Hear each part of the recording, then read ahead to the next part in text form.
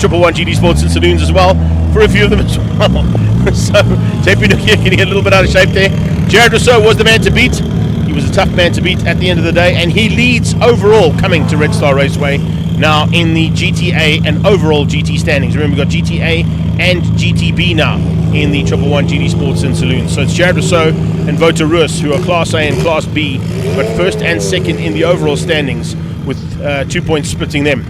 Then we go to Marius Chuter, who starts on pole position today, if I'm not mistaken, and that's only because we had a little bit of a naughty boy out there in Jared Rousseau. He decided to make his way onto the circuit this morning on a full set of slicks, which of course are not against, or are against the rules, and he will have to do some work now to try and come from the back of Class GT, and that's not an easy thing to do when you've got Marius Chuter, Strati Yannicus, Sean Vermaak, Philip Meyer, Jonathan Visser, Mark de Toy, Wayne Robb, Charles Fouls, Kobus Brits, Wouter Roos, of course, in Lindsay Kleur's car, because his car was not quite ready yet.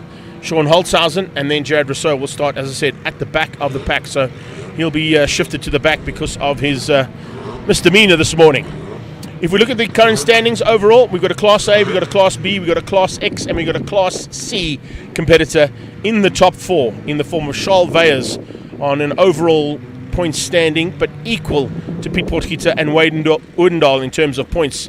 And they, of course, are Class A, B, and X, respectively. On 19 points, it's Henry van Vletter. So the Batman is alongside Rob Clark, and they are tied for Class C's honours at this stage. And then Mal Spur in Class A, second in Class A, but sixth overall on an equal point standing with Mike O'Sullivan and Tian van Rooyen. So there's lots to play for here today. That is for sure. And it means that things are going to change up ever so slightly in terms of the battles that will rage over the next 6 laps. And then, of course, another 2 heats of 6 laps for this category today. Nice to see a big field. There's 39 cars that should be rolling onto the grid right now. A couple of them coming out of pit lane a little late there, so they've still got to make their way around. And, of course, it's 13 corners, 4 kilometers. And Red Star Raceway today running in an anti-clockwise direction. The first time we were here earlier on in the season for the Inland and Historic Championship, we were running in a clockwise direction, but of course they've changed the way that they do things here at Red Star Raceway, and instead of making it a half-year annual change, it now becomes a quarter change. So every quarter they change the direction of the circuit. So we're into the second quarter of the year, which means we're now running from clockwise to anti-clockwise, and that's what we'll be doing today here at Red Star Raceway. As you can see there, a little bit of shuffling on the grid at the back. A couple of guys not quite getting their grid positions spot on just yet. But if we go into the fact that Tian van Rooyen and Mal Spur are the front row of the Triple One GT Sports, or Triple Ones I should say, they'll be ahead of Craig Priestley and Piet Potgieter, Victor Diaz, and then Freckleton. Then you've got Ernest Heather and Wimpy Rahman. Nice to see Wayne Odendaal alongside Troy Starr, Arthur Thorne and Henry van Vletter, the Batman. Chris Smith and Leon Bredenkamp, Ish Beloy and Rob Clark, and of course there's a couple of battles there that I'm going to mention with the mix-up, of course, along with Super Hatch. They join this category to move the field up to 39 cars on the grid. Looks like somebody had a problem on the grid there as well, having dropped oil. That's why the marshal's having to put some of that Dry's environmental stuff down to ensure that they can get rid of the oil that's on the circuit. So somebody's dropped some oil there. I'm not quite sure who it was. Behind Ishmael Beloy, of course, is Dean Parker. Mimi LaRue is there as well, and then you've got Wayne Labotsky, Mike O'Sullivan, and the Bat Lady starting right at the back there, Elke van Vletter. That's how they're going to line up for the Triple One side of this battle. So there's about 3 grid positions, or 2 grid positions I should say, between the field of GTs. That's GTA and GTB, and then we'll be seeing, of course, the fight for Triple Ones a bit further back from that. Looks like Potgieter just adjusting his grid position ever so slightly there as well. Tucked in there behind Craig Priestley. And Mal Spur in the Origin Oil Volkswagen. It's got a... Who's tucked in behind her there? I'm just trying to pick up. It's Freckleton behind her. So some fun and games to be had in that mid-pack. Certainly looking forward to a phenomenal battle as always, and it usually rages in this class. And it'll kick things off quite nicely for us for a busy day in the saddle for a lot of drivers here today at round 2 of the Regional Extreme Festival. And looks like we're going to be in for great weather conditions as well. Started a little cool this morning, but cleared up after a little bit of mist earlier in the day. It looked like we might have a bit of mist into sort of about now, but fortunately the reason that this raceway is called Red Star, that big Red Star came out, cleared the mist for us and cleared the track, and we've got a little breeze which is blowing, of course, down the main straightaway, which runs literally parallel to the N12 highway, and you'll get to see a couple of shots. See some cars flying past 18-wheeler trucks that back straightaway, and remember the reason for that is, of course, is that we run right alongside the highway that takes us from Gauteng into Mpumalanga. We're here in Mpumalanga for round 2 of this championship. Somebody's been very naughty. Look at the oil. It's literally right the way around that final corner. I can see Eric Schultz making his way down there as well now, just to double check that Steve and his team of marshals have done the best that they can. It's a nice collaboration here at Red Star Raceway between the SWAT Corps and Kyle Army Marshals, working together with the likes of Red Star in their development of some new marshals in this area, and they of course become new marshals for the entire Gauteng and Mpumalanga region, which is always good to see. Development in that area is going to be quite cool. We need to ensure that we've got the Orange Army out there, otherwise we can't go racing. So much appreciated to the efforts that are being put in there from the likes of Eric and Stephen and his team. I know that the Marshal of the Universe, Nigel, and his team also do a lot of work with the new development of new marshals around the country. But definitely a big collaboration there between the 3 circuits to ensure that we have a strong Orange Army that looks after all our drivers and riders. Big welcome to you on our live stream TV coverage, and of course going out on YouTube and some of the other social media platforms. It's a big honor and privilege to have you guys with us, and thank you for joining us. As you can see, we are here ready to rock and roll as soon as we get track clearance for the first race of the day. And if you are watching us from all around the world, thank you for joining us. I know some of the guys are up early this morning in Australia and New Zealand, which of course is pretty late in the day for them actually, but great to have them as our first visitors who join us. And then throughout the day we'll of course get from the Middle East, we'll get from Europe, and we'll end the day with a couple of guys joining us from the United States and from Canada. And I know there are a couple of guys that are seasoned watchers of what happens here in South African motorsport, and it is fantastic to have them here with us. So you see a little bit of frantic work being done there for somebody who was pretty naughty by dropping that amount of oil. I'm not quite sure if it came from one of these cars or from a previous qualifying, but needless to say, it has cost a little bit of a delay on the start. As soon as we got that all cleared up and some dries of environmental dust down on it, hopefully we'll be able to get going again and bring you up to speed with the first 6 laps of race action.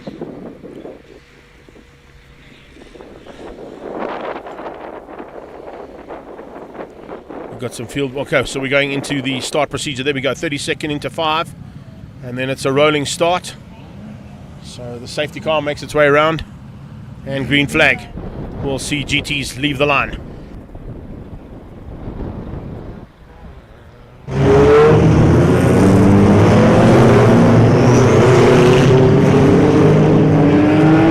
by the looks of things, it's 2 Super Cup cars who will start proceeding to the front end there with Marius Truta and Stratianicus.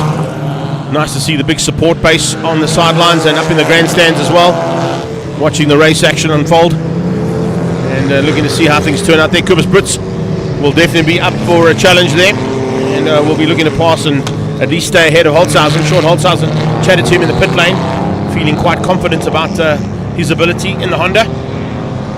The possibilities of him coming to play, as you can see, will be there. He's found some good pace here over the weekend as Holtzhausen, but he's got some work to do to try and get to the front end of this battle for GTs. There you can see Jared Rousseau, a man who was out on the slicks this morning, got penalised and actually disqualified from qualifying, so he had to go and find a semi-slicks, put them on and come and play.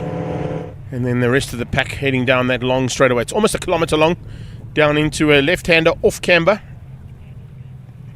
That brings them along a short little squirt that's got a little kink in it, and then where we see this 511 BMW coming into play for the first time in the hands of Wayne Oudendal.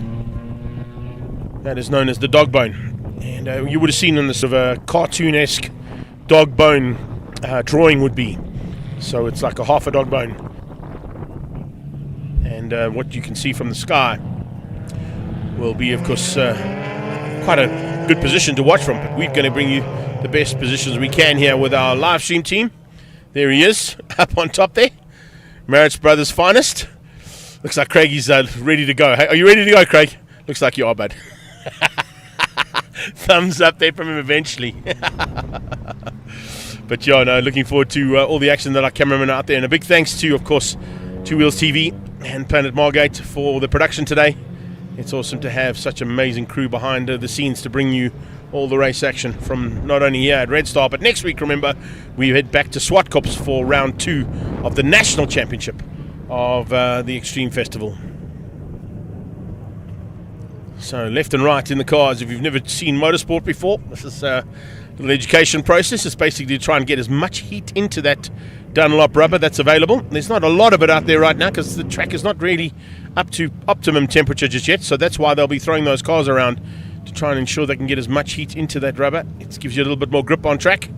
And there you can see a couple of the competitors as well as friends and fans and family. And we love our friends, fans and family all around the world as well. You come and join us for race action here from Red Star. Standing by now as they come through. We will be into the first race of the day of round 2 of the Regional Extreme Festival here at Red Star. And we're about to come into starters orders for the GT class. They come into formation. Standing by for that all-important lights on and lights off. We go racing. Truther gets a good start. Looks like Truther might have got the drop there ever so slightly. And looking forward to trying to keep out Strategianicus and Sean Vermaak.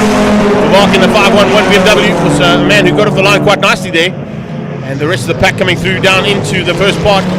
Tricky little right-left into the chicane. That takes them onto the back straight away. And Craig Priestley already into the mix and trying to close the gap down there on Tian van Rooyen. Van Rooyen's got Mal Spur alongside him as they come down. It's 3x3 inside line from Mark de Toy, squeezing through on Visser, and there comes Holtzhausen along for the ride. He just gets a little bit higher up in one position as Cobus Brits loses out there in that Pragma Polo. The Digit FMS car running ever so slightly wide is Wayne Robb coming out of that bottom turn.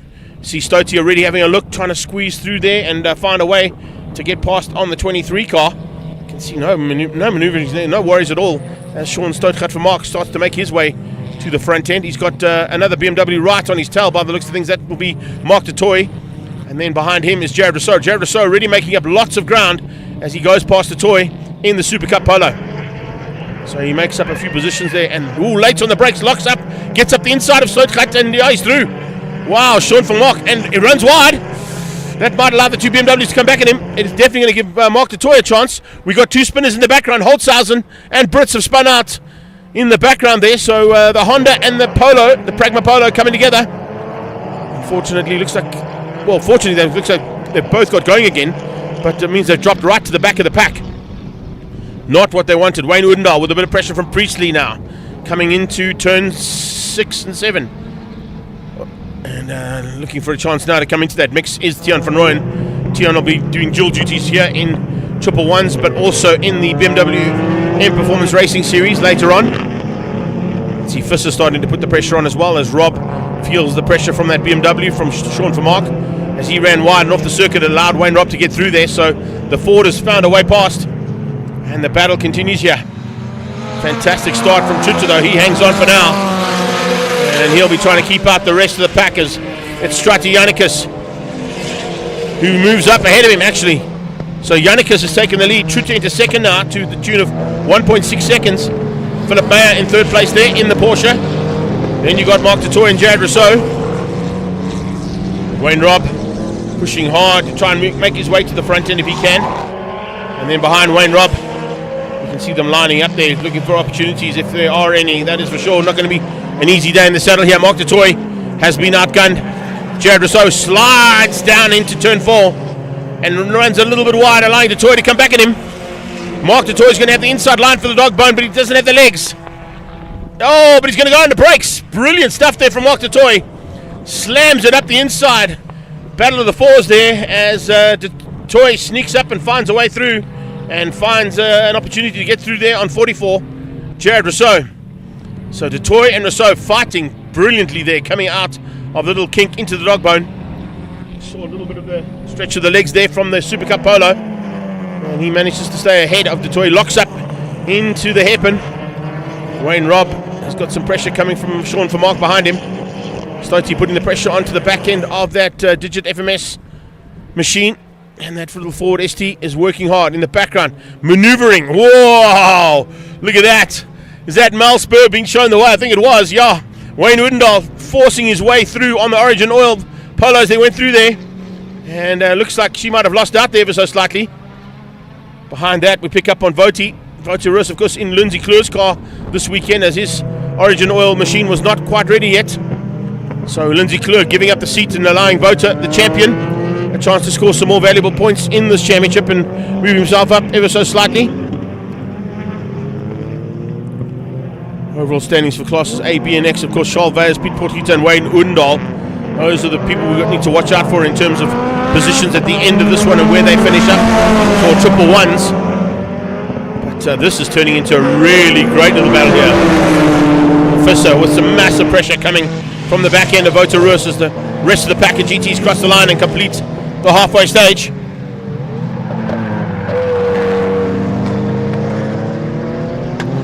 Nice run here from Voti, just sticking right on the back end of Jonathan Visser's tail, trying to find a way through. You can see just the gap has opened up there slightly between Wayne Robb and Sean Vermaak now that he's got through. In the background we keep an eye out on, of course, the battle there between Craig Priestley, Wayne Odendaal and Mal Spur. Here they come. And behind them, it's Tiaan van Rooyen and Sean Holtzhausen. So there's not much in it. The first 5 cars are in shot right now for triple ones. As they come down under braking, Mal trying to go late on the brakes on that little Golf 1. Not quite late enough. Very late braking coming out of 911. Odendaal. And even later from the 125 there of Tiaan van Rooyen. Van Rooyen trying to come back at the Honda. Holtzhausen keeping him out. Holtzhausen fending off the attack there as you see Mal Spur into the dog bone. Coming out of the dog bone section right behind her is Van Rooyen on the inside, trying to find a way past. I think he might have got through there on the Honda. As we watch these battles unfold at the front end, yes he has, there we go, confirmation of it. So Tiaan van Rooyen has found a way through. Now got ahead of Holtzhausen, looks to close down on the back end of Mal Spur now. Little 125 BMW looking for a chance now to close the gap down on the Polo, the Origin Oil Polo of Mal Spur. But Holtzhausen, look at the straight line speed of that little Honda. Just blitzes past the BMW on the short straight. Closes right back onto the tailpiece there of Mal Spur as we watch Priestley get away from Odendaal. Wayne Odendaal in that 911 Golf just doing an amazing job to stay ahead and in second place. We've got a car on the left hand side of the track there. I think that might have been the Shield Golf of Lubotsky. Didn't quite see it 100%, but just from the colours looked like it. So this is the lead of triple ones. Priestley at the moment controlling things. Back to the lead of the GT class. GTA in the hands of Stratianicus. Behind him is Marius Truta. Great battle. Truta actually quickest on that last pass. 0.3 of a second between the two of them. Here they come side by side down towards turn 4. Oh man, that's good. Turn 3, I beg your pardon, we're going the wrong way around here. My apologies. It's the other way around, Greg. So down to turn 3 they go. Through the kink. 5 and 6 coming up right now into the dog bone, and we've got a new leader with Truta taking the lead. And slightly wide.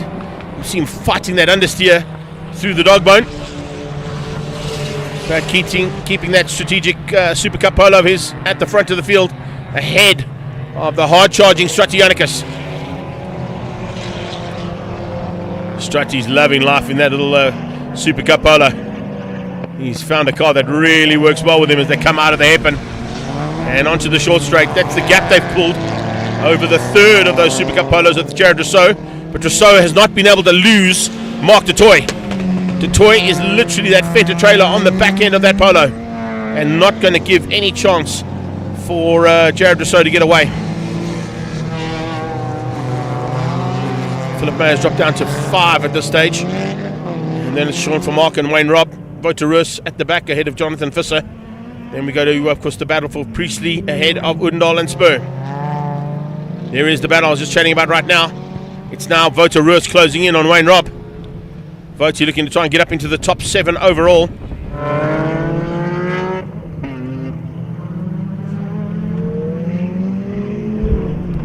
Vota and Jared Rousseau basically fighting for honours in Class GTA and GTB. And the two of them have shared the honours so far. They are 2 points apart at this stage in terms of the overall championship. But remember, they both lead their respective class championships in Class A and Class B. But Jared Rousseau, that far back, might be a little concerning. So as they come across the line, have to also keep in mind that they have changed up the breakout times for these cars, for GTs, due to the pace that the drivers have found in these cars over the last year and over the last couple of seasons before coming back here to Red Star Raceway. So they had to adjust the breakout times ever so slightly to ensure that things were on a more even playing field. And with that, of course, just gives everybody a chance to stay competitive. So GTA are allowed to do between 208 and 207, and GTB are allowed to do between 210 and 211. So that's the breakout times that these cars are able to do. So they'll have to watch the lap times that they're doing to ensure that they don't get into those breakouts. At the moment, we got 206s and 207s coming out of Truta, Yannickus and Rousseau.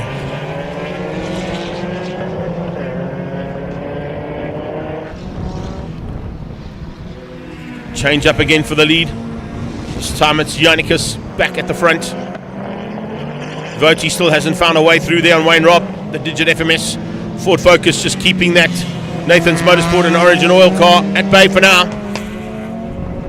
It's not his usual choice of steed, but fortunately his good friend Lindsay Kleur gave him a chance to jump into his car for this weekend and at least still attack for the championship lead.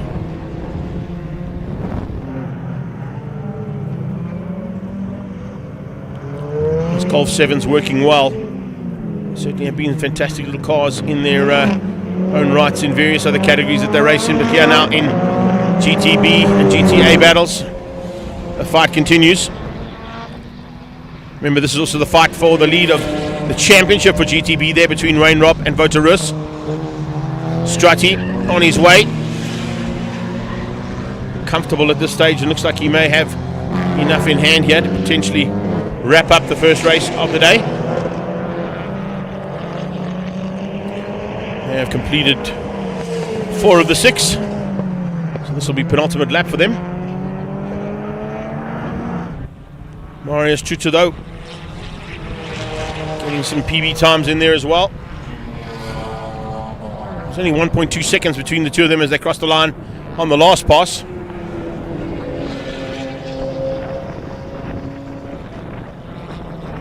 Nice run here from them. Then Jared Rousseau trying to close them down, having to come from the back of the pack. Mark Toy not too far off the back end of that. Of course, Toy currently sitting, he's got GTB on the side of his car, but he's actually registered as a GTA car, so maybe he's decided to change his allegiance there and gone back to GTB. And he'll take the points that he scored in the first round, the 13 points he scored, tied with Tony Tusasbo. The two of them are on tied for fifth place in the championship overall. So we'll try and close that gap down, but doesn't look like he's going to have an answer there. Strutty just seems to be in a class of his own right now, and on rails around this track as they come through the tricky bits here. Coming into some back markers, this might change things up ever so slightly as well.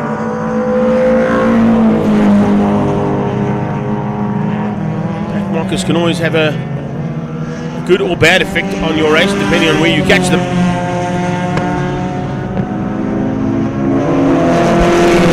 Doesn't look like it's going to trouble Strutty in any form at this stage though. Checkered flag is out, and it's going to be Strutty Yannickus who gets the win. Apologies on that one, I think my monitor was slightly out there. It was, sorry, apologies. Got to refresh those ones. I remember we are here in Mpumalanga, and the signal caught me out there slightly on terms of amount of laps left. Here comes the win, possibly here for GTB, coming across the line, and yes it is. It's going to be Wayne Robb ahead of Vota Rus. So that's how they'll wrap up the front end of Class GTA and GTB. Nice little fight further back here as well between 57, the Bat Lady, And the 70 Porsche of Chris Smith, Elke van Vledder and Henry van Vledder, Batman and Bat Lady all fighting hard.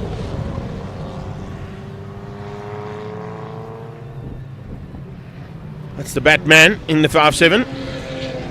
So that Golf 1 just staying just ahead of Smith. And further up the road there, nice little fight too as we get into the mix there a little bit. 47 and 95.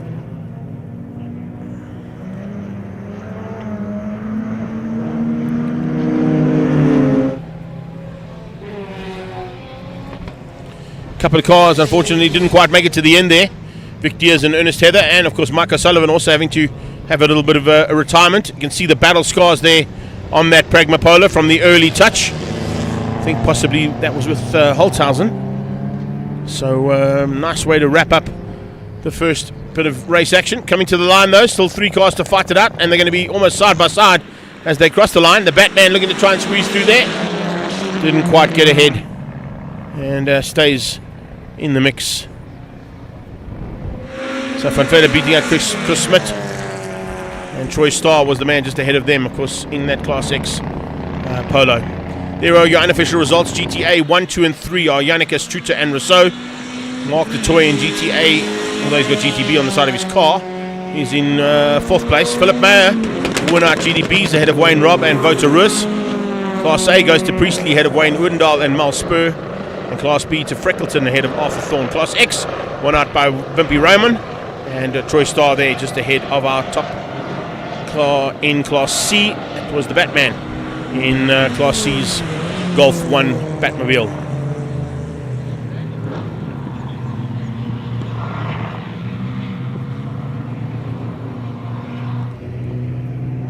Oh, it's nice to see a little bit of aerial material there. I think that might be the only helicopter that's not at Nampo at the moment. It's the only one who didn't make it there. But yeah, helicopters in the sky here. Just a little bit of aerial material. And I think making its way down to the skid pan to actually land. Yeah, going to be joining us here. Somebody had a late appointment and had to get to the track quickly. So Digit FMS, 111 GD Sports and Saloons and Super Hatch are done for their first of 3. Let's get down in pit lane and catch up with some of the drivers. Race 1, ready for action. Yeah, it was a bit of a tough qualifying. I'm in 5th. There's a lot of new guys or guys that have come back to the series with now their S54s, so it's not as easy as what it was for me last year. So yeah, we're going to try, but yeah, the category's working well. These changes that we made with the turbos and the NAs, there's lack of competitiveness throughout all the classes now. Always great to catch up with the boss man, Bernard de Gavea, just before we go into the 111 GD Sports and Saloons, from 111 GD Sports and Saloons into BMW M Performance Racing Series. And as you heard there, of course, it's naturally aspirated Cup first, and Turbo Cups will be up a little bit later on. That's the changes they've made for 2026, where they've combined a couple of classes and said there's a class A to D in the naturally aspirated Cup, and classes A to D in Turbo Cup as well. So some big fights expected there. There were some great fights, of course, at the first round of this championship, and we'll pick on that a little bit later on. But let's go down and pick up on Troy Cochrane quickly and see what his plans are. Race 1, you ready for action? Yeah, we're ready for action. I think it's going to be a very, very good day. Weather looks good, so hopefully the track's warm. And yeah, the times are really, really competitive today. So I think ultimately we're in for a good time. It's going to be tight out there, a lot of potential overtakes. Let's hope it all goes well and we have a clean race.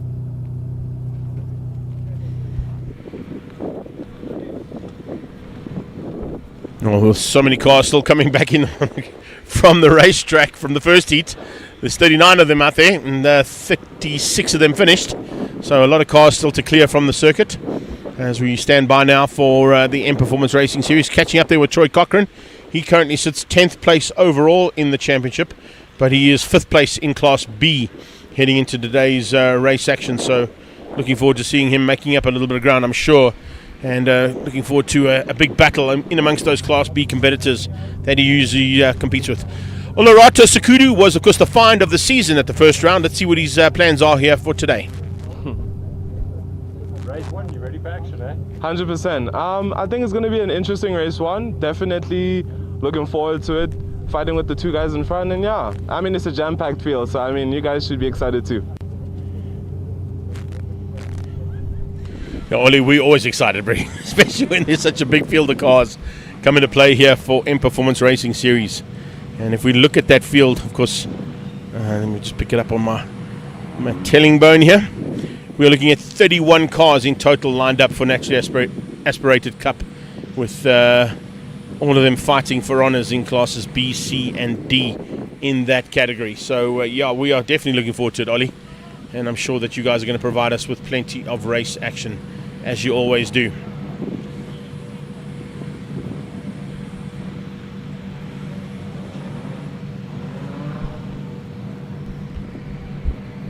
If you can see, of course, we are going to try and pick up here with, of course, the big boss man of Dunlop Tyres South Africa.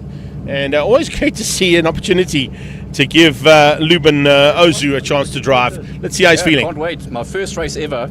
And I think we've got a great car here, great circuit. So, yeah, looking forward to the experience. Going to be great.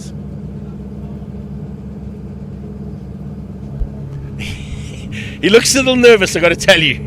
But that's understandable, being the first race ever. And being in a field of 31 cars makes it a little bit more difficult for them.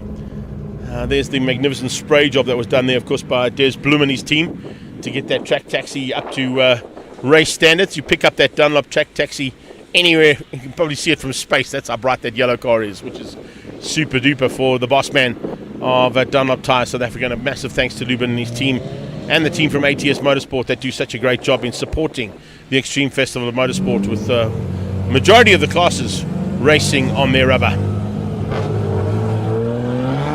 Moscow's Motorsport, of course, are the team to beat at the moment, with Ignis du Plessis leading the way. And as we get into M Performance Racing Series, let's have a look and see how things went at the first round at Zwartkops, as we pick up on the race highlights from round 1.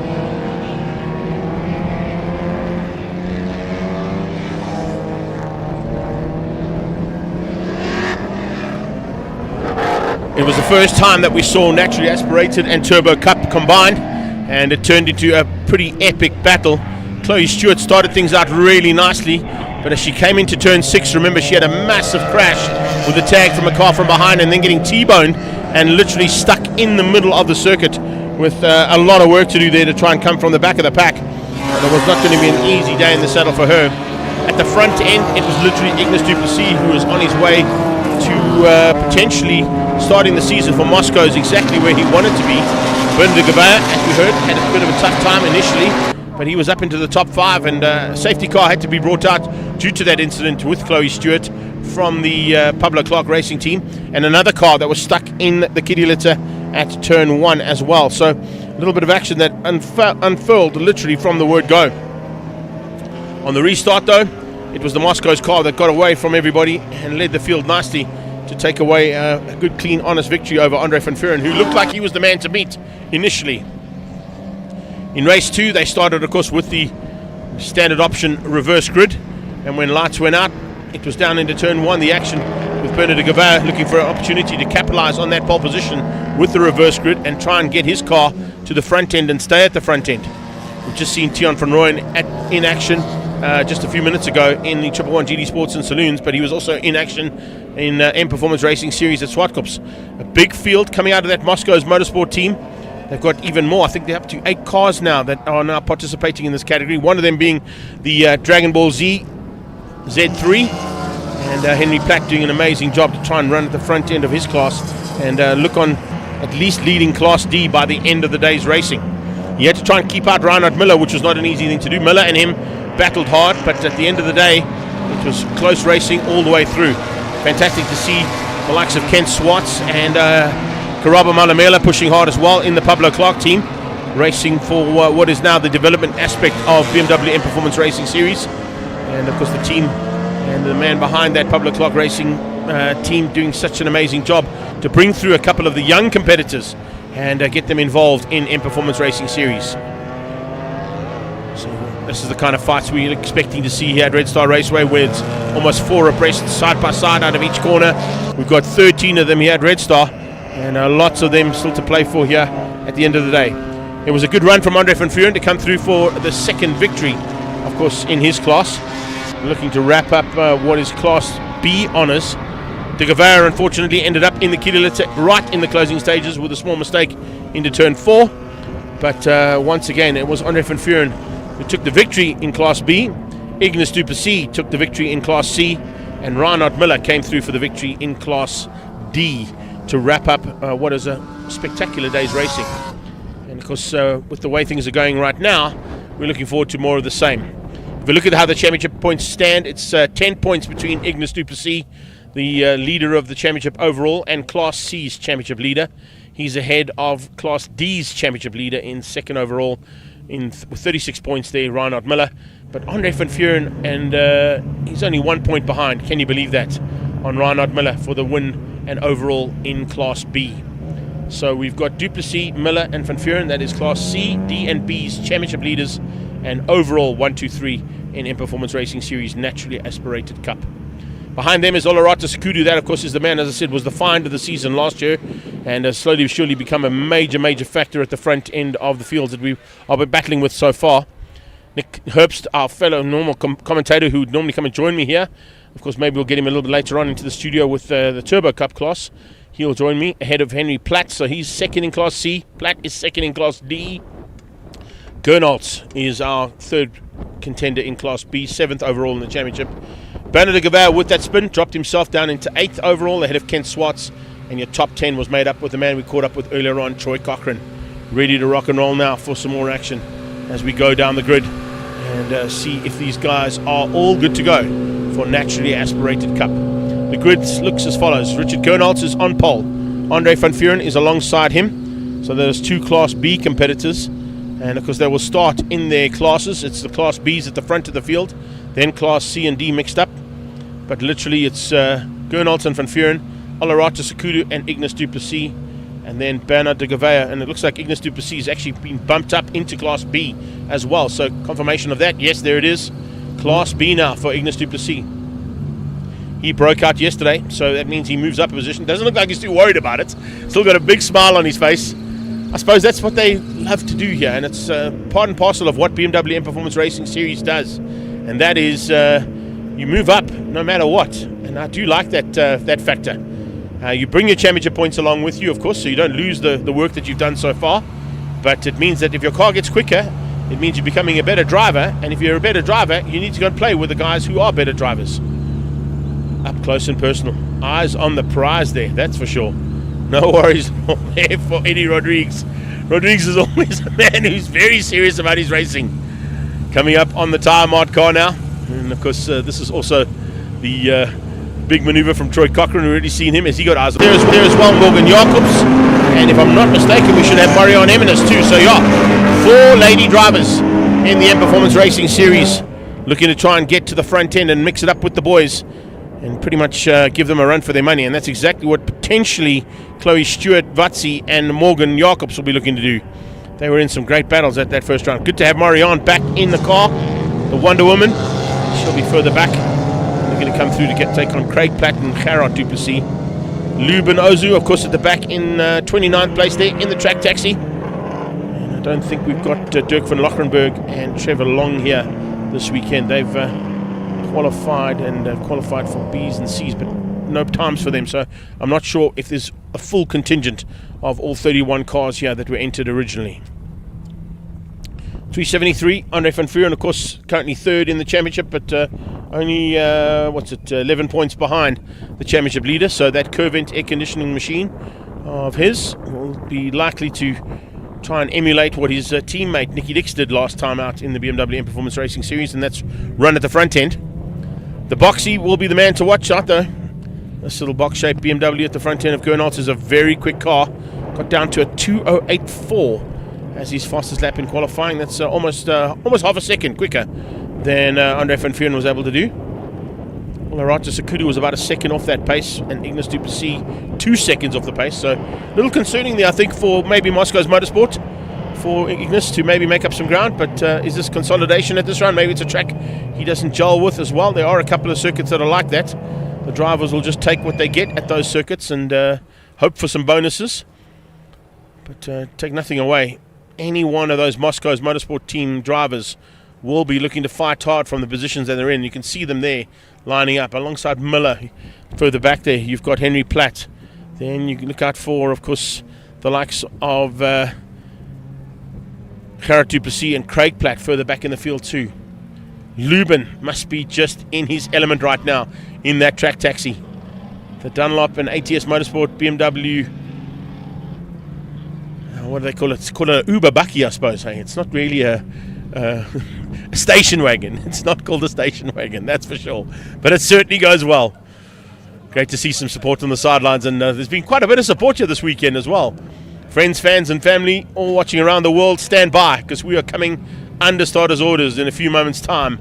There you can see the lime green Hulk coloured Wonder Woman car there of Marianne Eminis. There's Miller.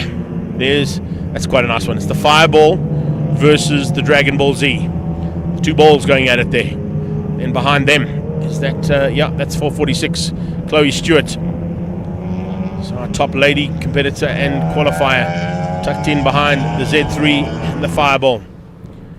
Safety car makes its way off the circuit. We stand by now for race action to come onto the main straightaway with Gernholz leading them out. Gernholz, Van Vuuren, Sakudu, Du Plessis, De Gavea and Rodrigues ahead of Troy Cochrane. That's your Class B field. As the lights go out, we go racing. Drop the hammer time. And it's Gernholz who's got the drop slightly. A little change up there as Oloratu goes to third and maintains third into turn one. So Sakudu has controlled his position admirably. Car slowing up right in front of me there. Looks like it's the 88 car there, unfortunately, of Ari van Heerden. Van Heerden with some problems. He pulls into the skid pan, into the skid zone there, and the burnout zone. So Ari van Heerden's not even going to make it 100 meters onto the track and has to pull off the circuit. The rest of the pack already down that back straightaway. And Ignis du Plessis already being hunted down and looking for a way through there on Oloratu. Oloratu's got no option. He's got to go defensive. There is the new colours there on the Sapo car. Unfortunately, Van Heerden's time has been very, very slow and not where he wanted to be right at the start of this one, that's for sure. Stuck on the kart circuit. Well, staying on the circuit is a good idea. Tiaan van Rooyen onto the grass and drops back 4, 5, 6 positions right behind the 346 there. Or 246, I should say, Morgan Jacobs. Morgan Jacobs just getting ahead there of Tiaan van Rooyen as he comes back onto the track with a mouthful of grass there in that intake on that 125 BMW of his. De Gavea fighting hard. It's so good to see this little fight unfold. And you can see on his tail is the number 4 car. Great manoeuvring through this field from that number 4 machine. Paolo Cavalieri, of course, running in the Team Gunston colours. Chatted to him just before this race started. He was saying that if anything, Team Gunston should be the national colours of South African motorsport. You know, you've got British Racing green, you've got the likes of the Martini Racing colours for the Italians. Team Gunston should be the South African colours, and I think I agree with him. Working hard there, and he's having to keep it all together. I can tell you it's not an easy day in the saddle there for Paolo Cavalieri, but he is just loving life as he has a look on the inside of the 77 machine of Rodrigues. Eddie Rodrigues would have to give it a little bit of room there, and just does. Here comes Lubin. Lubin into the mix, onto the back end of one of the Moscow's cars and onto the back end of Wonder Woman. And coming along for the ride there is Dirk van Lockerenberg. Did Rodrigues come back at... yes, he has. Eddie Rodrigues has come back at Paolo Cavalieri. So Cavalieri not only putting his money where his mouth is in terms of supporting that development team further back in the pack, but he's in his own car out front as well and pushing hard. So it's Van Vuuren, Gernholz, Sakudu, Du Plessis, Rodrigues, Cavalieri, De Gavea, Troy Cochrane and Long. Class C led out by Nick Herbst at this stage. You can see him just in the background there. He's in the multicoloured BMW. It's black with sort of multicoloured striping ahead of Ruan van der Walt. And Claudio Jardim is behind him with Ken Swartz on his tail. Class D at this stage, it's Zahir Sidat, who's ahead of Reinhard Miller and Henry Platt. Stuart Chloe is in 4th place overall for Class B. Here we go. Oloratu Sakudu under pressure big time here. Ignis du Plessis wants to maintain the lead of this championship overall. He wants to maintain the lead of Class C as well. Oloratu Sakudu, remember, is a Class B competitor. So he's fighting in his own little battle there, but does not want to give any room there to Ignis du Plessis to squeeze through. Running slightly wide there. Du Plessis, of course, moving up from what is Class C into Class B now, so into the fight with the usual competitors and usual contenders in Class B. They lead basically 1 to 9 on the road at the moment is Class B. Then you can see that multicolored car. Speaking of multicolored cars, there's the Wonder Woman. Great to have that box-shaped BMW of Marianne Eminis back on track again. And looks like a little change up at the back with Dirk van Rochenberg getting through now on Lubenozu. So a couple of changes there in the back end of the field. Marianne probably having a little bit more experience than both of those drivers at this point. That's some superb battles that are raging at this stage, as they now come through and look to get into the hairpin. That hairpin, of course, is a tricky little corner to get right. Once you've got it all together, you've got to get onto the loud pedal and then shoot down the short straight away. The short straight, of course, is where things change up pretty dramatically. Nice maneuver here. Oh, this is great driving. Up the inside from the 8 car of Gerard du Plessis, forcing a mistake out of Morgan Jacobs. Morgan Jacobs dropping back and allowing the 146 car through as well of Vatiawa Mokanyana.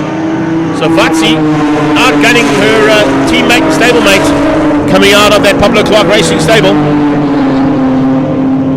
So here Sidat is in a fight of note here. Great to see this battle unfolding. Nice little fights right through the pack, as I said, but needless to say, it's still going to be sorted out at the front end for Class B. As we watch this Team Gunston BMW slowly but surely make its way to the front end, closing onto the Rampage Racing car of Olarato Sekudu and Moscow's Motorsport car of Ignis du Plessis. So close. Look at that, tucked right underneath the bumpers. Nice maneuvering through the field here from that number 4 machine, but Sekudu keeps them at bay for now. Olarato, he's lost a little bit of ground there to the top 2, but Gernholz, I think, is controlling things from the front end. Van Vuren is happy with the pace in second. Nick Haps has closed onto the back end now of Class B. So potentially a change up there. Or is that maybe... is it the 13 car? Yeah, it is Trevor Long. Trevor Long is on track, so apologies there. He was at the back of the pack, and now the roof surgeon is back on track. Quite sure if he's in position there, but I'll have to wait and see till we get a board up. Or let me just go to timing monitor and just refresh it there to see what's happening on that little fight. But needless to say, there is some fights all the way through, as we expected. That's what happens in M Performance Racing Series, especially in Naturally Aspirated Cup. Slightly closer conditions, and of course the fight on. Claudio Jardim there, got him in shot. Doing a superb job to maintain a decent margin over Ken Swartz, Tian van Rooyen and Zahir Sidat. So Trevor Long, he's the back end of Class B, being caught now by Nick Herbst, who's the leader of Class C. And I was just wondering when Trevor came onto track, I didn't see him start. Did he start? He must have started at the back of Class B. I didn't pick him up on the grid, but he's now out there, and the roof surgeon man is still flying. So a nice run there from Trevor Long. He's 9th on the road, with Herbst on his tail, leading Class C, and putting slightly away now from Ruan van der Walt. There you can see Van der Walt just behind him. Then we go to, of course, Claudio Jardim, Ken Swartz, leading out the development class ahead of Tian van Rooyen. Somebody running wide there, with a wheel on the dirt. Was that from Paolo? I think it might have been. Paolo, or no, it was Olarato. Olarato must have made the mistake and run wide, and it's allowed an opportunity there for Ignis du Plessis to squeeze through. Olarato comes back at him though. Oh, what a move! Olarato Sekudu diving up the inside of Ignis du Plessis there in the Moscow's Motorsport car, and it's Rampage versus Moscow's into turn 3. This is second place on the road, or this is actually the leader now. Van Vuren's hit the front. Apologies on that one. On the last pass, he actually got through and ahead now. Pulling slightly away now from Gernholz. Richard Gernholz still hanging on to second in Class B, second overall on the road. But it's the Corvette air conditioners machine out front. Gernholz in the 2 spot. That's the gap. As you can see in the background, a couple of cars heading down to the dog bone. Whoa, that's massive. Rodriguez has rolled. Eddie Rodriguez has rolled down at the bottom end of the circuit. That's possibly down into the dog bone, I think. Looks like he might. Oh, I think is that backing out because of what's happened with that car? Have we got safety car boards out yet? I don't see them just yet. And I think they might be happy that the car is out of harm's way, but it's stuck up on one of those hay bales by the looks of things. Rodriguez is out of the car, fortunately. He looks like he's okay. Look how far back he is. That's why they're not too worried about it. He's rolled completely off the circuit. Literally probably 100 or 250 meters off the track. Doesn't look that bad there on that angle. The camera, of course, closing that angle down slightly, but he's a long way off the circuit, which is why there's possibly no necessity for that safety car. So Rodriguez, fortunately, out of the car and okay. There's the Liqui Moly and BMG car of the 146. And Karabo Malamela trying to make up some ground now. He goes past the stricken Rodriguez. Ken Swartz leading things out in the Auto Trader car at this point. Safety car has been deployed. I thought that might be the case. At some point. The safety car would have had to come out. So everybody will now just slow down. Remember, the first race of action today is an 8-lapper. So 8 laps of race action. And now under safety car. Leaders have gone through, unfortunately, so they didn't catch the leaders. So Andre van Vuren and Gernholz. But they have caught Ignis and Paulo. So you actually got Van Vuren, Gernholz, Sekudu and Duplessis who've gone through. And the safety car was not able to catch them. They should slow down, though, and possibly allow that safety car to come through. We'll wait and see if that's the case. Cochrane has stayed in 7th. Nick Herbst has been promoted up to 8th place, and Trevor Long to 9th, with the demise and the roll there from Rodriguez's point of view. So if you've just joined us, safety car has come out for the first time today. It's in the middle of the M Performance Racing Series Naturally Aspirated Cup, Race 1. Trevor Long now stuck between Herbst and Ruan van der Walt. Back end of Class B in the Roof Surgeon BMW, but the meat in the sandwich between 1 and 2 in Class C. Looks like Herbst was able to get through just before the safety car came through, which is giving him a little bit of breathing room. I think they're a little bit concerned possibly about some fire in the BMW that's rolled there of Rodriguez. So the fire marshals and track marshals getting the fire extinguishers onto that car. Don't want to catch car alight at this time of the year, particularly with all that dry grass around. That could be very dangerous indeed, but fortunately they were there and in quick attendance to ensure that whatever fire has caught alight on that BMW of Eddie Rodriguez, it will be okay and be attended to. So the concertina, the field up again.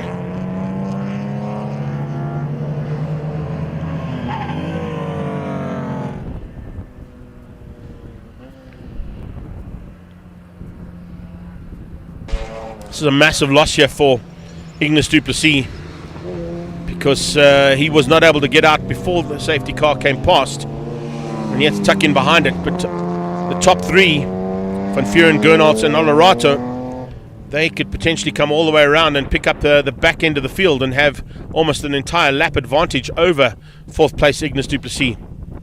That'll affect him slightly in terms of his overall lead of the championship, I think.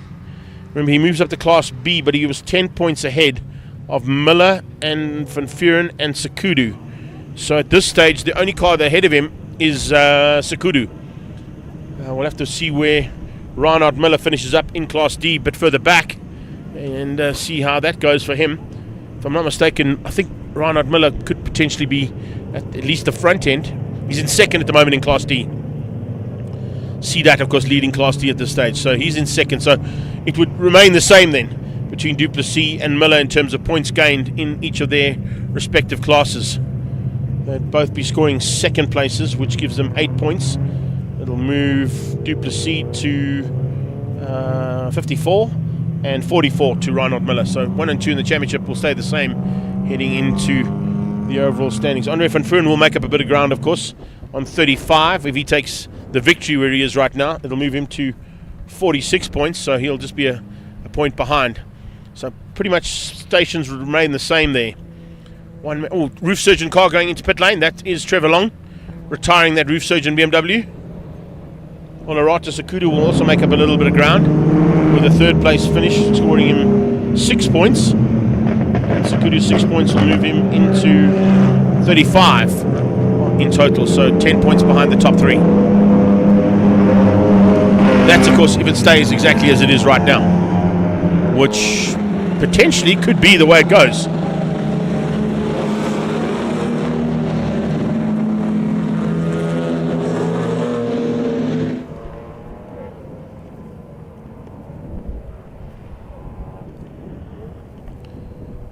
So safety car. I think we could be finishing under safety car here, to be honest with you. If they're going to try and pull that BMW off the hay bale it's stuck on. Yeah, they're going to finish under safety, I think, with 2 laps to go. That's a big pity. But remember, we've got another 10 laps of action coming later on today, and the inverted grid. So the top 5 in each class will be inverted in terms of their race finish to what they start on the grid for race 2. So as you finish here, if we look at the top 5 right now, Paolo Cavalieri would start on pole. Ignis would be alongside him, so maybe he's thinking about that, and that could have been good planning, actually. I didn't even take that into account. If Ignis du Plessis finishes where he is right now behind the safety car, he'll be on the front row for race 2 start later on for a 10-lapper this afternoon. So Kudu and Gernholz, and then Van Vuren would be your top 5 inverted for Class B. Nick Herbst would drive to drop back, of course, behind a couple of cars there, and it would potentially be, if I look at it, it might even, yeah, it could be, would it be? No, it wouldn't. It would be Rana, no, it wouldn't be. I'm trying to think now. Class-wise, I think Ken Swartz would start on, no, it would be Claudio Jardim would start on Class C's pole position if he is where he is right now. And then Henry Platt possibly starting in the Dragon Ball Z3 from Moscow's Motorsport, starting the field in the next race from pole position. Confirmation of that, of course, will be when they line up on the grid, because, of course, there might be a couple of things that happen here and there. They are really battling to get that BMW off the hay bale. Here we go. Let's see if a little bit of Land Rover support can get the car off. Hopefully don't do too much damage to the car as we pull it off that one. Yeah, they're about to start the final lap here, Paulie, so I think it's going to be definitely under safety car, the finish of this race, which is a bit of a pity. It was just starting to heat up quite nicely in each of the respective classes.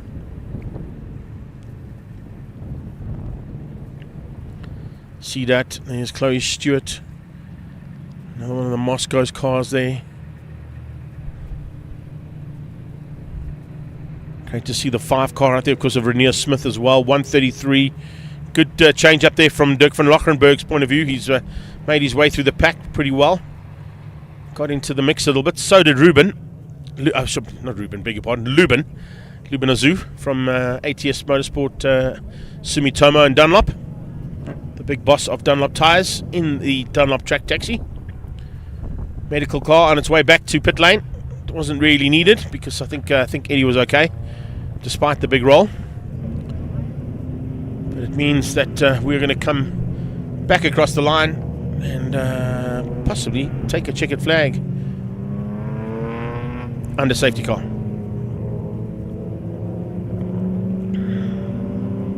It's a pity, but it is one of those things in motorsport, safety first, and that's always the case. So first car to cross the line to take the checkered flag will be Ignis du Plessis, and it's quite apt because it means he still maintains the overall lead of Class B, C and D in naturally aspirated cup. So will that yellow change to a checkered now? Or have I got the timing slightly wrong there? They've still got one more lap to go. It's an 8-lapper. Oh yeah, this will be 7 completed now.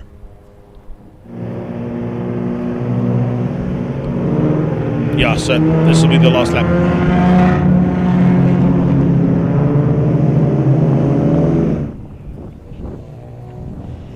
Alright, they've got the BMW off the hay bale. And they will now tow that back to pit lane. There may be some frantic work there being done by that car. A couple of zip ties and duct tape might be called into action. And will we get Rodriguez back on track? Hopefully we can, if there's not too much damage internally to the engine of the car.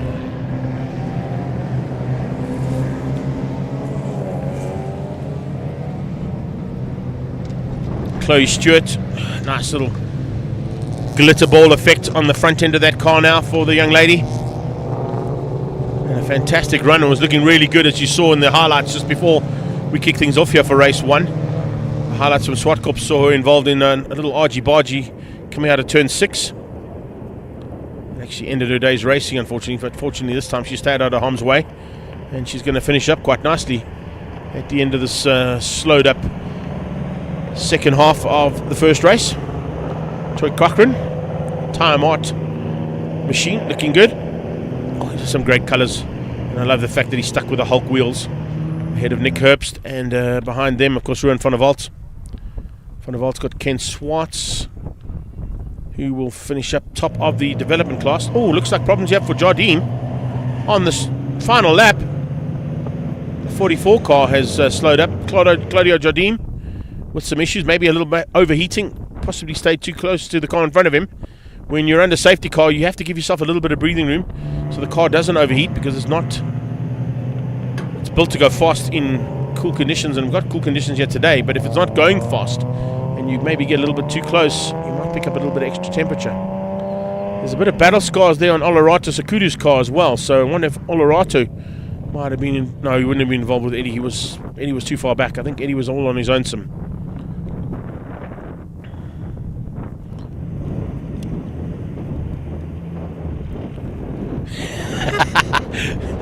My timing monitor said the same thing. Checkered flag should have been out on that last pass, but I think they're going to give them the checkered. In fact, they've red flagged it now. So they've red flagged the race, which means they're going to go a lap back, which means that will be right. So yeah, I think they missed the checkered flag there on the start line, to be honest, and they've given them now a red flag to go one lap back. Yeah, that's the reason why. They were waiting for Van Vuren, Gernholz and Sakudu to come to the line to give them the checkered flag, but of course they were right at the back of the queue. So yeah, a little bit of confusion there, but nothing to worry about. We got it all sorted out. There are your unofficial results. Yeah, completely unofficial, of course, but as we go into it, that all changed up. But it was definitely Andre Van Vuren who took the victory in Class B. Class D went to Reinhard Miller, and Class D went to Henry Platt. Reinhard Miller was second, and then Class C went to Ignis du Plessis, who will be coming through to be the first car off track. We'll be standing by to go into ATE Volkswagen Challenge, a nice big field of cars coming your way pretty shortly as well, and looking forward to seeing some big battles with them again as we get into the third race of the day here for Regional Extreme Festival Motorsport of round 2 here at Red Star Raceway.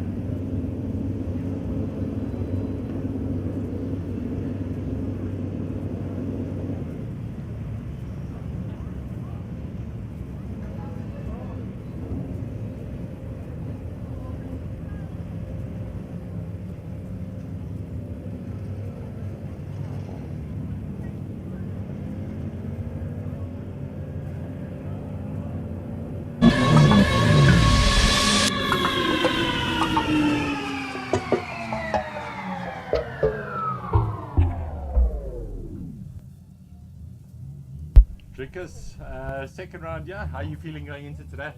Yeah, good. Second round of championship. Went out today for qualifying, quite a bit better than practice yesterday. New car, new setup, made some changes, but feeling good. I'm pretty sure I'm going to give them some hell out there.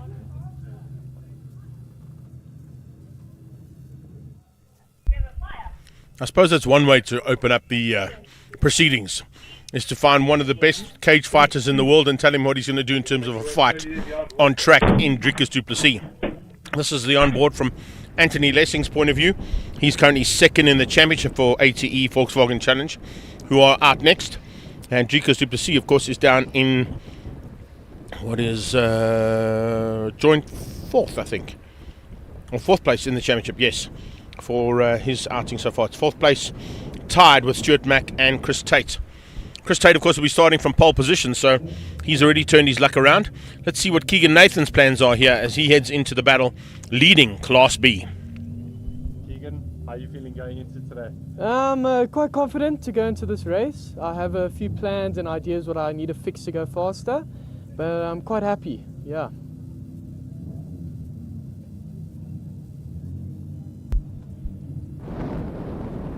Certainly a quick little driver there is Keegan Nathan.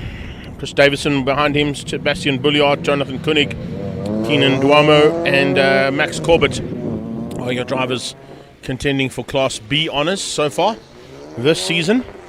Josh Moore, of course, leads out overall in the championship and leads out Class A as well on 23 points in total. So a nice little battle there, expected to see if Josh Moore can come through the field, but he hasn't quite got it together today in terms of his qualifying, so that might change things up a little bit in terms of those overall standings.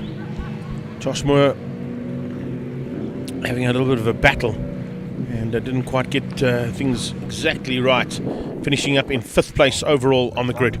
Anthony Lessing, looking forward to a great battle, I'm sure, and just going to get that microphone into him. He currently sits 2nd place overall and 2nd in the championship. Okay, car's about to roll out. That's probably why we pulled out of that interview there with Anthony.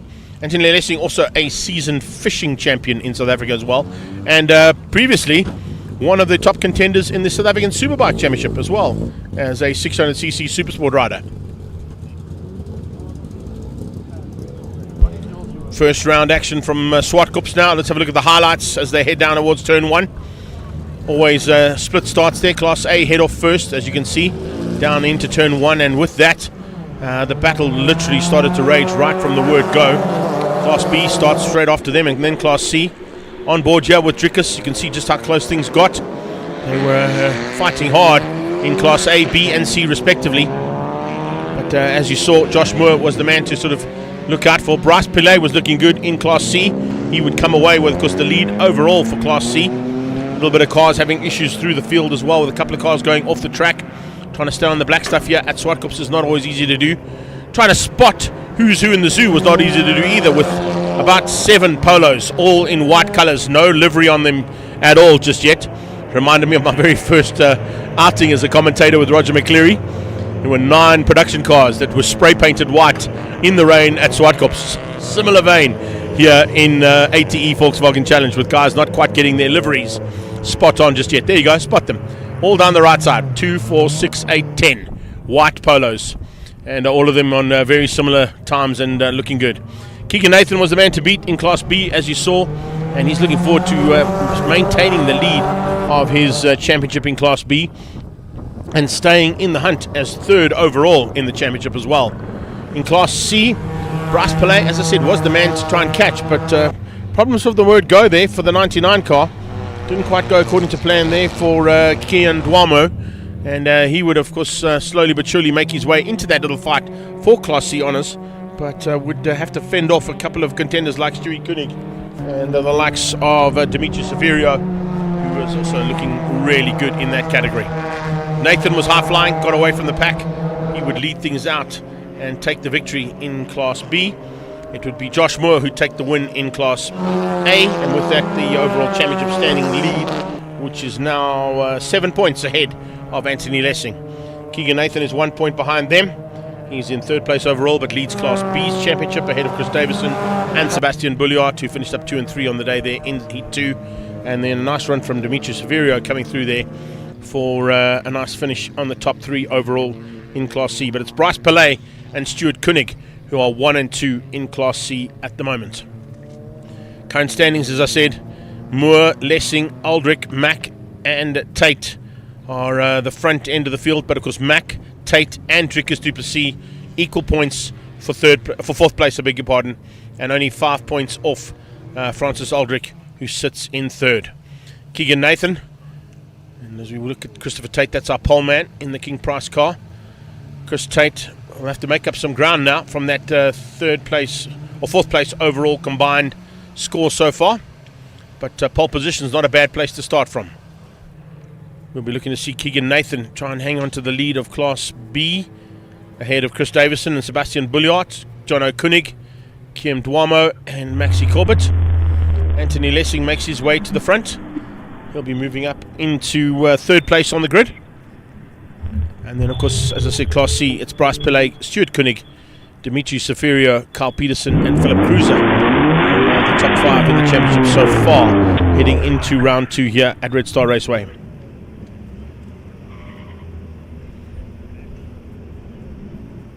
So that's how they will line up. Ian Walker, the Stalker, in the Melavellos, Garmin and Stalker. Eyes on the prize, not even glancing our way. He has got some work to do. Starting in amongst the youngsters there. A slightly more elderly statesman amongst some very top contenders in the young guns at the front end in Tate and Lessing. Josh Moore just behind them, certainly looking for a chance to stay at the front end. And then Stuart Mack, I'm sure, will be looking to do improvements of his own. So the Photon Trucks and Puma car of Josh Moore with some work to do if he wants to maintain the overall lead of ATE Volkswagen Challenge. When we come under starters orders, remember it's a staggered start. First 6 cars will leave before the second set of lights will go on and off again for Class B. So Class A are under starters orders and are on their way down towards turn 1. Good start out of Tate. Great start out of Lessing as well by the looks of things. Could he possibly squeeze through? Yes, he has. Walker the Stalker drops down into third place. Then we got Class B off the line and already some cars onto the dirty stuff, trying to find a way around as they head down there towards turn 1 and 2. They're already onto the back straightaway now, and it's Tate who leads out. Lessing has moved up into second place, Stalker into third. Look at that as they come through. Chris Davison in the mix there ahead of Duomo and Kosani. Then you've got De Beer just behind that, but it's Keegan Nathan looking to try and maintain at least the lead of Class B at this stage. Having to fend off the really intentions being shown by a couple of drivers. Side-by-side action down the main straightaway. That back straight, almost a K long into a left-hand off camber. That's where we saw, of course, the BMW earlier on of Eddie Rodriguez have a big roll and end up on the haystack.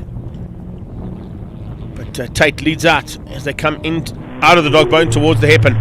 On board with Lessing. Into a very tricky right-hander. It's a little right-hand kink and it's hard on the brakes. A little lock up there from Tate. Pressure already being applied here from Lessing. Good drive out of Lessing. Coming out of turn number 7. Heading up that back straightaway. Further back, as I said, there you can see, welcome to my world, white polos everywhere. Trying to find out exactly who's who in the zoo there. It looked like it was Jonathan Koenig getting the pressure on from behind. Josh Moore putting the pressure on to Aldrich. So Aldrich and Moore going at it. You can see the red rear plate there, or rear tail end of Ian Walker. Currently at this point in time sitting third on the road, putting the pressure on to Lessing. Stalking them down now. Dive on the inside. Oh, perfectly placed. Looks to try and get through there. Did that work? Or did something go wrong in the car there? I think something went wrong in the car. Maybe a misgear.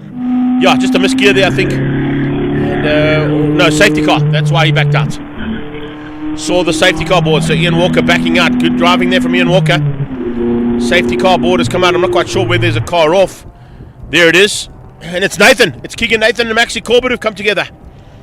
Maxi Corbett and Keegan Nathan have come together and they're on the sideline. That's the reason why we saw Ian Walker back out of the overtaking maneuver he was attempting there on Lessing. Anthony Lessing was very lucky there because he was about to lose second place. And Walker definitely had intention to get through, had to back out because of the safety car boards. So it's going to concertina this field up completely now. We're only, I think, on to lap 2. Lessing behind the leader, Chris Tate.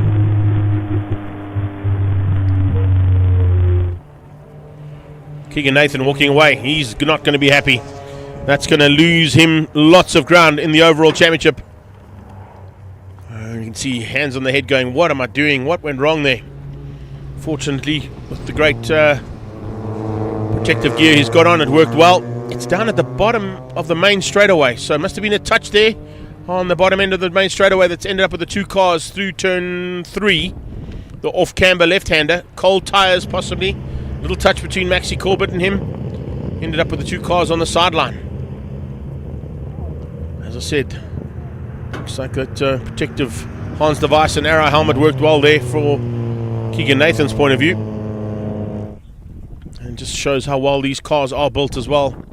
Majority of these cars from Volkswagen Challenge, of course, fighting hard in each of their respective categories, and the fights have been pretty spectacular through the years. We've had lots of support from the sidelines from various sponsors. We had the likes of Goldwagen originally. We had, of course, Paybar as the main sponsors at some point, and of course ATE have stuck around for such a long time they had to come on board as a naming rights sponsor at some point, which is great to see. And of course they're working hard in the background. I know, having chatted to the likes of Ian Walker and to Greg Gossman, and the front end of this field are working frantically to try and resume things and change things up overall, and how things are working in this category and regrow the class into the strength that it used to have. Certainly is looking like it's working well from a overall points point of view, and of course the number of cars coming back into this field as well just bodes well for the future of ATE Volkswagen Challenge. Young drivers getting involved, a lot of them of course using this as extra seat time for their other respective categories that they race in, but needless to say, it's just as exciting to have them here in the ATE Volkswagen Challenge as it is to have them in the other championships that they participate in as well. You take the likes of Chris Tate and Josh Moore, Maxi Corbett, all using this as additional time in the seat. Not quite the same kind of race cars that they would race in some of them being in Rookie Cup, of course, some of them being in Polo Cup respectively.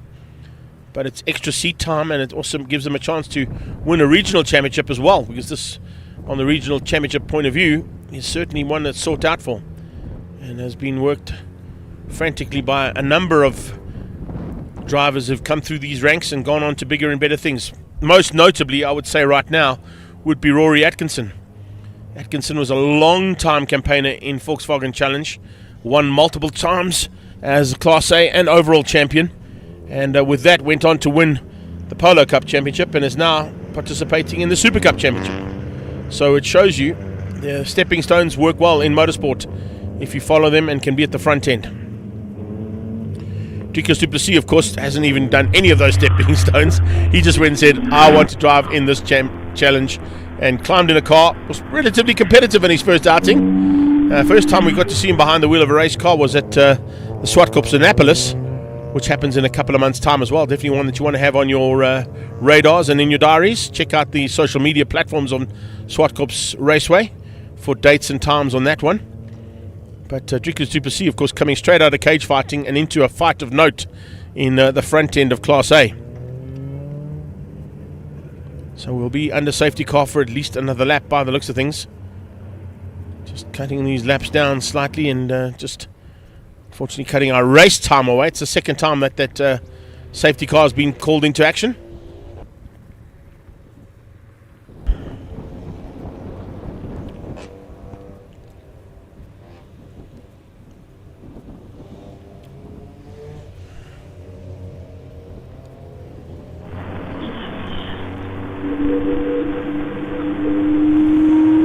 On board as well here with Chris Davison in the GSI Polo.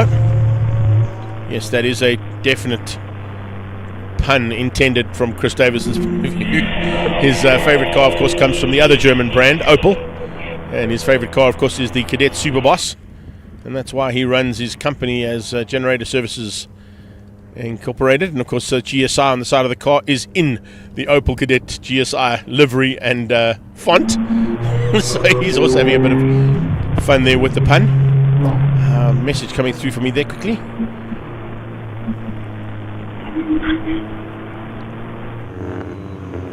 Okay, that's cool to know. So commentary lineup for our BMW M Performance Racing Series later on. We'll have Nick Herbst joining me for Turbo Cups Race 1, and Craigie will come and join me for Race 2. And then hopefully for Turbo Cup Race 2 we're going to get Lubin in here from Dunlop to come and have a chat about his experience in the car and how it went today. So that's what we're looking forward to a little bit later on with the BMW M Performance Racing Series Turbo Cup and Naturally Aspirated Cup. Volkswagen Challenge under safety car at the moment if you've just joined us. Reason being is Maxi Corbett and Keegan Nathan came together at the bottom end of the main straightaway and ended up in the sidelines in the grass. Both drivers okay, but the two cars were in dangerous position, so had to bring the safety car to get them removed and placed into a safer position before we can go racing again. Kieran Duomo just ahead of Davison there. There you can see, that's what I was just talking about. Look at that. GSI on the side of the car. Looks just like the Opel Superboss GSI livery and font. Love it. Gossman working hard on the sidelines. I see him sending us messages as well saying, hopefully I'm getting it right, Greg. But Chris Davison is season campaigner in this class as well as in Super Hatch. Had a couple of battles with him in 111 Sports and Saloons, and certainly a man who loves to get behind the wheel of his race car and loves to be involved in a battle. And he's certainly in one right now as he sits between Kian Duomo and Roberto Cassani, two new drivers to the field. So KD and Cassani will be fighting there as soon as we get green flag conditions again. Behind them, Martin de Beer, John O'Koenig and Bryce Pillay. Pillay, I think, at this stage, sitting in the lead of Class C. So Bryce Pillay leading things out in Class C ahead of Stewie Koenig. And that's also the fight for the championship in the Class C field of cars here today as well. But with this concertina effect, of course, it's going to have a little bit of a change in the way things are. There's a bit of pace pickup here, so I would assume the lights are out on the safety car, because if you're seeing Class B and C up the pace there coming into the final two corners, even though they're still under safety car conditions, we're about to go green, and it is. Green flag for Chris Tate as he crosses the line, and that should bring them possibly to the halfway stage, yeah. So 4 done and 4 to go. Lessing in second, Walker in third, and whoa, look at that! Josh Moore all over the back end of Francis Aldrich. Aldrich soaking that pressure up as he looks down the line and tries to close onto the back end of that SRAM bumper of Walker the Stalker. Lessing now, where does he brake? Past 50, just taps the brakes, turns in on the left-hander. Probably on a similar line and almost the same kind of braking point he would do on a 600cc if he was going down there in the past like he would have been. So it looks like he's going to have some work to do now to close that gap down on Chris Tate, who had the advantage on the start and used it, got slightly away from the pack of Class A competitors on his tail. We're on board now with Davison as they go down into the dog bone. Kian Duomo just ahead of him. And this is how it turns out here as they come out of the dog bone, up through off camber, left-hander, uphill, and then into another left-hander that brings them out of that dog bone section. It's a slightly shorter lefty there, which will allow Davison to maybe close down on him ever so slightly. Cassani looking to come along for the ride behind Chris Davison as we stay on board here with Colonel Custard. Eventually getting through and onto the main short straightaway. That short straight, that's everything she's got. Up into a very tricky triple right-hander, triple apex corner that they go into. You'll see some slightly different lines coming out of the various drivers. And watch the rookies lines through there. You'll see Kendall Lessing now by Stalker. Ian Walker is all over Anthony Lessing looking for a way past as the two of them watch Chris Tate get away. If they continue to fight, they're not going to catch Tate. They've got to try and work together if they can, if they want to catch Chris Tate. That King Price car of his is on rails at the moment and potentially in with a chance of the victory here for Class A. Aldrich's got a little bit of breathing room now from Josh Moore. The Photon trucks and Puma car heading into turn 5. Turn 1, I beg your pardon. In 5th place. That's what I wanted to say. And then behind that, it is Dricus du Plessis, who leads. Oh no, he's not. He's in Class A. So I was going to say leading Class B. No, Dricus du Plessis ahead of Alna Cruiser. Sebastian Bouliard is leading Class B. So Bouliard at the front end of B, Kian Duomo and Chris Davison. And then further back from that, confirmation, yes, Bryce Pillay and Martin de Beer fighting for honours, but it's Bryce Pillay who will have the advantage in terms of the lead of the class.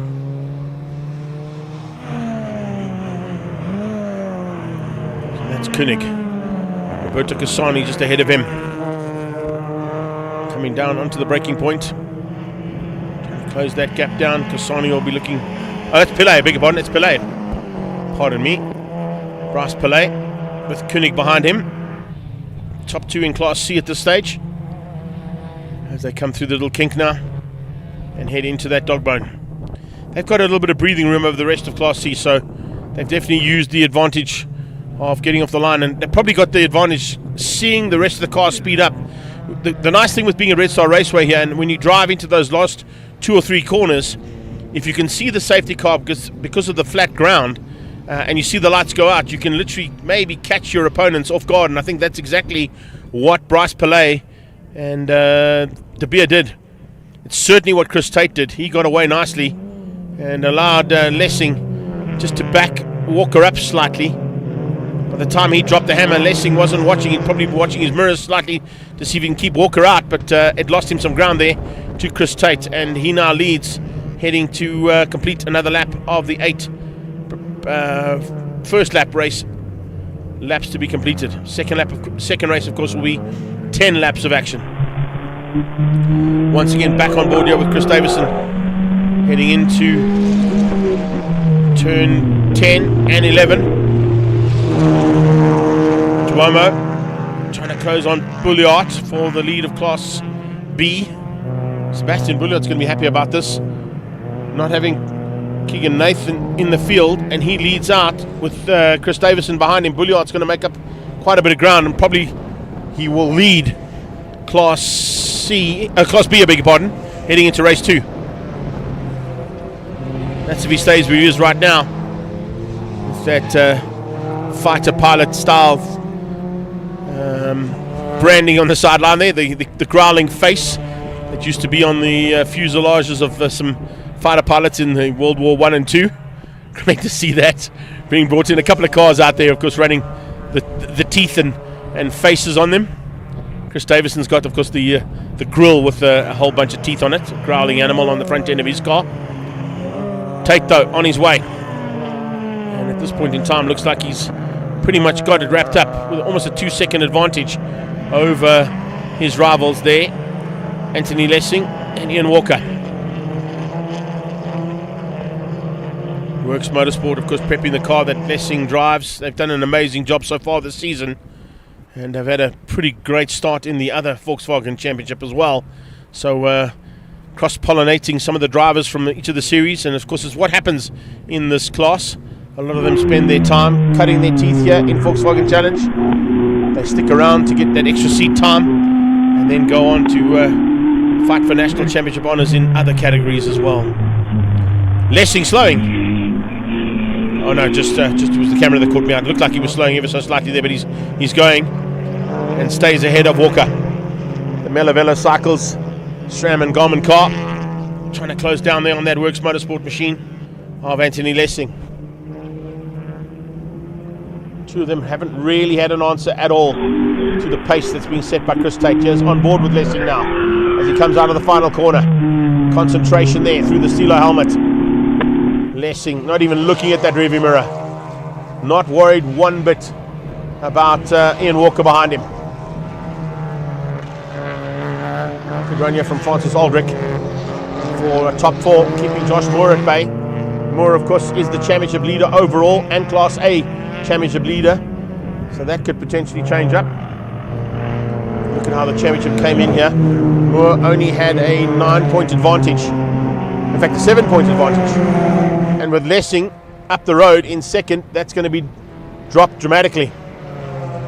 So we could potentially see a change up in terms of overalls. This is Davison's point of view from on board. It's quite nice to see him fighting so hard in the cockpit there, working that gear stick, working that steering wheel, and staying in the fight with Kian Dwyer and Sebastian Bulliot. Dricus du Plessis currently in 6th place on the road.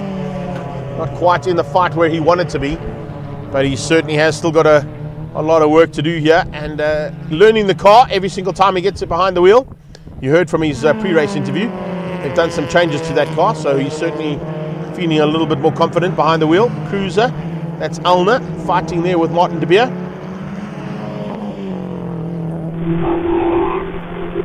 Back on board.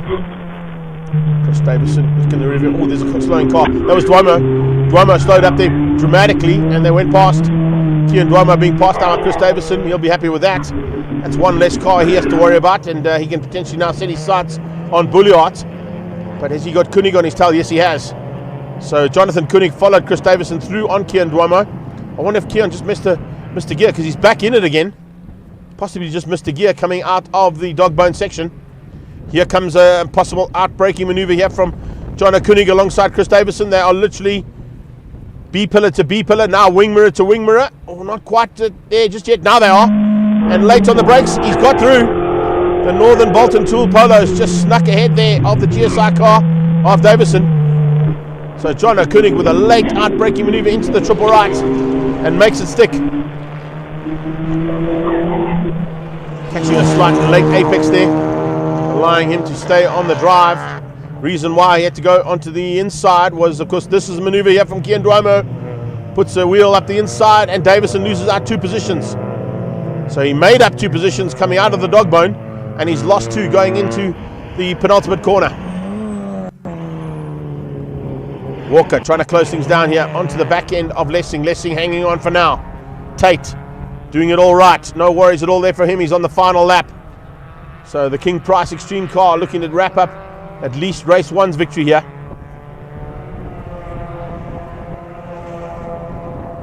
And he's got a comfortable margin over 2nd and 3rd, Lessing and Walker.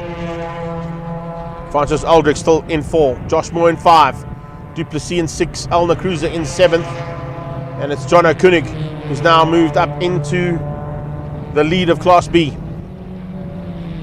Koenig, Dwyer and Davidson, your top 3 in Class B. Here is the 3rd place man. Can he fend off some late maneuvering? Here's Dwyer, possibly for the lead there by the looks of things, I think, on Jonathan Koenig. Kian Dwyer trying to come back for the win of Class B. Class A, pretty much in the bag here. About 6 corners to go for that King Price Extreme car of Chris Tate.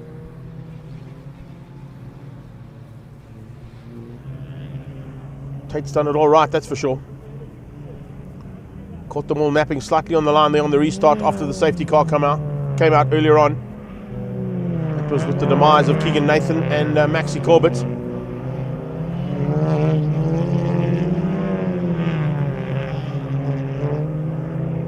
So into the final corner. Here comes Tate. Checkered flag will be on standby. Chris Tate is going to move up with 10 points. And potentially, with that 10 points, brings him to 16. He'll move up probably into 3rd place in the championship overall with the win. Lessing in 2nd and Walker in 3rd. Aldrich, followed by Josh Moore. That's your top 5 in Class A.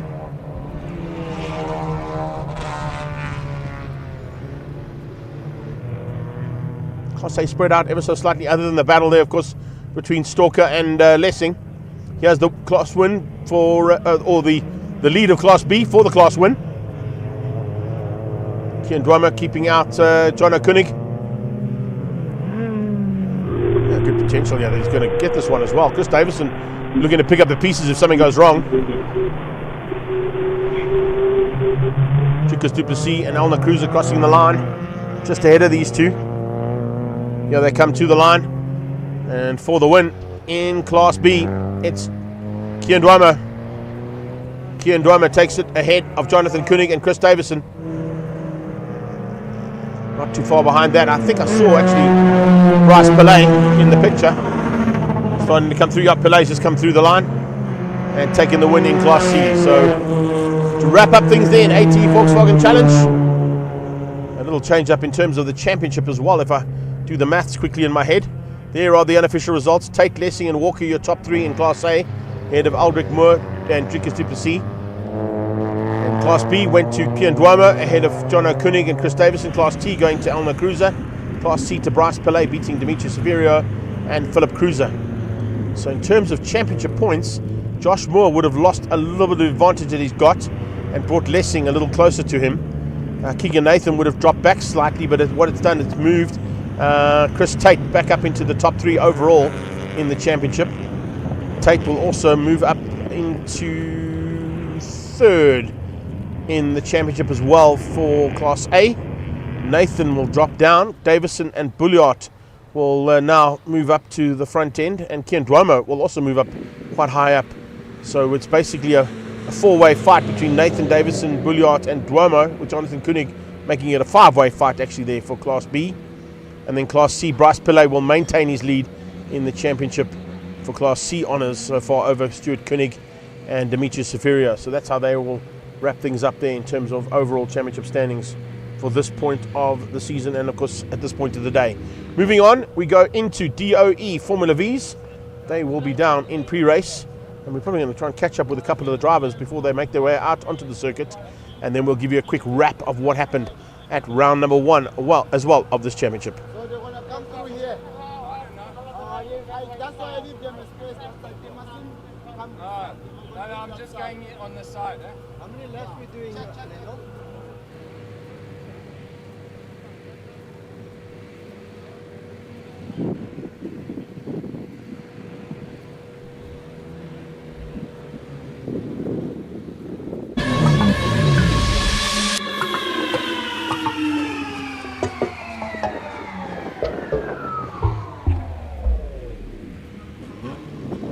So up next we go into DOE Formula Vs, and with the way things went at the first round, it just showed you that coming out of their anniversary year, they were not going to hold back anything in terms of going straight into the awesome action that is always provided by our four-wheeled 600cc category. And I say that with tongue-in-cheek because they literally give you super sport style bike action, and that's how close the race action has been at every single occasion over the last 60 odd years of racing. Peter Hills didn't quite have it according to plan originally and started to make his way through the field on the start, but at the front end it was a battle of note between Kat van der Berg and the reigning champion Lennel Janssen. Lennel Janssen sneaking through there with Brandon Hills joining the party for a little bit as well. Hills eventually would get to the front end and try and lead things out literally from the word go, but it was not going to be an easy day in the saddle because they were fighting so hard and literally wing mirror to wing mirror, wheel to wheel, hoping not to lock wheels, because if you lock wheels in this category you will end up in tears big time. You definitely don't want to be doing anything where it gets out of shape there. Eventually across the line though, Van der Berg took the first victory and would move himself up into a great position that could potentially see him leading things out by the end of the day, depending on what happened here in the second heat. Second heat was just as hard fought as the first one. Barry Stewart having a bit of fun and games as well out there too, making his way up into the top 10 overall. Van der Berg got the whole shot. Brandon Hills already putting pressure onto Lennel Janssen as they went down into Castle Corner. And the CIM Lubrifuel boys and girls were fighting hard as they came out of turn 2 at Swartkops. Van der Berg, Lennel Janssen, Peter Hills joined the party. Behind that, the battles continued there between Marcel Gluknoot and Angel van der Merwe, Mile Stewart and Reynard van der Linde having some fun and games in that mid-pack as well. We eventually saw Theo Vermaak making a little bit more of a higher position than what we saw earlier on in the standings. Jacques Schricks, of course, was making a welcome return back into the category, and for a full season this time as well, we're hoping. Schrixie, his top 5 finish would put him into 5th place overall on 27 points by the time the checkered flag came out. Brandon Hills coming through, absolutely flying for Mangaza Racing, and wrapping up the second heat. Brilliant stuff from him. So it was Kat van der Berg who left Swartkops with the lead of the championship by 3 points over the man we're about to catch up with down in pit lane, Lennel Janssen, who's in third on 32. Race 1, you ready for action? Yeah, no, I'm feeling pretty good, but the guys are coming with a big speed behind me, so we'll see what happens. Yeah, they have been pretty evenly matched, Lendl, I've got to tell you. Look at the lap times. First, 7 cars are within a second and a half of each other. So Lionel Janssen, Vaughan Hills, Gert van der Berg, Carl Watt, Theo Vermaak, MD Bester, James Carter, Marcel Bluchnout and Peter Hills. That's your first 5 rows of the grid, and each of them all fighting hard within a second and a half of each other. So as you just heard now from Lionel Janssen, he's expecting to see a big battle, and it's normally what happens here with Formula V's. As I said, championship points look just like this. Gert van der Berg, who leads things out, and Theo Vermaak is down in 6th place, and let's see what his plans are to get a little bit higher up. Race 1, you ready for action? How are you feeling? I'm very pleased where I am on the grid. Yesterday in practice was not really well for me, so we got a bit of pace in the car, setup is working, and yeah, 5th between all of these quick guys. So my plan is just to be as quick as I can and see where we end up with these fast oaks today. I do like the way his eyes lit up when he said these fast oaks, because he knows he's in a fight of note. We've got a couple of cars that have to be extricated from the circuit, including Keegan Nathan's Motorsport Polo after that incident with him and Max Corbett in the previous race. So we got a little bit of time to kill here, but needless to say, going back to the championship points, Gert van der Berg leads out on 38 over Brandon Hills on 35, Lionel Janssen on 32, Peter Hills on 28, Shrixie on 27, and Theo Vermaak, the man we just chatted to, is down in 6th place on 24. So there's literally about 12 points splitting the first 6 drivers on the grid and in the championship overall. So really great to see that the fight continues here into round 2 at Red Star Raceway.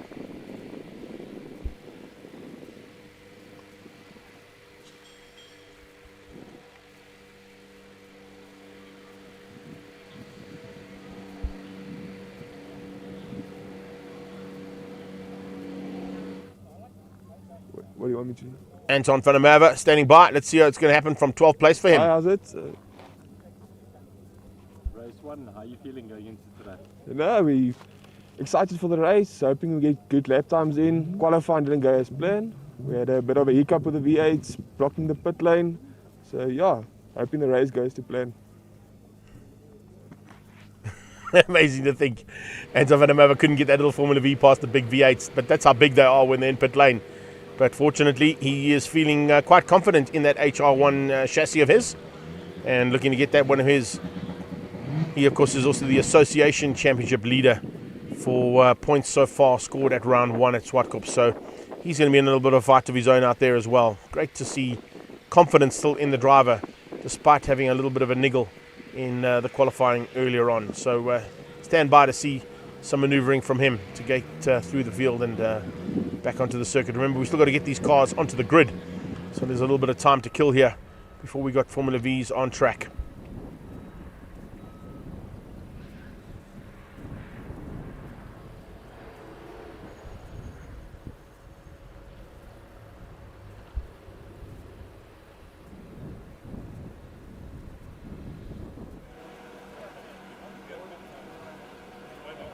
Oh, it's quite a nice shot there from Ivan the Terrible, our cameraman down in the pit lane. Little wry smile there from Gatti.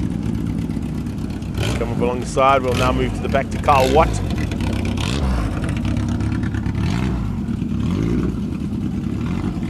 Yeah, feeling irie by the looks of things there. The right style, bro. That's the way to do it. Yeah, from Mark, we've just chatted to him. Being helped out by his teammate there from a couple of weekends ago down in Neisner. 2 of them on the single-seaters. Val Torres and him fighting hard. Behind that, of course, we saw MD Bester, second of the MD Racing. Chloe Stewart getting a little wave there. She watches Dad make his way onto the circuit. It'll probably be the car she waves the loudest to, I'm sure. Or the hardest to, as he goes past in the Forza. 112's Marcel Bluchnout, CIM Lubrifuels man. Great to see them with a nice array and display here at Red Star Raceway as well in the merchandise area.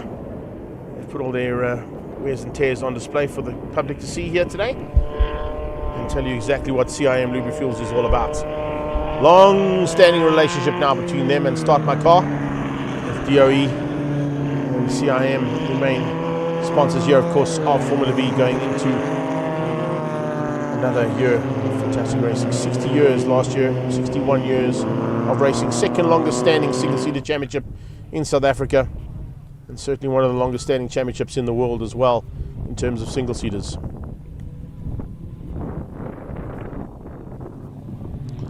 Double one, Vaughan Hills. Triple X, first for men. On the side of that car. His brother Brandon down in 7th. Dad is in 10th. So a bit of work to do there for the Hills boys. Not quite where they want to be, I think, in terms of their overall standings.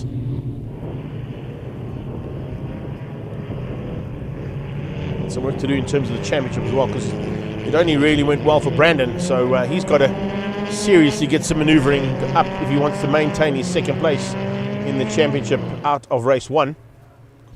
This first race is an 8-lapper. The second race later on today is a 10-lapper. And Lionel Janssen will be looking to capitalize on that pole position. Close down the 6-point gap that Gert van der Berg has got over him.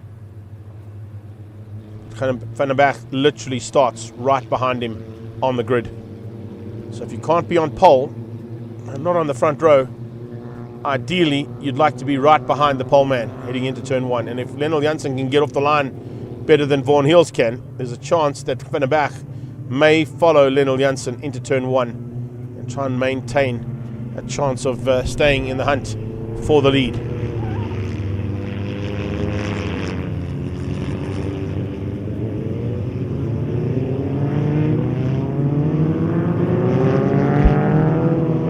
Coming through the last couple of turns now. Last chance to get some heat into the rubber before they come for a standing start.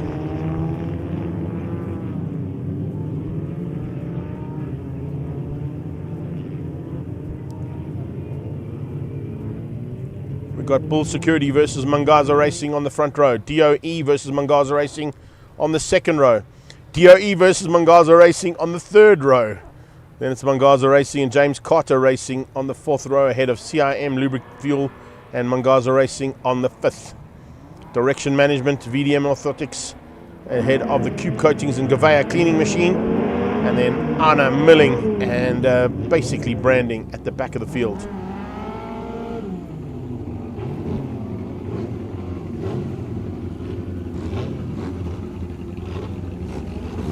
Lionel Janssen, good to go. Coming into the good position alongside him, Vaughan Hills. A little look over the shoulder there.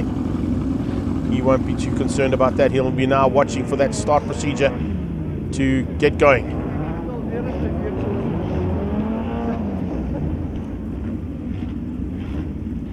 They're all almost in place. Standing by now for that start procedure to kick in.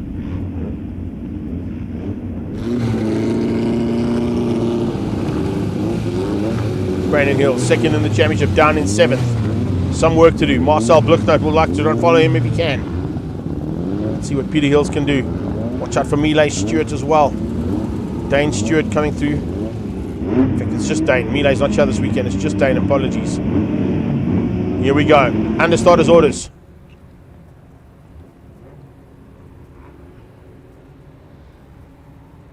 Just one more car to slot in at the back of the pack.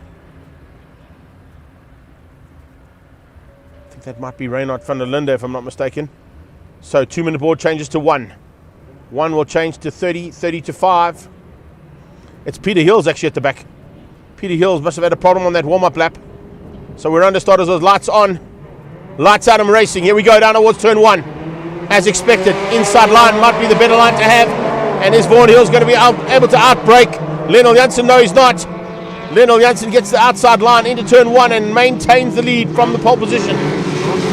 On his tail though, Bester getting through the field rapidly, closes right behind his teammate Carl Watt as they come out of turn 2.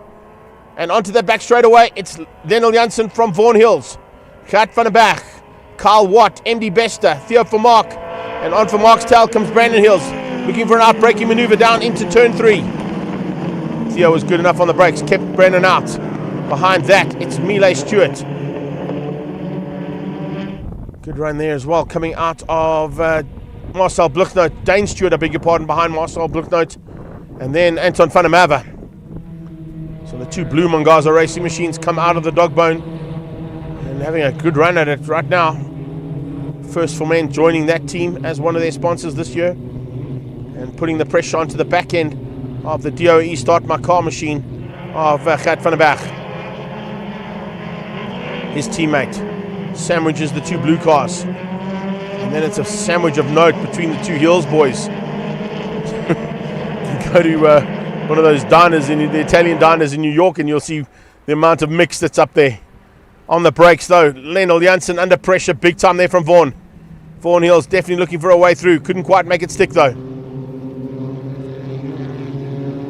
Anton van der Merwe slowly but surely making his way. Peter Hills also through the field pretty rapidly, getting through on the slightly slower back end of the national class and front end of the association class. Speaking of front end, national class about to change up here, possibly for second. Gert van der Berg showing a wheel. Didn't quite get up the inside of Vaughan Hills though.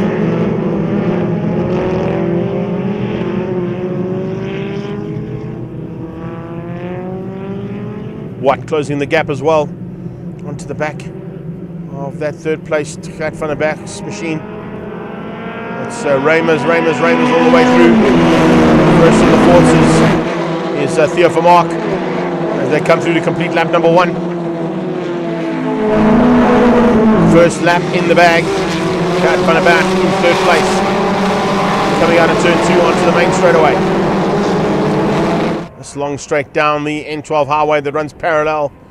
Just everything she's got downhill with a little bit of a tail breeze, although the wind has died down. It was a bit of a breeze earlier on. Make sure braking a little earlier. Try and make sure that you get through turn 3 relatively unscathed, or dive up the inside like we just seen there from Dane. Dane squeezing out and getting ahead of Marcel Bluchnout, demoting Bluchnout down 1 position. First 5 pretty evenly matched now, almost evenly spread as well. About a gap, 2 car length gap between each of those cars. At this point, it closes up out of the dog bone though. Good drive there from Carl Watt out of the dog bone. Nice drive as well coming from van der Merwe. Anton van der Merwe closing the gap down now on Marcel Bluchnout and bringing Peter Hills along for the ride. Peter Hills certainly probably have a little bit more experience than any of the drivers ahead of him in terms of Formula V and what to do in a car like this to get through a very competitive field. Theo Vermaak having a look on the inside of MD. MD Bester shuts the door. MD slammed the door in Theo's face there big time. Vermaak had to back out of that. Live to fight another day and another corner. But Theo Vermaak definitely looks like he might have a little bit more pace than what MD's got at this point. And he's watching his teammate get away here, along with Carl Watt and Vaughan Hills. Doesn't want that to happen, wants to be in the mix there with them. Brandon Hills slowly but surely starting to reel in on the back end of Theo Vermaak as well.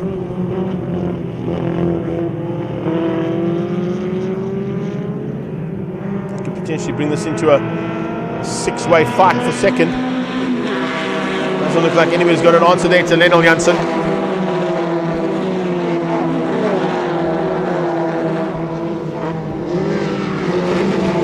Janssen just controlling things from the front end. No worries at all there for him.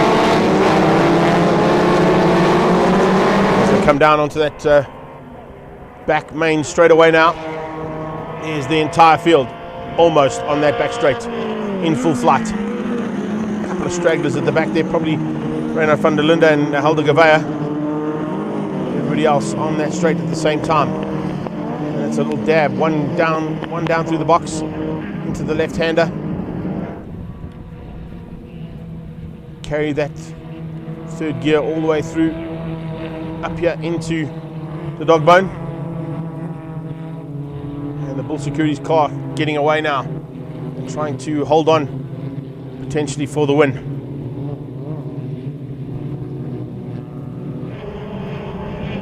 Theo Vermaak under a bit more pressure now from Brandon Hills.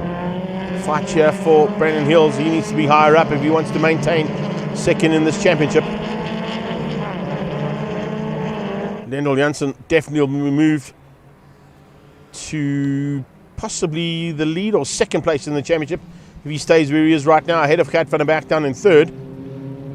So Vaughan Hills is certainly helping Lionel Janssen's chances of moving higher up in the overall standings by the end of this one.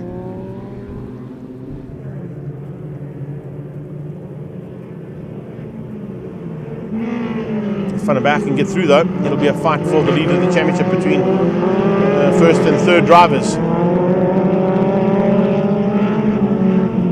That's second place in the championship, but down at this stage in what is 7th place for Brandon Hills.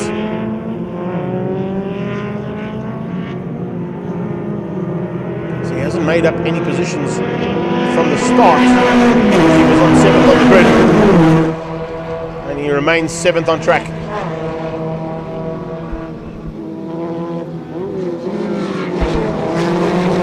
Through the little chicane. 1 and 2 done.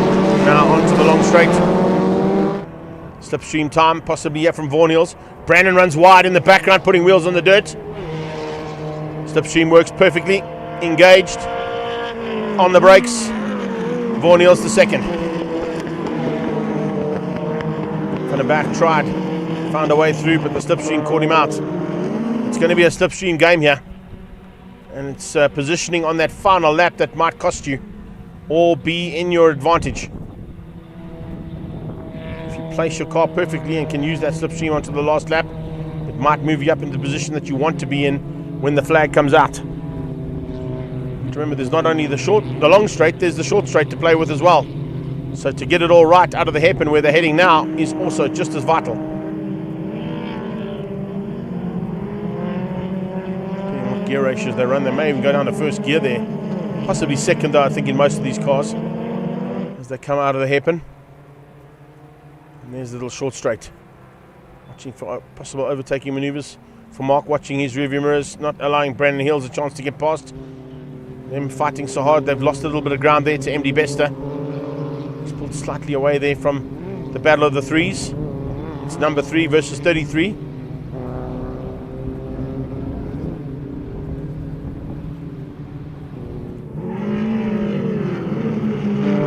MD continues to pull away from them. DOE quality parts man. Fighting there with First for Men and Mangaza Racing's Brandon Hills, second in the championship, but that will definitely change up by the end of this one. He's going to lose ground there to Lendl and to Gert van der Berg. Of course, with Jaco Schricks not being here this weekend, he is going to lose a little bit of ground for his 5th place in the championship so far. For Mark, will move up into that top 5.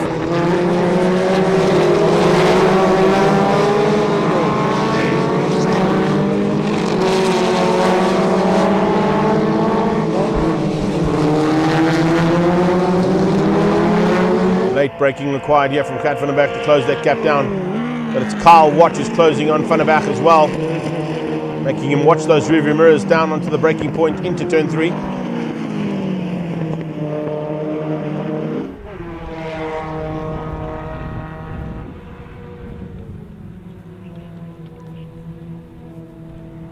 He'll continue to defend here to keep Kyle Watt at bay. Watt now with a little bit of an advantage over his teammate MD Bester, so doesn't have to worry about a car behind him. He sets his sights firmly on the 2 cars ahead of him and just wants to get through on first. That DOE Start My Car machine of Gert van der Berg's, Rayma 2. And then set his sights on that First for Men and Mangaza Racing Rayma 2 of Vaughan Hills. No one's going to catch Lendl. He was worried about fast cars behind him. Here for Mark, weaving from side to side down that back straightaway. Wonder if he's got a fueling issue. That could be the only reason why he's weaving side to side, because Brandon Hill was too far back for him to do that, to do as a sort of evasive maneuver or a defensive maneuver. Nice run here from Peter Hills. He's now gone into the back end of Marcel Bluchnote. So moving himself from the back of the pack after a little bit of issues on the warm-up lap. He could potentially still finish.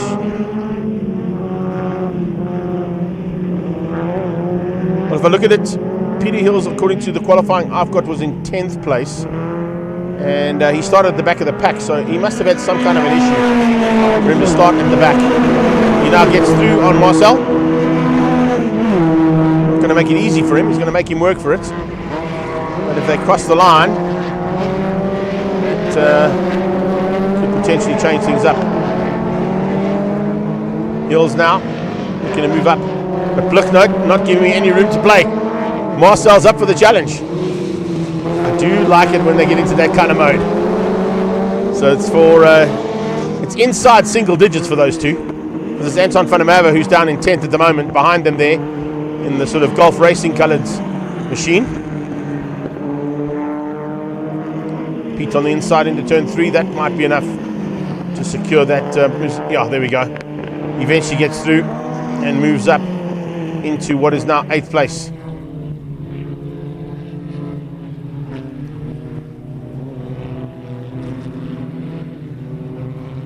He'll be looking up the road now to close things down on his son Brandon.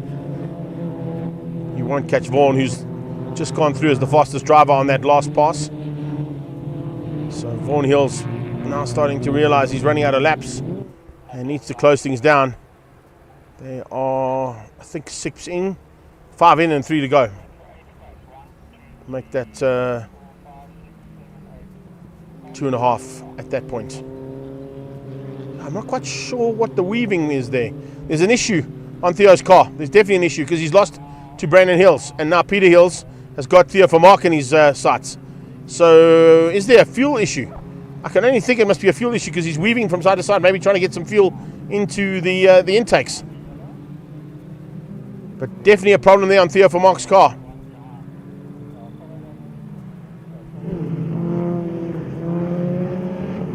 Peter Hills will see that and will be rubbing those hands in glee as they come out of turn 10 and 11. Across the line, another lap started there for the leader, Lennel Janssen, ahead of Vaughan Hills. He's got some pressure now from Van der Berg. He's closed that gap down ever so slightly. So Gert Van der Berg now putting the pressure onto Vaughan Hills as we're getting into the closing stages. Now 6 down, 2 to go. Mark definitely concerned about something.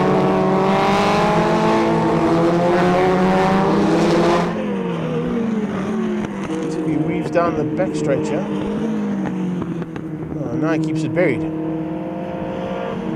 Maybe he's worked around whatever the problem is. There's definitely some kind of an issue there on his car. We saw him moving side to side where he didn't need to be. Van der Berg, about 2 car lengths now he's lost to Vaughan Hills for 2nd and 3rd.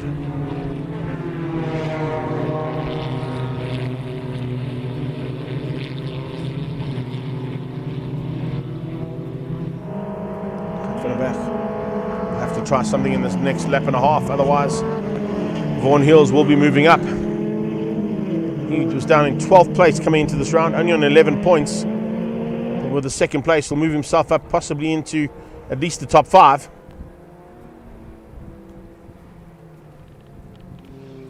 Gert Van der Berg with a 2nd or 3rd would still keep him in the lead of the championship, but it would have to be probably a 2nd if he wants to maintain a little bit of a margin over Lennel Janssen.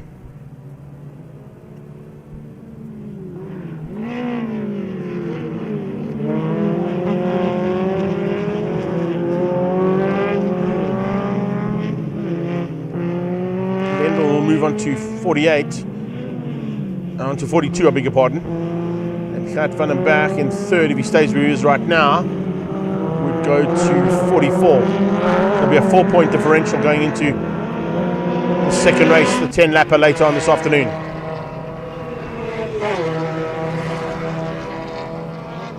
That should be the last lap board out. Is Van der Berg going to have a go here? By one last ditch effort here to get through on Vaughan Hills for 2nd.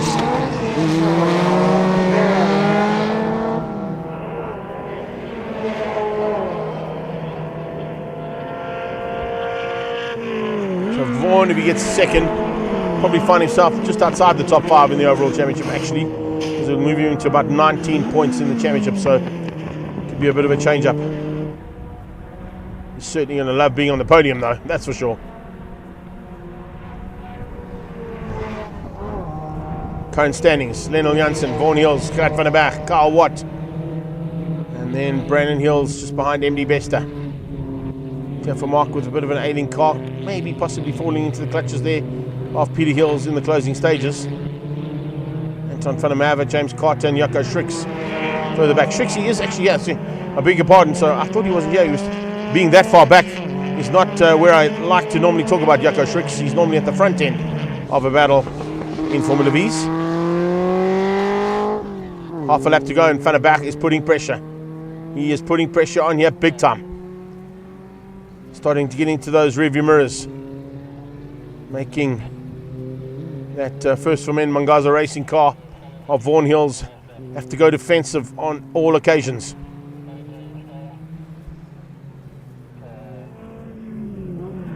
Lendl down into third last corner.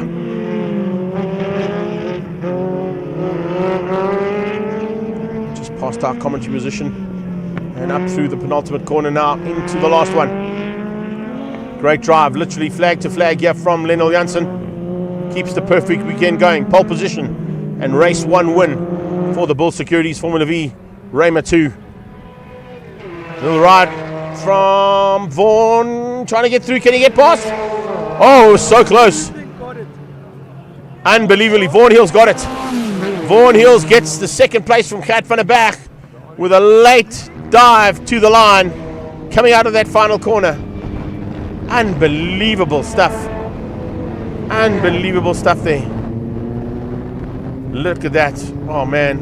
935 plays 943. That's amazing. Brilliant, brilliant, brilliant action. Oh, problems on the last lap there. Is that for MD? No, it's Carl Watt. Carl Watt with some problems right on the last lap. Pulls to the sideline. There's unofficial results, of course. Lionel Janssen, Vaughan Hills, Gert van der Berg, MD Bester and Brandon Hills are top 5. Peter eventually getting up to 6th place from the back of the grid ahead of Theo Vermaak. He'll be scratching that helmet, wondering what went wrong. Marcel Bluchnote, Anton van der Merwe and James Carter coming through for your top 10 ahead of Schrixie, Reynard van der Linde, Helder Gavea, and unfortunately looks like Carl Watt with problems there on that last lap, and Barry Stewart also with some issues in the closing stages.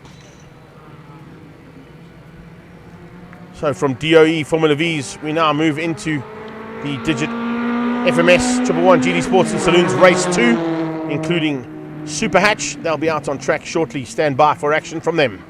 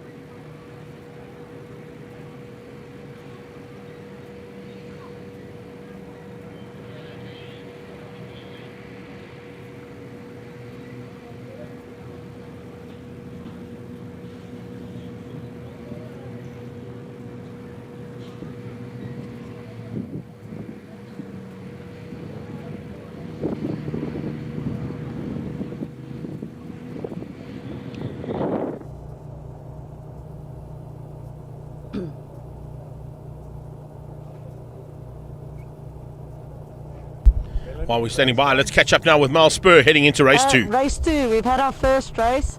I was gifted the win. Luckily, I've actually finished third on the road, but the two guys in front of me broke out. So lucky me.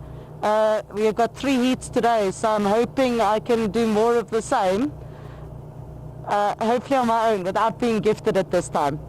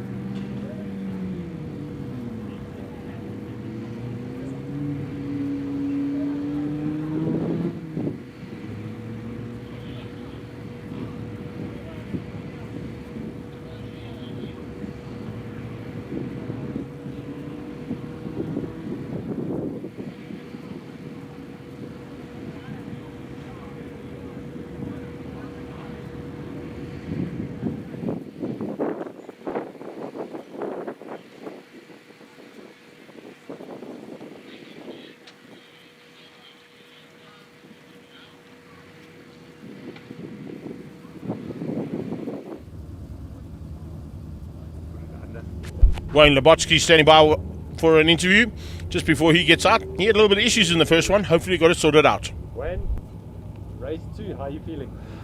Listen, optimistic, had a couple of spills in one, but set it all up. The Shield Golf's ready to go, and we'll give it our best. Always does Wayne Lobotsky in that Shield Golf one.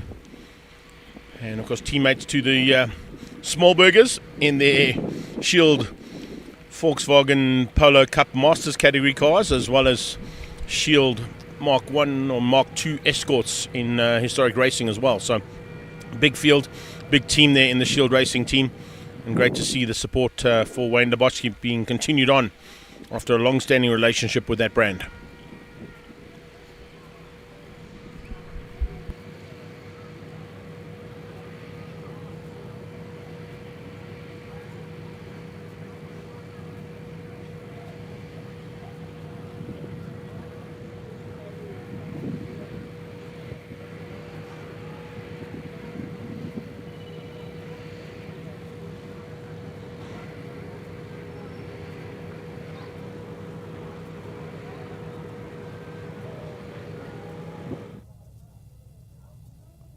In the Digit FMS car will be Wayne Robb, standing by now for a quick catch-up after race 1 and a big battle with Votarus. Race 2, how are you feeling? Super excited. Hot conditions, hot racing to look forward to. There'll be some awesome battles on track. Love this track, very technical. Looking forward to it. Thank you.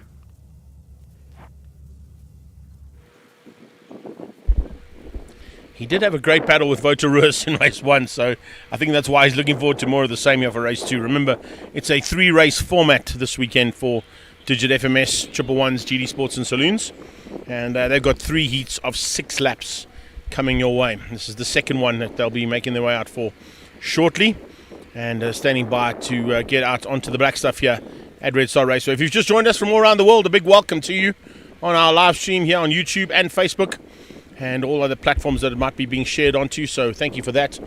Friends, fans and family from all around the world, we do appreciate your support. Please pass on our link to your friends and fans, especially if they are fans of the regional side of Extreme Festival here in South Africa. For those of you that are not quite sure where we are, we're just outside of Johannesburg, just into the province of Mpumalanga, near a little town called Delmas. And a purpose-built circuit now, heading down to pick up on some more guys. Looking forward to race action in race 2. How are you feeling? Nervous and excited at the same time. We're quite a bit in the GTAs and Bs that's doing the same times. So it's going to be an interesting race. A lot of battles, that's for sure. So very excited. Stoti is always a good one to catch up with there. He won't give you any indication as to what his plans are, but you can see he seems pretty excited about continuing the fight that he had with Mark Totoy, with Stratianicus, and with the man who made it all the way through earlier on, Jared Rousseau. Hopefully Jared has found those semi-slicks, won't break out, and can start things from the front end where he's supposed to start according to the qualifying that I've got. He unfortunately qualified on slicks, which is against the rules, and that means he was demoted to the back of the pack, being disqualified from that qualifying session. He eventually came through to finish up in the top 5, but now starting from the front might be a bit more difficult for the rest of the field to catch him, because he did certainly have some good pace. Mark Totoy also showed lots of good pace in race 1 in the Z4, and will try and stay ahead, or at least in the mix there, with the 3 Super Cup Polos out front. So there is Sean Stoutgat for Mark's BMW. Behind him will be Jared Rousseau. Behind that, Stratianicus. Strati had a fantastic first outing, taking the victory ahead of Marius Truta.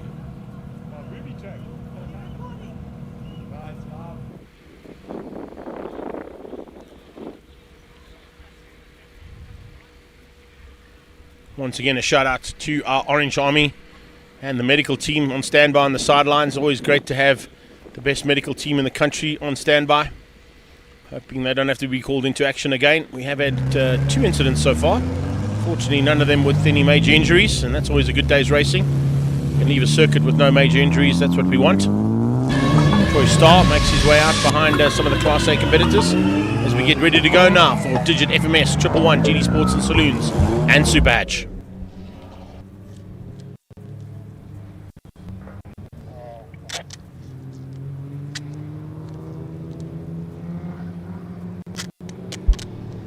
Big shout out as well to the Red Star team and to our race control for keeping us basically on time so far. Smooth sailing is what we need on a race day, especially when there's big fields of cars going to play. And some rivalries that will continue not only today but right through the season.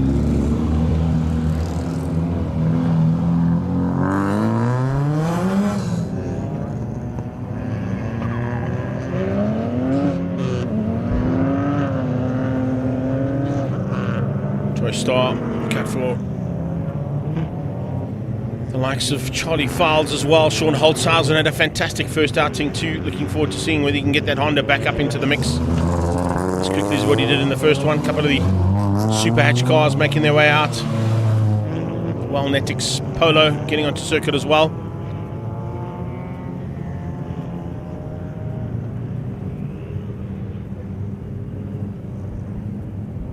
Come and take up the positions and form up on the grid.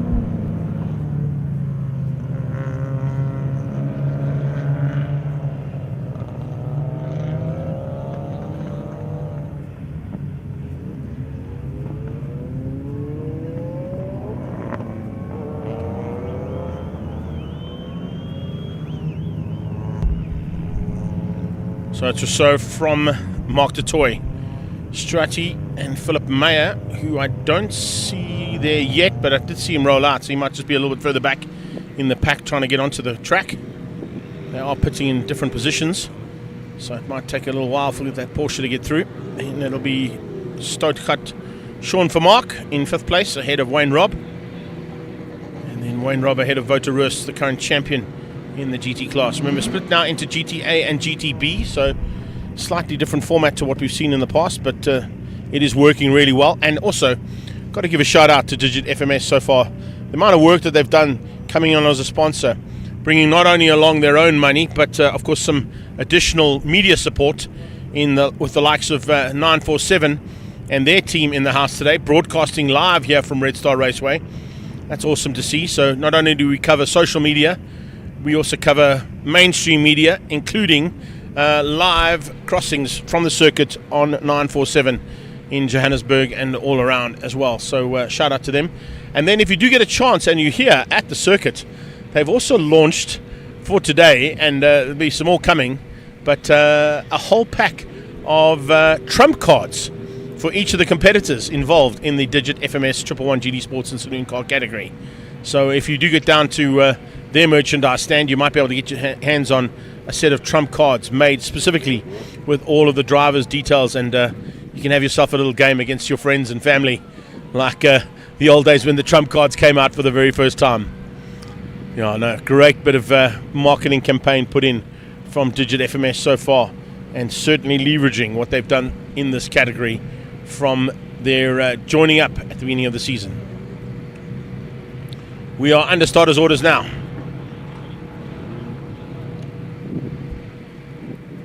That 1 minute board will flick around any second now. Safety car will roll out, and the pace car will now set the pace as the rest of the pack will follow suit on a green flag after the 5 second board. As I said, it's up to Rousseau to hold the pace on this warm-up lap.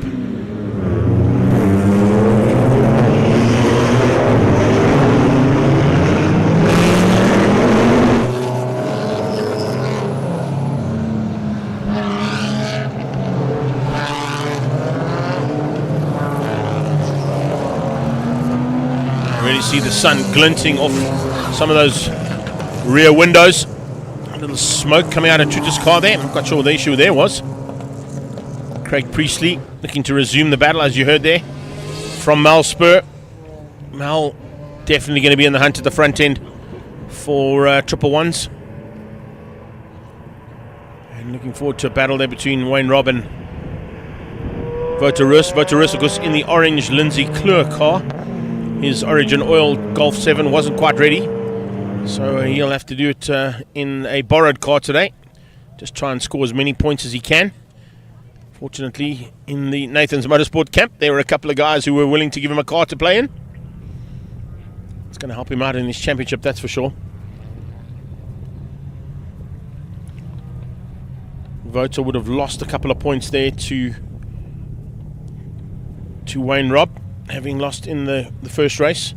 So Voti would go to 27 and Wayne Robb would go to 25. So from it stays a 2-point deficit between the two of them, from a 4-point deficit coming into this second race of 3.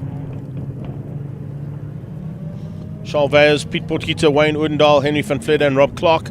That's your top 5 overall in the 111 side of this championship.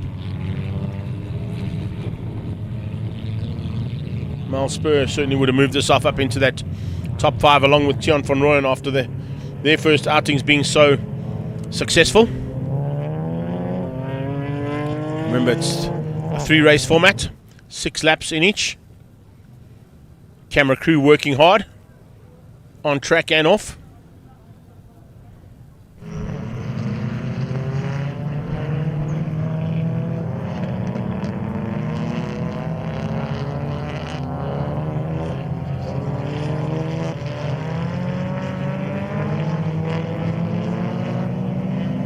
Here we go. Out of the hairpin comes this big field. Nice to see Mike O'Sullivan back on track as well. He didn't have a finish in the first one, so must have been some kind of an issue there on his Honda Ballard.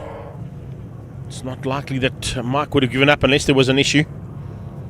He normally fights right till the end, tooth and nail, having been involved in motorsport over the last 3 or 4 decades, if I'm not mistaken. Mako.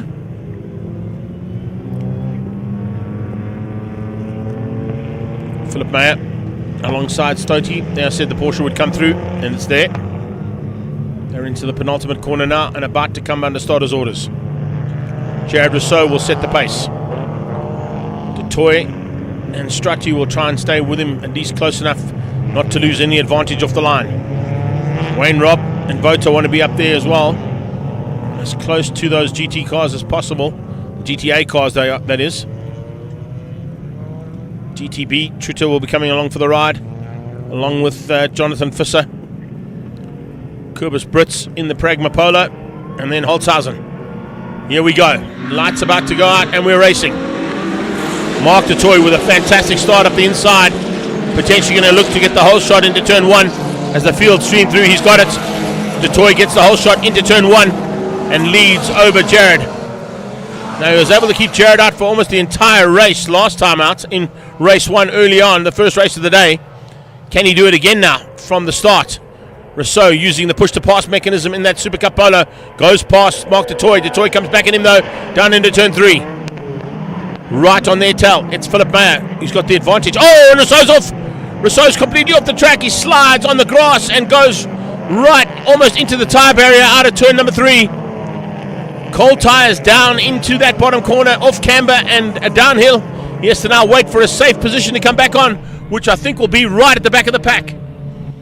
So Jared Rousseau with a very uncustomary mistake, and Strati Yannicus getting up close and personal with the back end of Philip Meyer's Porsche.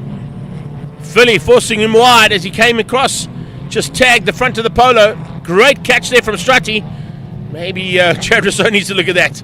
He went in a little bit way too hot into turn 3 and got it sideways. And as it got sideways, it just kept spinning and went left, off the track and onto the grass. Odendaal now trying to find a way past. Wayne Odendaal trying to find a way through there on Malspur in the 911 Golf. But now under attack from Tian van Rooyen in the 125 BMW. This is a great little battle unfolding here. Charlie Fowles just behind that as well, starting to close things down. So they are not holding back here at all. Strati looking for a way around the outside, finds it on Philip Meyer, eventually gets through into second place. Sets his intentions now on Mark DeToy out front. Looks like Vota's got through on Truta and on Rob. Rob now fighting with Visser for 4th place in GTBs. Sean Vermaak just ahead of Wouter Roos as they come onto the final corner, a complete lap 2 of 6. Wouter Roos pulls out, looking for a bit of slipstream. Down into turn 1, can he find a way through the BM? No, he can't. But he's certainly shown his intentions. Sean Vermaak will have to be very wary with Wouter Roos on his tail. Back-to-back champion in this class. Definitely knows what to do in a Golf 7. Truter coming along now. Might have a slight advantage there in that Super Cup Polo compared to the Golf 7. Yeah, gets past on him. Rob, Visser, Holtzhausen, Malspur, Oendal. Behind them looks like it's, I think it might be Mimi LaRue and coming through there as well. Got maneuvering from this pack of cars as they all come through on the line and complete another lap of action. 4 to go in this race. Malspur in the Origin Oil Polo looking to try and stay in the mix there, at least for the win in her class. Class A heating up there with Malspur. Charles Veyers has got potential of losing the overall lead of this championship to Mal. And of course losing Class A's lead as well for Triple Ones. Oudendal hasn't given up though, he's right there. Behind him is Tian van Rooyen and Charlie Fowles. Fowles in the Subaru if I'm not mistaken. Works Impressor just behind that Golf 1. And then Tian's there first before Charles. There's a bit of a change up between the two of them. They've been chopping and changing for a while. Look at the intention being showed here by Strati. The Gap.com car slowly but surely closing the gap down and looking to get onto that Trans-Africa Racing BMW Z4. Mark du Toit controlling things for now. He was fastest on the last pass. Let's see if he gets it again.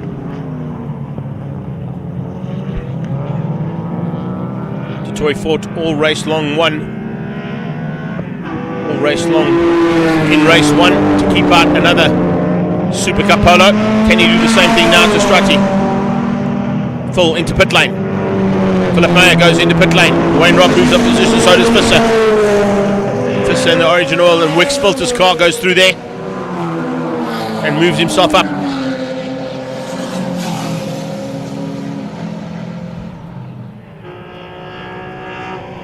Truter being closed down now. Well, in fact, no, he's got ahead of Vermaak. So it's Truter who's doing the closing. Truter had to start at the back of the pack in race 2 and has now made his way up into 3rd place on track.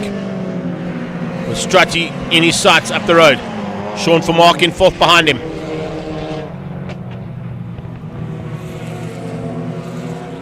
Vermaak pulling away slightly there from Wouter Roos and Wayne Robb. Fighting for GTB honours.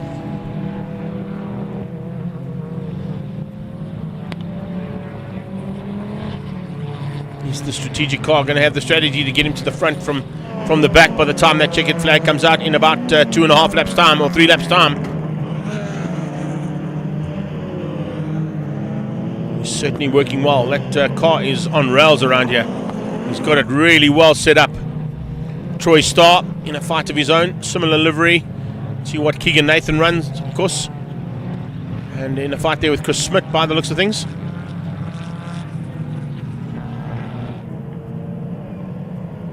The Botchke Golf under attack now from Jared Rousseau coming back through the field, trying to make up as much ground as possible. He had to come onto the track at the back of the pack because they were so bunched up at that stage when he made the mistake into turn 1 on lap 1.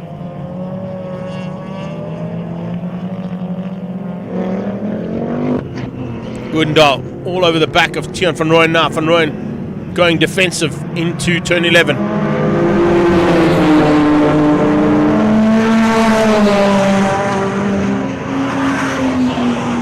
Stays defensive out of 12 into the final turn they come.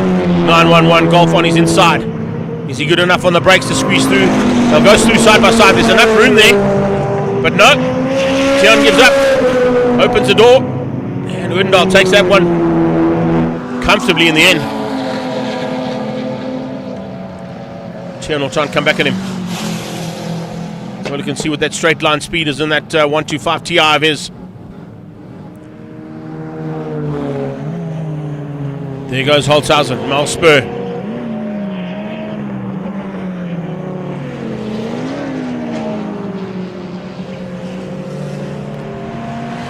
So Mal Spur leads out 111 Sports and Saloons ahead of Odendaal and Tiaan van Rooyen.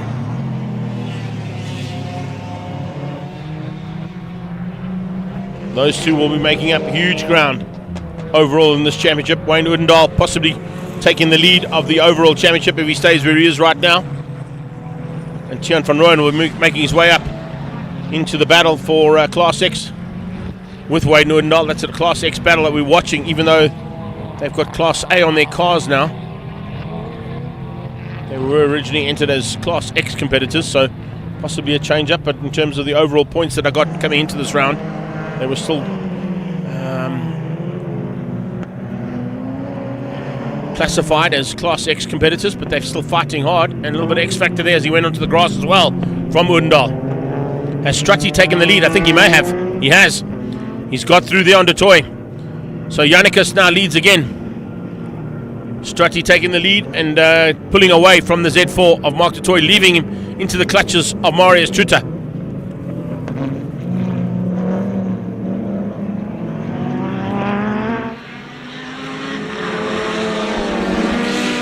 Last lap board out, if I'm not mistaken. Yeah, would be the last lap they've started. From Truta having a big look going down into 1 and 2 on the back end of that Z4 of Mark De Toy. De Toy will have to be strategic here, but unfortunately I don't think he's going to have enough. That Polo straight line speed is better than the Z4's, and he gets outgunned down the back straight. So we got Polo Super Cups 1 and 2 at the moment. Ahead of that BMW Z4, Mark De Toy is in third. So it's Volkswagens 1 and 2, BMWs 3 and 4. Then we got a Golf 7 and an ST Focus in the GTB class. Ahead of Holzhausen in the Honda. And Mal Spur. Beg your pardon, ahead of Visser first. Forgot about Jono. Sorry about that one, Jono. Jonathan Visser still in third place for GTBs. And then Mal Spur leads out, as I said. There she is, ahead of Odendaal and Van Rooyen. Tiaan van Rooyen looking for second. Inside line into the dog bone. Sets it up perfectly. Just runs slightly wide, puts the block onto Wayne Odendaal, making her way up the inside and maybe squeezing through out of the exit of the dog bone. Here is that Wix and Origin oil car just been talking about of Jonathan Visser ahead of the Honda. Holzhausen, what a turnaround here. Down in 14th place overall with only one race finish in the first round at Swartkops. He's turned his luck around here big time at Red Star Raceway, and will move himself a little higher up into GTBs and the overall standings as well for the GT class in total. Voti looking for the win in GTBs.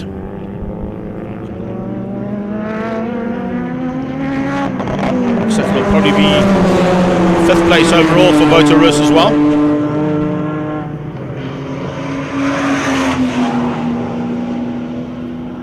Strati, Jannicus, Truta, De Toy and Vermaak all started their final lap.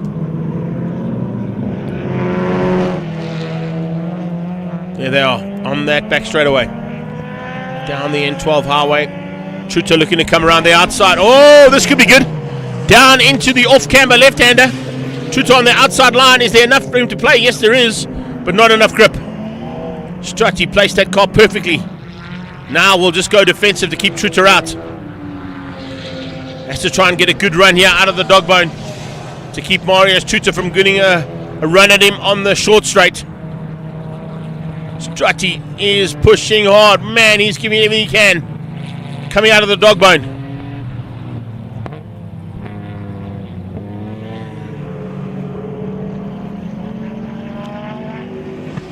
Just having a look at that. Possibly I got that wrong slightly in terms of Vota. Vota on the championship standings that I've got is GTB, and he's second overall. But according to what we got here, he's being passed as a GTA competitor in this one. So we'll have to get confirmation of that from him later on. Right now, Stratianicus fending off Truta. And into the twisties now, he should be able to do that. There's only one more opportunity potentially here for Truta to get through on him, and that would be into the last corner, but he's going to have to get a run at him. And he's not got enough space there to make the run. Let's see what happens as they come now down into 11 and 12. Stratos on the fly here, living up to what his name means. And he is having a fantastic run of it. Looking for 2 out of 2 over Truta. Z4 of Mark du Toit a lot closer. Just not able to keep the two of them at bay right to the closing stages and to the flag. Here they come to the checkered flag.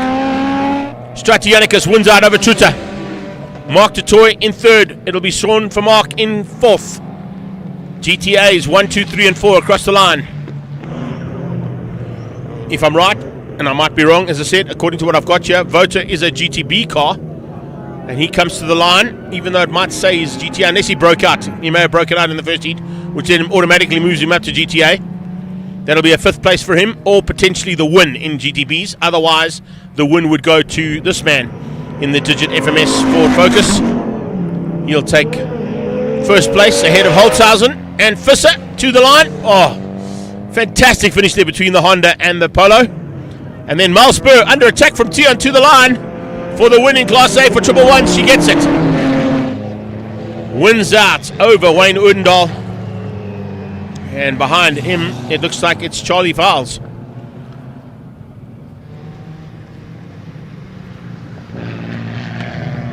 So Voti definitely going to be a Class A competitor. Yep, getting confirmation of that in my ears. Coming to the line, the rest of the field, including Pete Portita, who's quite high up in the overall standings for Triple One GD Sports and Saloons. Class B competitor there.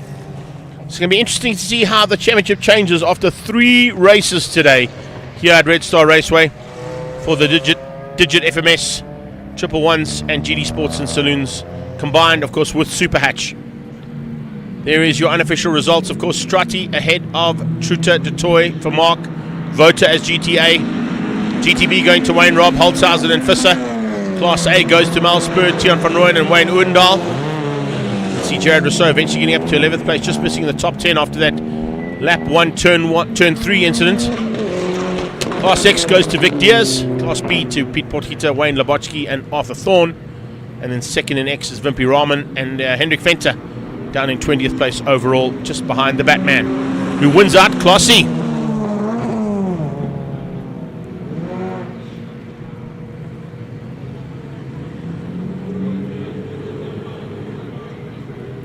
Up next, back into some BMW action with the M Performance Racing Series Turbo Cup. They're probably down waiting to get onto the track shortly, and hoping to get the likes of Nick Haps to come and join me here for commentary for race 1 of Turbo Cup.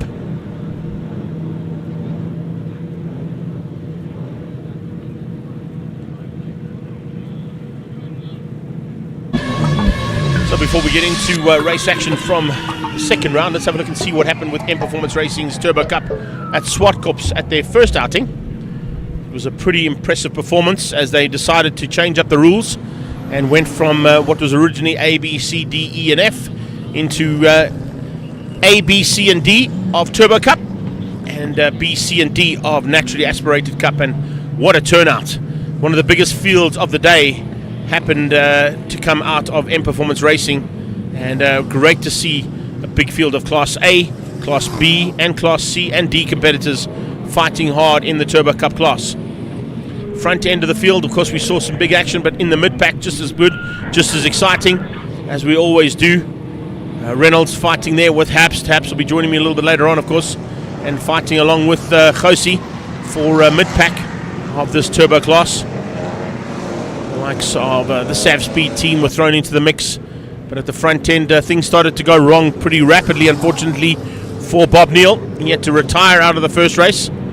The front end saw Anton Pommersheim and Kashin Naika fighting frantically for the lead of Class A, and everybody else would eventually get through and pass the ailing machine there from Delmas Mining of Bob Neal.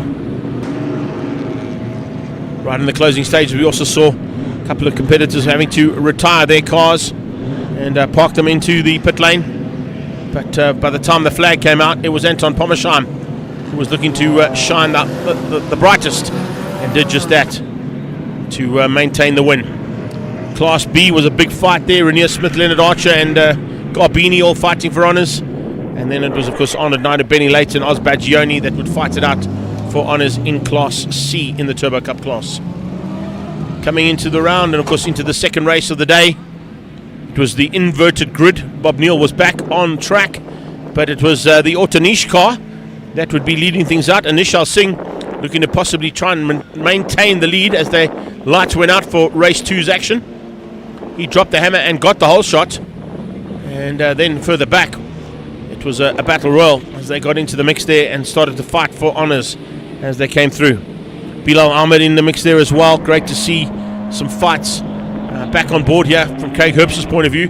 He gave us some great onboard action there. We'll have a bit more of it, of course, coming up in the very near future here at Red Star Raceway as well. But the Victron Energy car was pushing hard. Eventually lost a little bit of ground. Then we saw the likes of Ethan Kutsia getting into the mix as well in the Ethan Kutsia racing machine. Bob Neal with a much better outing in race number 2, getting ahead of Leon Loebscher. And then some sideways action from one of the Sav Speed cars, getting completely lit up. And in the background as well, some problems as well for the 67 machine, as Sav Goteri and the likes of some of the BMW competitors got to grips with race 1 in the new format. Wrapping things up out of Swartkops, the championship looks as follows: Anton Pommersheim, Kashan Naika and Nishal Singh at the front end of the field. A big advantage from Kashan Naika's point of view, because remember, this is their third round of their championship.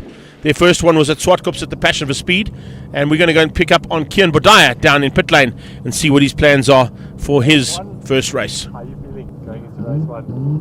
Good, confident. Hopefully no issues. Yeah. Ready? Yeah, I'm ready, hopefully. He's ready to race, but he wasn't ready for the interview. That's for sure. Caught him out there ever so slightly. Cars rolling out, so going back to that championship, it's 43 points for Anton Pommersheim, having taken 3 wins out of 4 starts so far. He's the man to beat. Kashan Naika has taken 1 of the victories so far, and of course he's not here this weekend. And then you've got Nishal Singh and Sav Goteri, who'll be looking to fight for honours in Class A. Class B, Rainier Smith was the man to beat. He is currently sitting, of course, down in about 7th or 8th place overall in the championship, but it is Smith who leads out Class B over Leonard Archer, Carlo Garbini and Shane Krobler. And then in Class C, it's Honoured Naidu, who is right up there in 2nd overall in the championship, actually, and leading Class C ahead of Benny Leight and Ozbagioni, the pool man, looking to go for another fight here at Red Star Raceway.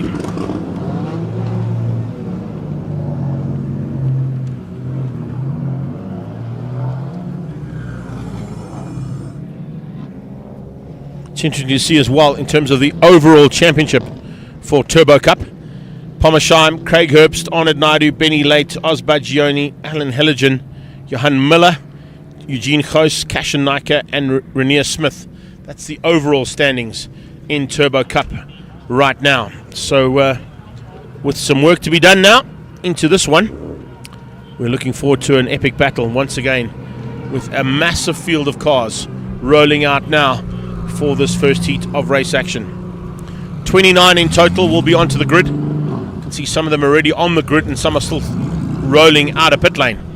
That's the size of the field. Ethan Kutsia, the last car to come onto circuit, and it's a couple of the top contenders who are having to come right at the back of the pack, so they will be making their way to the front end. I apologize, I didn't think Cash was here, but actually I can see his car on the main straightaway there lined up. So Kashan Naika is here. That's that Metal Star Group BMW M3 GT that he pilots, and I think actually it might be Lee Thompson at the wheel of that car this weekend. Yeah, that's why I'm getting it mixed up there. Lee Thompson is in that car this weekend, but it's Kashan Naika's machine that he, of course, set the early pace in the race season at the Passion for Speed Festival. So Lee Thompson will be alongside Anton Pommersheim, your championship leader, and 991 versus 992 on that front row will be an interesting little factor. Bob Neal is behind them with Leonard Archer from Valcom, the WCD machine. And then Bilal Ahmed and Ethan Kutsia, Nishal Singh, Leon Lobsha. That are all our Class A competitors right up until 8th place on the grid. Then you've got an incredible turnaround from Vessel Mostert, who climbs in to lead out Class C over Reinhard Miller. And then Benny Late up there as well. Top Class B man was Rainier Smith. Of course, he is the man who also leads Class B's championship. And he's looking forward to another big battle, of course, here for Class B honours. But literally the only Class B competitor here. So it doesn't really have to worry about the likes of Carlo Gabini and Shane Krobler, because the man who was fighting with him initially in the Class B championship has been bumped up into Class A there in the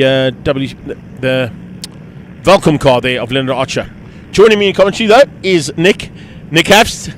Man, did you have a battle in that first one, dude? Incredible. Yeah, great race. Had a bit of an early race tangle with my buddy Tian. Apologies to him for that, but we had some great racing. Unfortunately cut short by that safety car and Eddie's incident there. Just hoping he's all right. Really a big pity with that beautiful new car that he's built. It's really sad. A couple of E92s have suffered here. But yeah, let's hope we've got a clean next race in the Turbo Cup. Some exciting observations over here. You know, the pace of the front of Class C. You know, looking at what the single Class B time was set, but you know, at 204 and 205 at the top of Class C, Reynard on that brand new vehicle, that midnight purple. Yeah, it's quite a favourite. I really like the look of that. It's something completely unique, that's for sure. But also having a look, I mean, we got up close and personal there with Cash and Nika's car. However, not piloted by Cash and Nika this weekend. You know, it was quite interesting to take a look. You know, Anton's been on the pace all the time, and I know he suffered some challenge with wastegate control issues yesterday, but usually he's really got pole position, you know, in hand and absolutely settled. But I think when you've got the likes of Lee Thompson behind the wheel, he's the man who ultimately decides who gets pole, and if he wants it, he'll probably have it. Looks like Archer's got some kind of a fueling issue there. It might be a bit of a leaky tank or a leaky... not ideal on the rear wheels, apparently. No, not good. Not good, but looks like they've made a plan there for the Lee Thompson Racing team that preps that car. ACD Valcom man. And great outcome over there, Bilal. Bilal in that beautiful F30 over there. That used to be a diesel-powered race car. They've eventually decided, look, Class A... Was that because of the fuel issues? I think it's just too expensive to run diesel. Yeah, exactly. And so you had to switch to an S58, and that vehicle's been in development. Mo from Motronics, I know, has been developing that car. Incredible job over there, taking that car. I mean, it's not a wild, wide-body car, but what they've been able to extract in terms of performance, just, you know, inching ahead every single event, really incredible. Keen to see that thing starting to get its legs and starting to punch in that weight group. Bob's car, some new work on that motor. I hear it was sounding fantastic down the main straight. Really, unbelievable, really impressive. So yeah, the lap times are just coming, and it's incredible to see. We had a nice little break. What the vehicles are coming to the track looking like, sounding like, and going like. I think you might have needed that break though, Nick, to be honest with you. I mean, starting at the Passion for Speed, then going to Swartkops for the first round. So 2 rounds at Swartkops, a couple of little niggles in the cars, a couple of little things that need to be sorted out. And of course, with that little break in the proceedings, all those little niggles, and of course what you just mentioned on Bilal's car, the whole change up from the drive point of view, from diesel to petrol, that needs a bit of time, that needs a bit of development, that needs a little bit of practice time, a little bit of time out onto maybe on the Wednesday afternoons at Swartkops to ensure that you've got the car dialed in, and it certainly looks that way. Plenty of that. Another notable mention, Ethan Kutsia in that bucket list racing or ex-bucket list racing vehicle, really punching up above its category. Got slicks on the car right now. Watching him go through the chicane, going into that first little the left-hander, going onto the main straight, absolutely incredible. Car looks like it's on rails, and it just goes into there, absolutely flying. So incredible that he's got that car, I think, down to a 201 in qualifying. Really impressive. So many cars in Class A. Used to be a category that we just didn't see a number of competitors. We would have, you know, potentially 1, 2, or 3 and far fewer finish. Now it's a big category of super impressive vehicles, ranging from a mildly tuned B58 in the very capable hands of Ethan Coetzee, all the way to the front there with the likes of Lee Thompson and Anton piloting that really special vehicle from Fast Development. I do like the fact that Anton Pommersheim took that gamble at the first round and chucked a set of slicks on. Ethan Coetzee doing a similar thing here and saying, okay, you know what, I think I can run with these guys, and I think he potentially has definitely one of the guys who could run with this. Maybe not so much with Lee Thompson behind the wheel of a M3 GT. You know, that's a special piece of machinery that he's got there, and we saw the kind of pace that Cashin got out of it at the first round. But then again, when we came to the second round, all of a sudden it was a turnaround because Anton Pommersheim realized that his gamble paid off and that he had the skills and the car to get him to the front end with a double victory at Zwartkops. Yeah, turned out absolutely perfect, leading the championship, doing really, really well. Big competition, of course, because you really do attract the big names like we see right now, the big competition, but that's exactly what we want. If we wanted anything in a series, we want the best drivers in the best developed vehicles, and that's exactly what we've got right now. This Class A field and everything else in all of the remainder of the classes, absolutely, world-class development and machinery, and now we see it put together and see who's got the racecraft to take the honours. The one sad thing I have to say about it, though, with a big Class A field like that, it means that Uncle Leon's gone right to the back, and he's realised that, hang on a second, maybe I've got and he's got a very fast car, so take nothing away from Leon Lopes's BMW. That is an exceptionally quick car. But as you said, with the development that's happening, there are a couple of younger drivers that have come into the mix, you've got a big field here, and if you look through the field as well, massive input from different teams too. I mean, I think there are 8 or 9 cars now in Moscow's racing. It's the massive. motorsport team there has grown dramatically. Almost as big as the F1 field. Talking about the back of that Class C, we've got a first time back on track, that BMW E90 in the hands of, I believe Nicky Dix will be piloting that, or Billy Koch, after his vehicle unfortunately had some chassis damage from yesterday.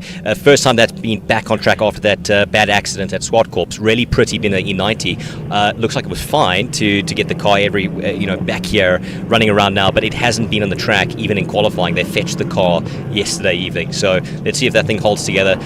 We've got a big Class C field just as always, and some great fights that are going to be popping up. So as much as I'm looking forward to Class A, Class C I think is going to be a massive dogfight, and let's keep our eyes peeled. Now, you haven't joined me yet for commentary with this new format of naturally aspirated and Turbo Cup. Turbo Cup are in the house now, down towards turn 1, and as expected, Lee Thompson getting the drop, Pommersheim into second place, just squeezing out Bob Neal. And then here comes the second pack. Big gap they've asked for over there, so they're really trying to separate out any kind of late get off the start issues from their Class A pack. Vesselmorster takes it away. Exactly what he did at Zwartkops, leading from the front end for Moscow's, trying to hang on to the front end of that field if he can. The second pack now, Krobler into the mix there as well. Good start from him. And there comes Eugene Coase. Now Eugene Coase is right up there in the overall championships, along with the two Miller boys. So they've got to do some work now to try and stay in the hunt at the front end for this Turbo Cup category. Quite a wide entry into that first corner there. I'm not sure if he stayed on track. That's Randolph Miller there.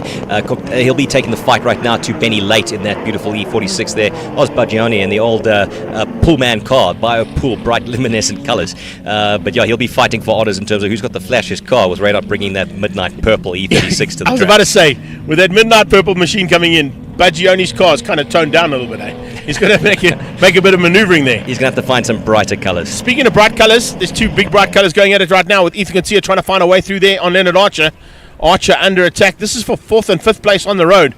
Incredible stuff to see that the gamble is paying off, I think, from Ethan Coetzee's point of view, in chucking those slicks on and saying, let's go and fight it out with Class A. Looking super racy right now. I think we just saw a move from Leon, taking his first little spot, and he's going to be eating his way up the field there. And I'm sure guys are going to have to want to have a go and get as far away, because otherwise, Leon, he's going to come hunting.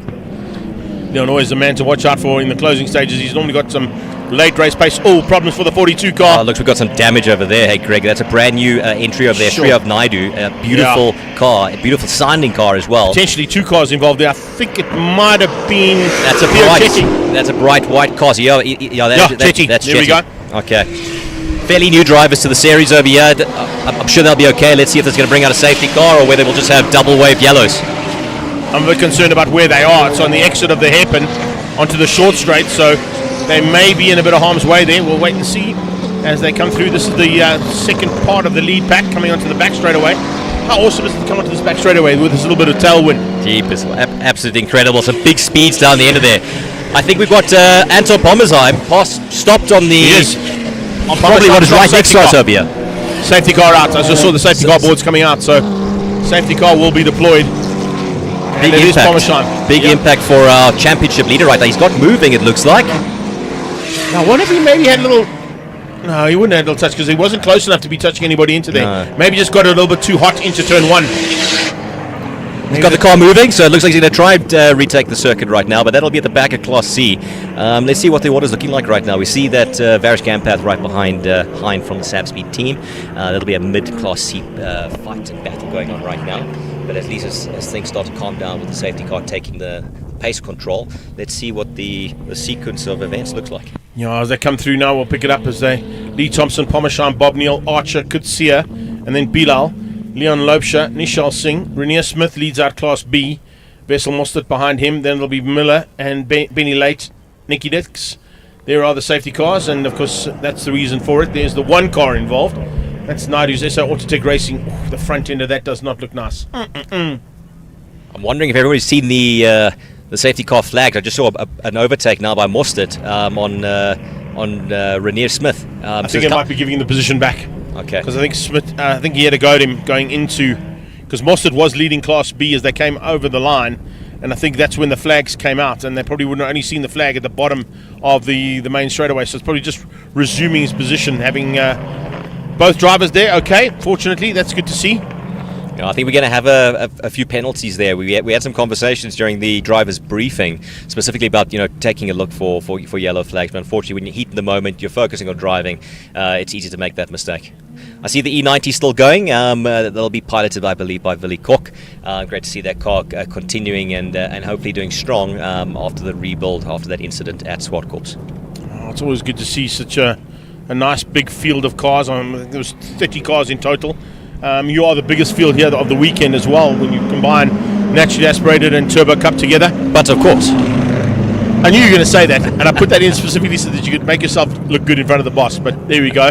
No more mentions of Bernard de Gavert anymore from here on out. No, only teasing. They're doing an amazing job. They really are. So this is a big turnaround as well. We saw, you weren't here, but we had a highlight of race 2 from the second round at Swart Clips, where Bob Neal picked up that little problem and had a little niggle which dropped him right out of the contention for the front end of Class A, and with that has dropped him down into 6th place overall. And I see there goes Pommersheim into the pits, so that'll be the end of his race. So I wonder what's gone wrong there.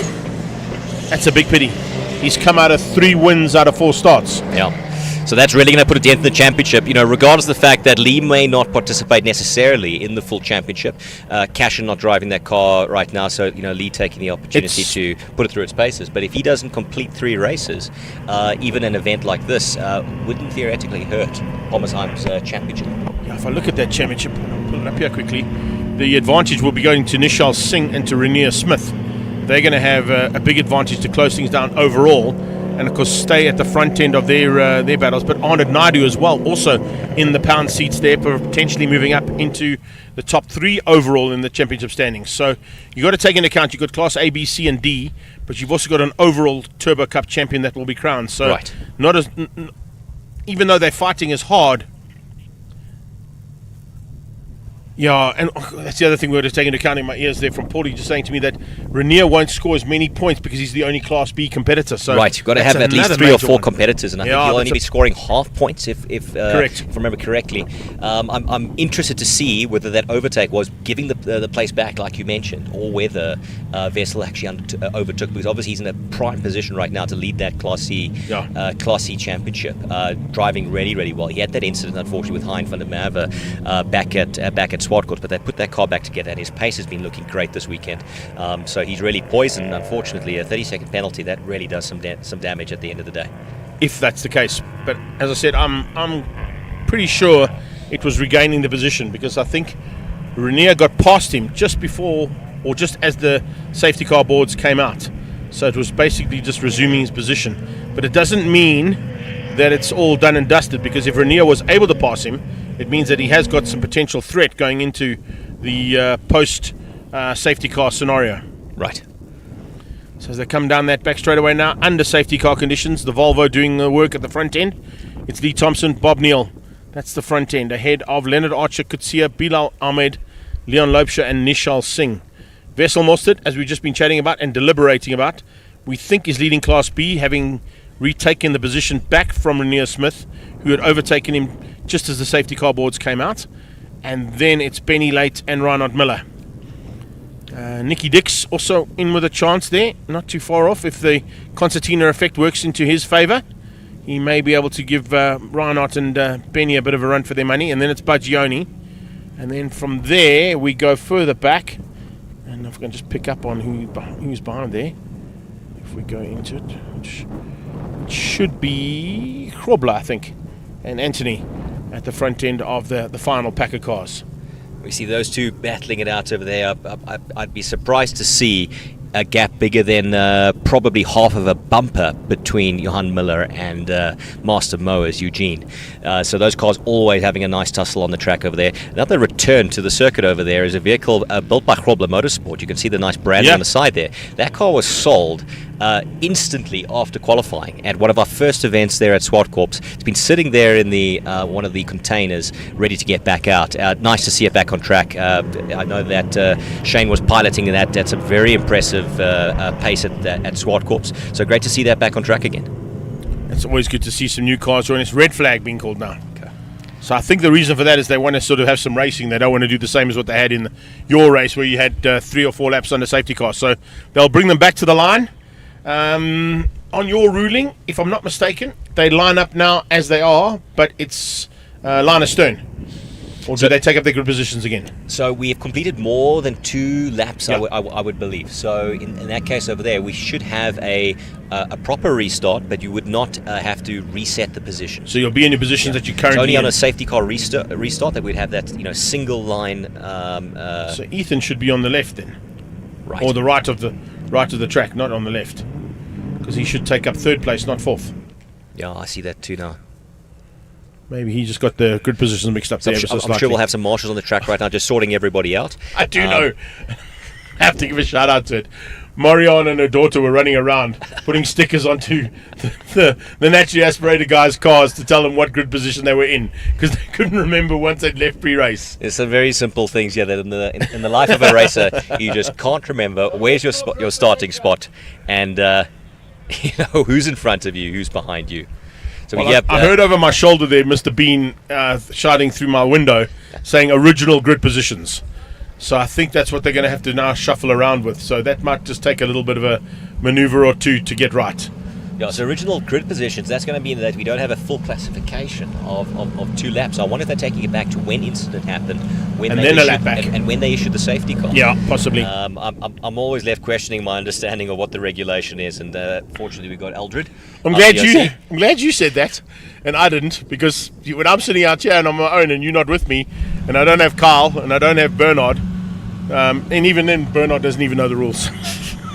Sometimes we have to rely on Mr. Bean out of our window saying original grid positions. 21st century, we should probably have ChatGPT or some kind of AI bot saying, this is what's happened, what are we supposed to do? How do we do this?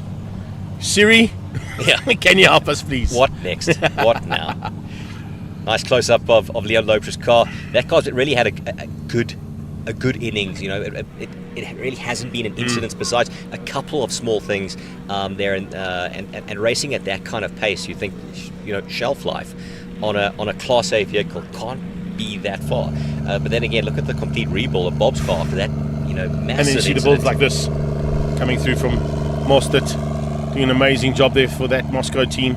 Such a low car. Looks like a Scale Electrics car. That E46 there. Incredible build from the Fast Developments team. You can see the desire for these things, because that low center, but with a big field behind him.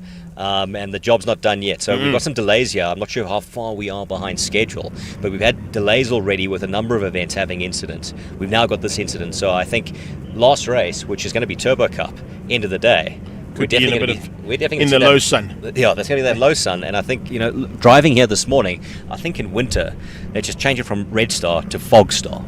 Yeah, listen, unfortunately, you come through what is the misty conditions of Mpumalanga. It usually clears quite quickly with that big red star coming out of the sky and clearing the conditions. So with the original grid positions there, you can see them starting to slot up into their positions, and a bit of work being done there by Mr. Bean and the boss to get them into the correct positions so that we can get this restart done as quickly as possible. But yeah, as you said, coming here in sort of winter conditions, it makes it pretty difficult. We're about 45 minutes behind here in my ear. So up next, of course, is Dunlop V8 Supercars. So yeah, we are about, what was that, 15? No, about half an hour behind. About half an hour behind there. But with this, will probably be another 10 minutes or so. So it'll bring us to about 40 odd minutes before we get into, and potentially that lunch break might just be negated, which means that you're going to have to haul ass, brother, because you're up after V8 Supercars. Right. I don't want to have to give you any pressure, but there's a bit of a jog across the bridge for you. Yeah, get that done. How's the lights on those Dunlop V8 Supercars, Greg? 0. Not great. Yeah, no, not at all. Maybe some headlights, torches being strapped on. So if that's the case, and we look at that program, and of course with that program, the way I've got it, you could potentially be swapping out for that last heat. You might get the last heat because the V8s won't have headlights. But then they would have to have race 1 immediately after race 2, right? So correct. I think they're probably going to ask but none of those vehicles have got headlights. What about ATE, VW Challenge? Has that got headlights? Yeah, but I think what they do is they might move triple ones. They might move the triple ones to the end if that's the case. But and it's a 6-lap race. It's a 6-lap race, yeah. So it'll make it a bit easier and less worry about falling into dusk. It won't be night time, but it certainly will be a lot lower light conditions than what we've got. And then, as I say that, a massive cloud comes over the Red Star. Thanks a lot. And just shows us kind of the conditions you might be in a bit later on. So yeah, that's how things go in motorsport. Sometimes we've got to shuffle around with conditions and what happens out on the track. We've had a little incident between two new competitors at the bottom end of the circuit, which had to be cleared. And we started under safety car, eventually pulling them off and bringing them back to the original grid positions. Now, original grid positions with 2 done would mean this would be a 6-lapper, if I'm not mistaken, for the restart. Yeah, 6 laps. I think that should be the remainder of this race. How many we lost in total? I think we've lost 3 vehicles. I see 3. Pommersheim and the 2 cars that were total for you. So not too many. So those positions should be left absent. In theory, on a proper restart right now, so we should see some spaces on the grid right now where those vehicles would have been. That would have been at the tail end of Class C, because we had a couple new entrants over there. I think were both at the back of the pack, so I don't think we have to worry about too much. This is where Pommersheim would have slotted in there, just behind Leon. That's the gap we see there. Pommersheim was second, though. He was. Pommersheim qualified second, so shouldn't I think Leonard in the ACD Velcom car, I think he's occupied that spot. They may ask him just to hold back one position and then potentially get that shuffled as they go. But hey, stranger things happen in motorsport, but yeah, there we go. Okay, that makes sense. So there should be a little bit of gap between Leonard and that space ahead of him. But it looks like they're about to get going. Green flag. So it'll be 1 lap under safety car to bring them under starters orders for the rolling start. Got the lights on Ethan Kutsier's car. I think he said, "I'm fine to race a little later. Don't make me suffer for everybody else's poor choices in vehicle lighting choices." Listen, I can tell you something. There's a bit of tomfoolery there, I would have to say, from Ethan Kutsier's point of view. And if you got to watch, which hopefully you did, and I know that you do support the national categories as well, but if you saw the Gazoo Racing race here, or at the previous round in Cape Town, on the back straightaway, there was some flashing lights coming from second place in the 86 Cup on Connor Weston, trying to get his attention in the rearview mirrors, just to avoid him maybe missing the braking marker. So there is some strategy in lights on. I love it. You see that in GT3. Yep. They're racing in Australia at that famous track over there. That must be absolutely terrifying when you're coming through that mountain. Through Bathurst, down the mountain. And that must be absolutely frightening when you've got a competitor in something like the Porsches, the AMG GT3s flashing their lights. So get out of the way. Navigate this. Exactly. So yeah, there may be a little method in the madness there from Ethan Kutsier. Just warning cars ahead of him, Bilal and Leonard, that he could potentially be looking to move up even higher up than what he already has on those slick tyres for the first time. So they'll try to get those warm. We've been sitting around for a little while now, so those tyres have got cold. So they'll probably need to get those things really heated back up, some swerving, managing the brakes, get that hot again. Otherwise, first lap chicane, that's a tough, tight corner, and if your brakes aren't spot on, that's going to be some tricky business. Trying to run some heat into the brakes as well as into the rubber is important right now. We saw what can go wrong potentially in that one, just the previous race from this, in the Digit FMS 111 GD Sports and Saloons. Jared Rousseau going down into the bottom of the straight, left-hander, off camber, downhill, cold tyres, and just sliding through there onto the grass, came back onto the back of the pack. So that's the other thing that these guys will be worried about, is that first couple of corners on this track this way around, anti-clockwise, you can be caught out. And usually what happens is you think your brakes are up to sort of temperature, but you've got a kilometre straight where they cool down. And then when you climb on the anchors at the end, all of a sudden, oh, hold on a second, lost I might all not that have preparation. 100% braking. Very good insight, exactly that. You've got that big cooling effect, and then you've got that big braking zone before a very high-speed corner. You're not scrubbing off speed and going to low speed. You're probably scrubbing off, and some of these Class A cars are touching 245 k's an hour before they touch the brakes over there. Wow, and that so is impressive. If brakes don't work at the end of that point, I don't want to be a passenger going in into that. the bush, into the forest there. A different time zone. You might end up in that little township on the other side of the world there as well.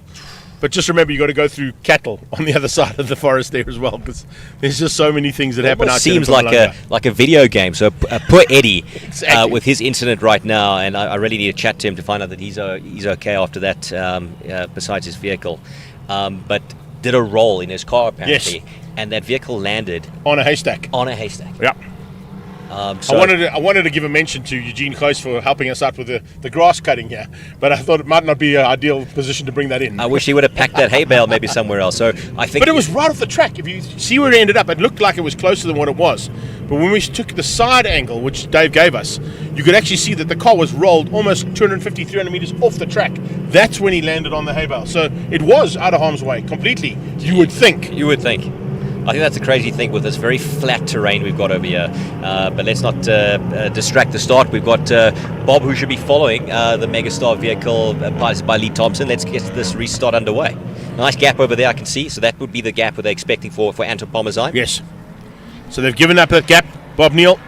And look out for Leonard Archer coming through alongside Bilal as they head towards turn one. Ethan Gutierrez right on their tail.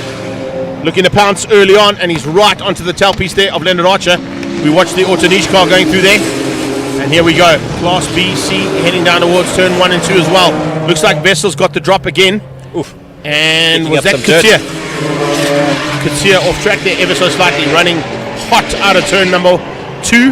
Now down towards turn 3. This is where I said the brakes might cool. Got to be a little bit ginger on these brakes initially. That's exactly what Leon Lopes is doing, trying to get through there on Nishal.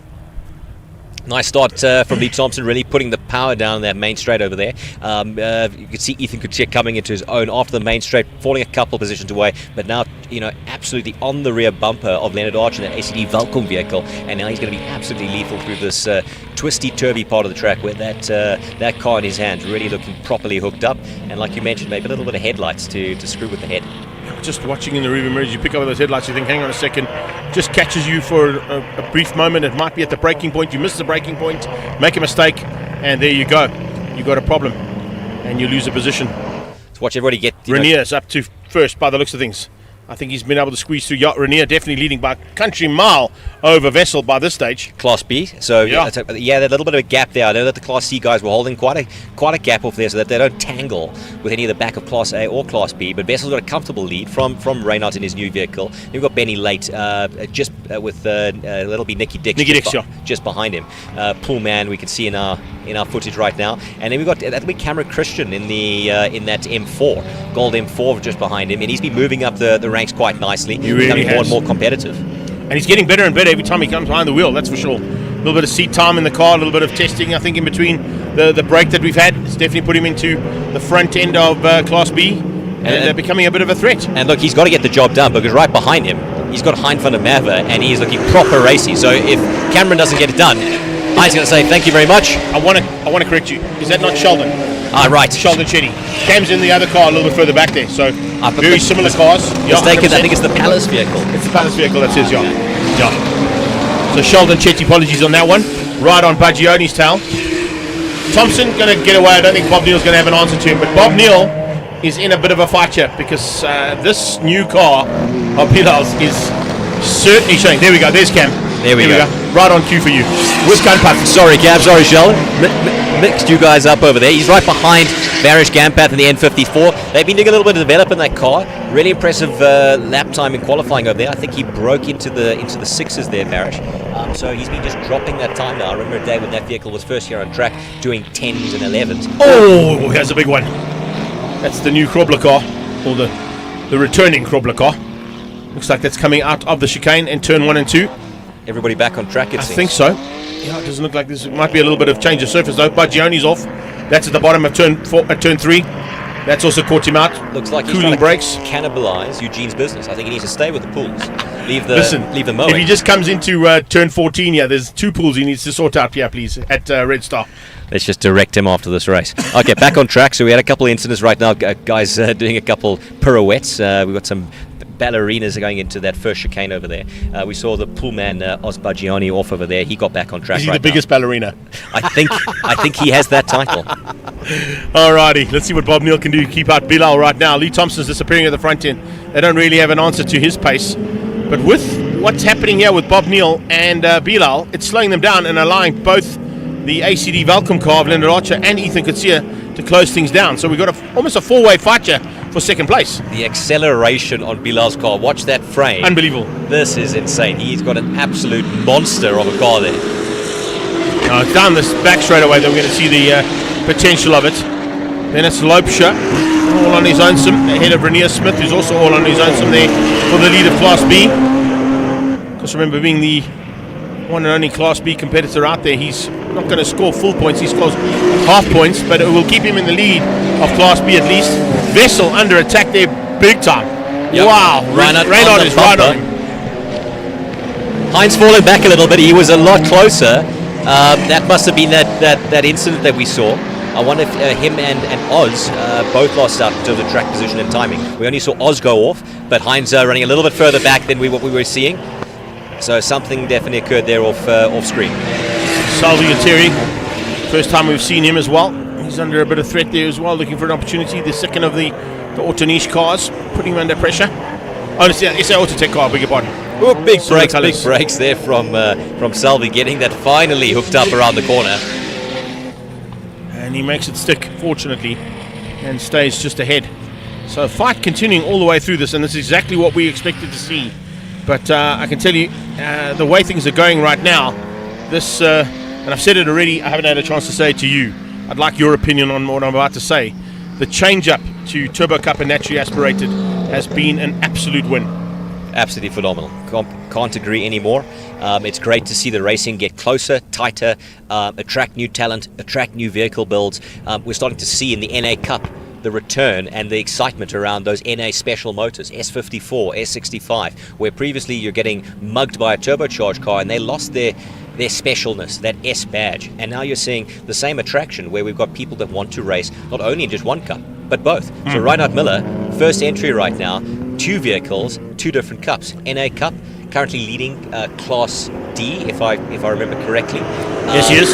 And now competing for the Race 1 honours against Vessel Mostert in that Class C with his brand new build. Anybody's been following him on Facebook, you'll see a couple of late night videos, him and his uncle Johan Obas building that car. Some nice content to see exactly how they were managing the plumbing and that new vehicle development. Yeah, they do an amazing job there. The Fireball, of course, has been a seasoned campaigner in the naturally aspirated class, but now, of course, running at the front end, and potentially could be running at the front end for a joint championship if he carries on the way he's going. Watching as they come through there as well, picking up on that SO Autotech car. Mentioned one earlier on, apologies on that one. It was actually Arnold Naidu we were picking up on, and he, of course, leads at the moment in the overall standings for Class C, and is quite high up in the overall standings for the championship as a whole in Turbo Cup. Leonard Archer looking very racy over there. So, I mean, Bilal was putting a lot of pressure onto Bob, but you get into the twisty bit right now, and Leonard is bringing the fight straight back at him. Oh, and Bilal makes a mistake. So the pressure paid off there. Commentator's curse. Yeah. You want to join us? You can join us on Thursday. I've heard it's not a problem. A bit of a popular thing happening there. You can come and join us with pleasure. But I can tell you something, that's unfortunately what happens. You just think you've got what it takes, and it's just one small mistake, and boom, you're out of there. Now, Bob's by himself over here. I'd expect Leonard to be really close by. Where's Leonard?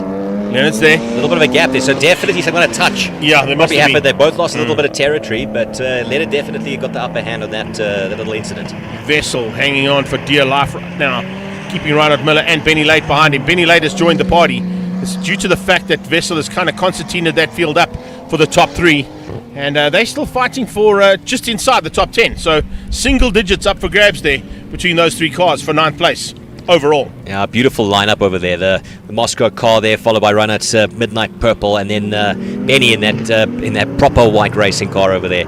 Nice tight little top of the class racing right now. Keep an eye to see if Reinhard's going to find a spot to put the move on Vessel. That's pretty awesome stuff right now, I'm going to tell you. And I think we're on to the last lap, if I'm not mistaken. So starting that, is it? No, it's not the last lap. I'm talking about front of Class D. I know that Grobler had qualified top of Class D. It looks like he's managed it quite nicely. He was ahead of a Class C competitor there in Nick Naidu. I don't know if he's just got past him or if that's a recent change. So some good racing from the pest control specialist. But here comes the offensive. Straight back at him. You want to make your car go faster, you must paint the bonnet black. That's why both of them decided to go that route. You did too. Yeah, got to do it. Worth at least 2 wheel horsepower. You just got to throw in a couple of loud colours on your car. And he went with the Dayglow yellow and then the pest control. Pestering, as always, in the manoeuvres he tries to make. Across the line they come. Another lap completed. Bilal with that mistake, dropping back slightly. So yeah, we are into lap 5 of 6, I would say, right now. So not quite the last lap. And some manoeuvring to be happening here at the front end as well. We watch Benny Late. Has he squeezed through? He has. He's got ahead. You got ahead of Reinhardt. Through the Reinhardt. I thought that might be the case. He's found a way through and squeezes out Reinhard Miller. 1 position back. And now goes hunting for the lead car of Wessel Mostert. See if he's able to keep it together towards the end of this race, even though we've had a 6-lap sprint. So difficult to manage the tyre temperatures, ensure they don't get that greasy, overheated effect at the end of the race. You start overdriving, pushing a little bit harder, and suddenly brakes are just not working as well. Car's just not turning into corners as well, and you really start suffering. So you've got to manage to be really patient. And so, mistakes at the very 11th hour of the race, absolutely possible. So you've got to keep your eyes wide open for opportunities that might be there literally at the last corner.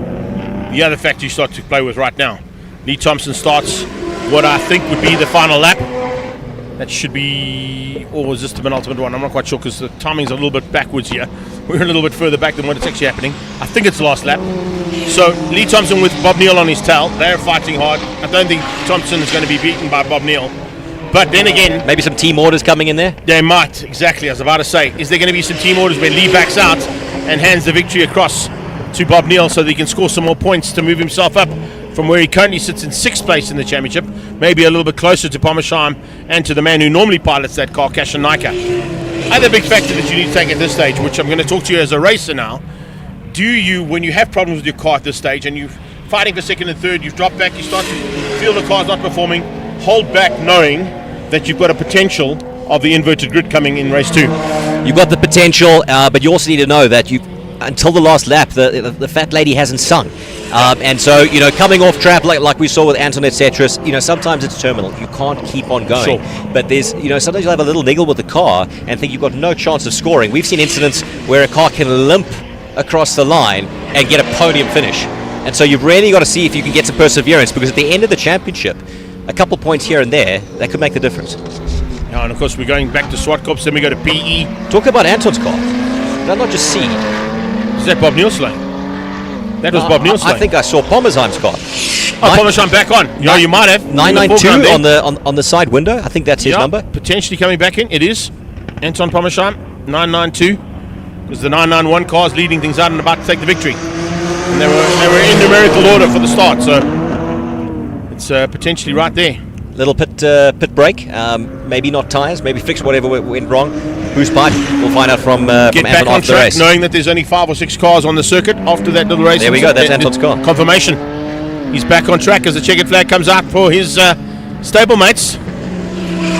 And a good effort there. Lee Thompson didn't back out. Impressive pace from Bob to keep up with Lee, but a well-managed race from certainly a fan favourite, Lee Thompson. And Bilal to manage that over there. He had some tight battles between him and Leonard, but now where's Leonard gone? Leonard's gone missing. And you picked up on the fact that Leonard had dropped back slightly, so maybe there was more damage on Leonard's car than there was on Bilal's. He should come through for fourth. If he's got and fourth. Reinhardt is right behind Benny right now. There's going to be a gap to the final finish line right now. Oh, and he tapped out. Tapped out. He tapped out there. The fireball tapped out. Here we go to the line for the win in Class C. Wessel Mostert wins out over Benny Late and Reinhardt Miller. Some tight racing over there. Very Very good race race. Can't wait to see the reverse order. We've got Hein then falling ahead of Christian over there. We've got a Nunt featuring just behind that. Car in between there. Can't see with that. That's Varish Gampath. Good race from him. Here we go for Class D now. Who's going to have what? Nicky Dick slowing. He's had a bit of a problem in the closing stages there for him. So definitely a Class D absolute domination from Mr. Problem, that pest control specialist. Looks like he had no competition so far. We had Eugene and Johan Miller on track. I think Johan had a problem. So not much competition for Michael Kroble in that pest control specialist vehicle, and he'll take a lights to flags victory. Nice run. Nicky Dick's going in. Pity he didn't try and make it across the line and actually just get classified. But he decided that's enough. So let's have a look at the unofficial results there, of course, for M Performance Racing Series. Class A, Lee Thompson, Bob Neal and Bilal, your top three. Class B goes to Renier Smith. He's all on his own. Some, of course, Wessel takes Class C ahead of Benny Late and Reinhard Miller. And then D, Cyan Mudley, actually sneaking through there. We didn't actually pick up on him. Apologies on that one. Squeezing out Michael Krobler, then Eugene Close. And Nicky Dix will still be classified, even though he went into pit lane down in 20th place. Now he loses out there to Nasir as he comes through for 20th in Class D and 4th place overall for the class. Nick, thanks so much for joining me, buddy. Catch you later on. Enjoy. You've got to get across quite rapidly, because if the lunch break is definitely a lot shorter than what I think it's going to be, you've only got a race to go, and then you're back in your car, baby. Good luck, bud. Thank you. Nick Herbst joining me there for commentary for race 1 of the Turbo Cup class of BMW M Performance Racing Series. Amazing run there from all of the cars, and considering the fact that we did have a break in the proceedings there with some more safety car and a red flag due to a small incident, all drivers okay. We now look forward to Dunlop V8 Supercars out on track for their first outing.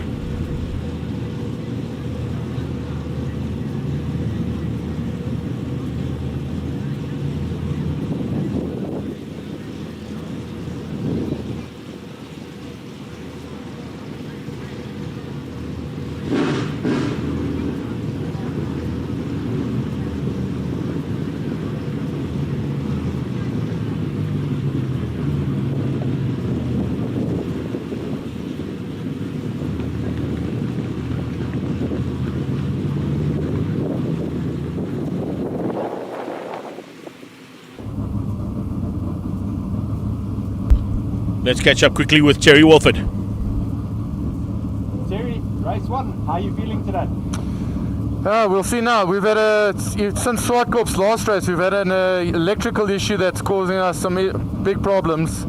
We've changed everything now, so we'll see in this first race now if we've actually solved it. Otherwise, it's going to be a bit of a lonely race, I think. But anyway, we've got to just try and get some points and finish. That's the main thing. Terry Wolford did have some issues in that first outing, of course, at Swartkorps.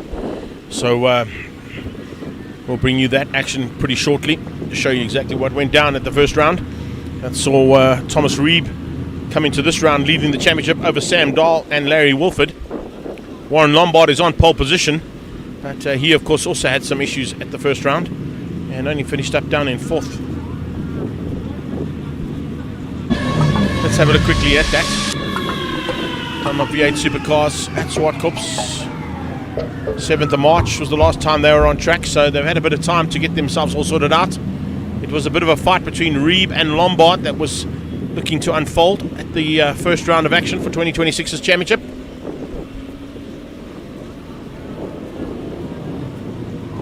As they came out of turn 2, Castral Corner, Sam Dahl putting a little bit of pressure onto the back end of Warren Lombard, but unfortunately it was too late, because he ended up crashing into the barriers at turn 1, which of course brought out the red flag and a restart. It was Reeb who got the jump on Lombard on the restart. And Frankie Di Matteo made a welcome return into the Dunlop V8 Supercar field. As you heard from Terry Wolford just now, problems there for him. Di Matteo also kind of had the commentator's curse, and as soon as we saw he was making a welcome return, he ended up on the sideline as well. He is back here this weekend for round 2, so looking forward to seeing what the Italian Stallion could do. There is a prime example of how it went from good, bad to worse for Terry Wolford, ending up in the tyre barriers at the top end of the circuit on race 1. It was the Cafe 9 Automotive and Thomas Reeb in his Corvette who took the first victory. Incredibly, some great driving in the end, seeing Larry Wolford sneak through for second and beat Warren Lombard to the line. The reverse grid on the restart for race 2 saw Terry Wolford alongside Wayne Spicer for the start of the race, with Dahl making a welcome return alongside Warren Lombard. And as they headed down into turn 1, it was double yellows, as that always is for the V8 supercars. They get going once they go onto the short straight between 2 and 3, and Wolford just cruising through there, hoping that everything goes according to plan. Larry Wolford started out of pit lane, and then it was a battle royal that unfolded as we watched Lombard sneak through on Spicer, along with Thomas Reeb, and along for the party came the Italian Stallion, Frank de Matteo. Sam Dahl at the front end pushing hard to try and at least get a victory if he could. He unfortunately lost out to Terry Wolford right in the closing stages there, and Lombard was putting pressure onto him as well. Reeb pushing for a potential of a double victory, and he was coming along rapidly. Little touch between Lombard and Dahl saw the two of them get up close and personal between the Falcon and the Mustang.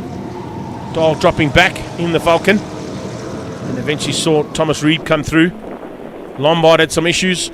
Terry Wolford, as we heard from him, had issues all the way through, and eventually would see, there you go, on the right hand side, the lead taken, and the second win in the bag for that Cafe 9 Automotive Corvette. Larry Wolford resuming a lifelong battle, I would say, here with Frank de Matteo, who got a little bit out of shape. Caught it, fortunately, on the oversteer, and ended up coming through for a good finish and a 7th place in the championship coming into this round. But it was double wins for Thomas Reeb that would see him come into this round leading the championship on 51 points over Sam Dahl, who had a phenomenal outing to finish up in the 2nd spot in the championship with a 2nd place and a 4th place on the day. Larry Wolford comes into this round after fighting so hard with Frank de Matteo in 3rd, and Warren Lombard in 4th place, just ahead of Terry Wolford, Spicer and de Matteo.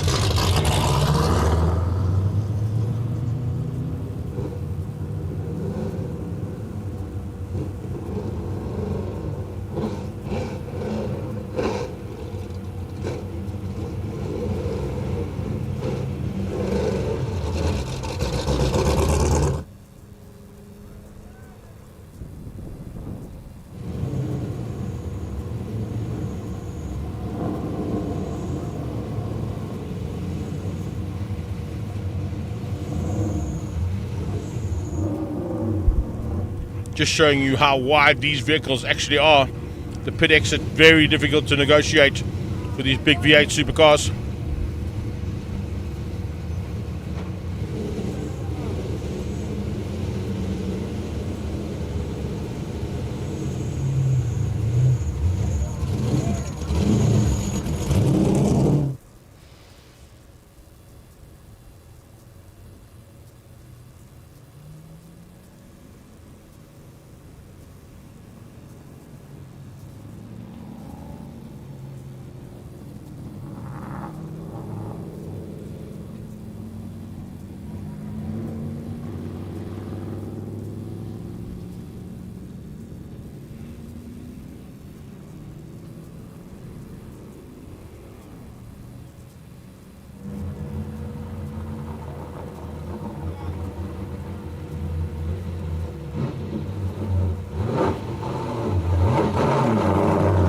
Ninth car onto circuit now.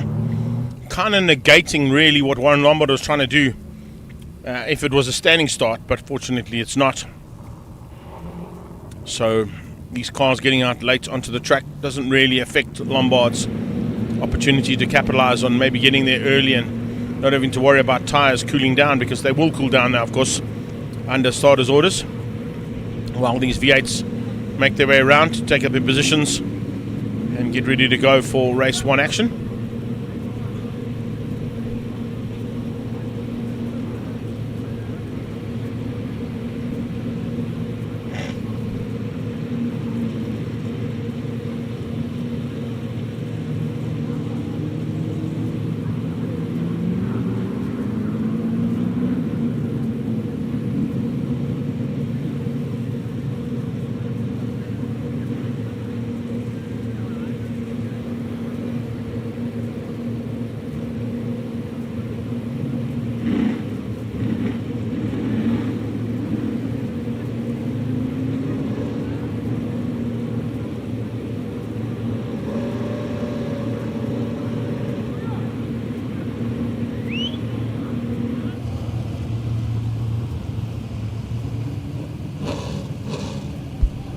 So it'll be Lombard and Reeb on the front row.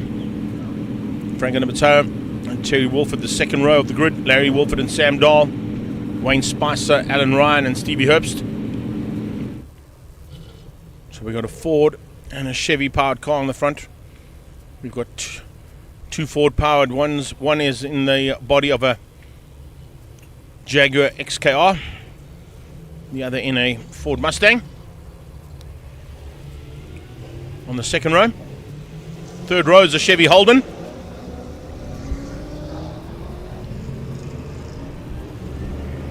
Or the Holden Lumina, actually. But of course, kind of Chevy powered there. Ahead of Sam Dahl, the Ford Falcon. Red Spicer in the Corvette, also Chevy powered. Alongside Alan Ryan. And then at the back of the pack will be Stevie Herbst, also in the Corvette. So a pretty even spread between Chev and Ford powered vehicles in this 10 car field.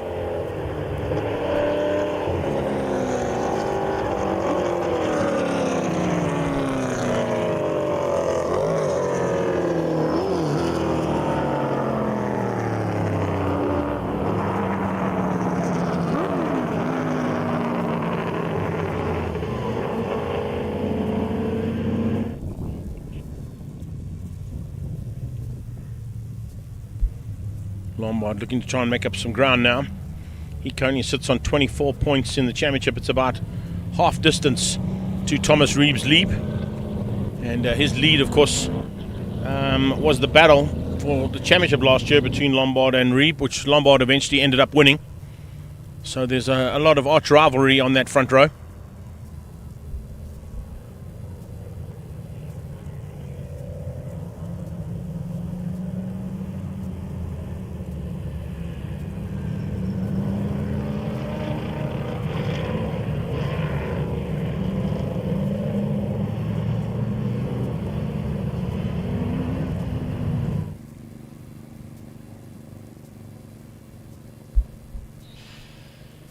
Lombard's outings so far have been a 10-point scoring and an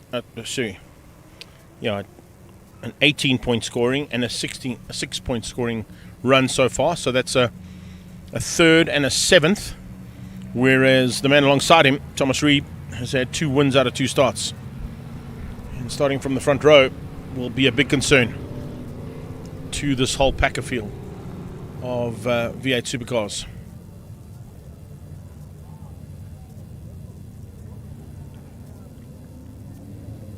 Frank Mateo will definitely be looking to make up some ground.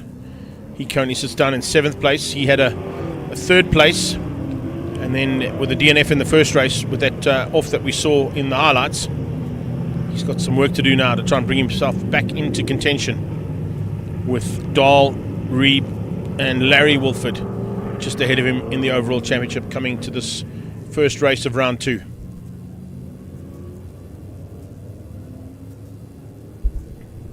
Pace picks up ever so slightly. As you can see, the safety car lights go out It's up to Warren Lombard now to lead them down into turn 1.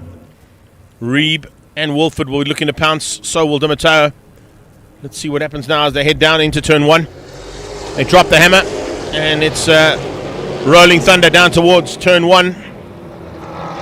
Lombard gets the whole shot, holds on to the lead. They come through that tricky chicane. Onto the back straight away. Running wide slightly, there was Reed putting a wheel on the dirt. Dunlop's going to be crying out on the back right there of that Corvette. And the big black cat looking to pounce on him. As Franco Di Matteo closes the gap down. Right from the word go. 5 Diamonds car there, just slowly but surely closing onto the back end of that Cafe 9 automotive Corvette. Reeb changing that up as of last year, deciding to step out of his original Chevy, and I think it actually is the Holden that Larry Wolford is now piloting as his old car. Decided to buy a very fast Corvette, and it seems to be paying dividends so far. But can he find a way through now on the champion?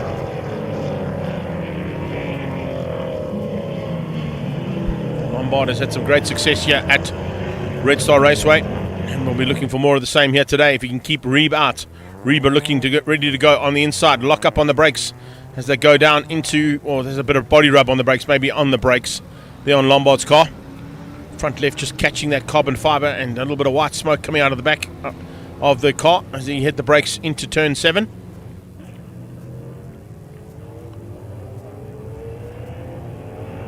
Late on the brakes behind us in the commentary position. You can just hear the rumble of those big V8s as they come behind us. Earth starts to shake if there's a whole bunch of them together. As they come out of the penultimate turn. A little bit of a gap now opening up between Lombard and Reeb.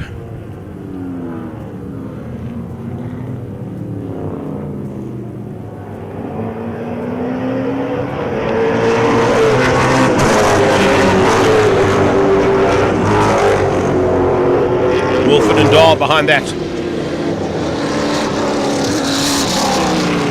Lombard sets the pace right from the word go, sets the fastest lap. Reeb in second, Di Matteo, Wolford, then Larry Wolford and Sam Dahl. Terry Wolford still hanging on for that 4th spot, hoping that all the gremlins and the electronics are sorted. If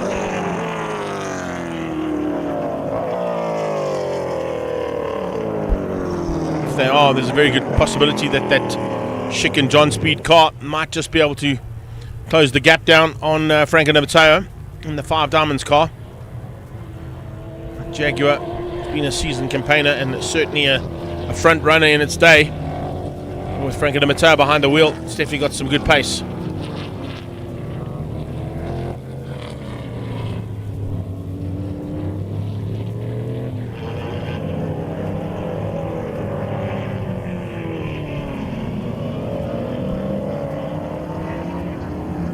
So Wolford for 4th place as he comes out of the hairpin.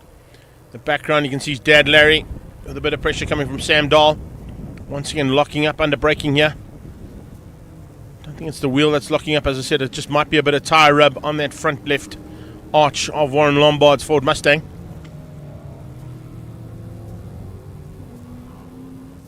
First 5 starting to open up, kind of equidistant apart. It's a long way down to Wayne Spicer, Steve Herbst and Gerald Beach, who's out there. And Ryan not making it out for this first one by the looks of it. There is Larry Wolford. And I think, if I'm not mistaken, that is the old car of Thomas Reeves that he's now taken over. And Holden Lumina. Wayne Spicer also leading in the GT2 class. And a change up of machinery for him as well. Last time out in a Corvette, now piloting a Jaguar. And if I'm not mistaken, that's Mackie Adlam's old car.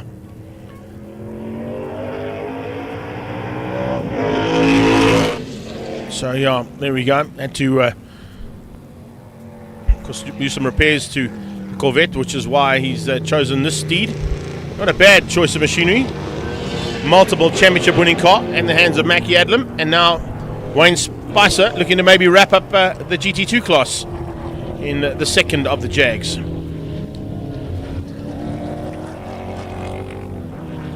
Well, Netix man, doing an amazing job as always. Comes from Superbike racing initially, and then stepped into V8s as he decided that two wheels might have become a little bit too dangerous. So he wanted to try and still have some fun and get as close to what Superbike look and feel would be like, and you don't get much closer than that than doing over 260 k's an hour down the back straight here in a V8 supercar. Not quite the same kind of pace that he's going to see when they get to East London, because then they certainly going to feel it, but because they don't go to East London this time out, but they did go last year. And the East London Grand Prix circuit, of course, is a fan favourite when the V8 supercars are on the program. That car is the second fastest car to ever go through Potter's Pass and Rifle Range. And in fact, if it stayed in those colours, it would be almost identical to the previous car that ran through there as the fastest. 308 k's an hour is what Gordon Connolly did there in the Cowan Science Corvette in its day. And then I think Mackie Adlam was just under 300 k's an hour when he went through there in the Adlam Autosport colours, when this car that we're looking at right now ran in those colours.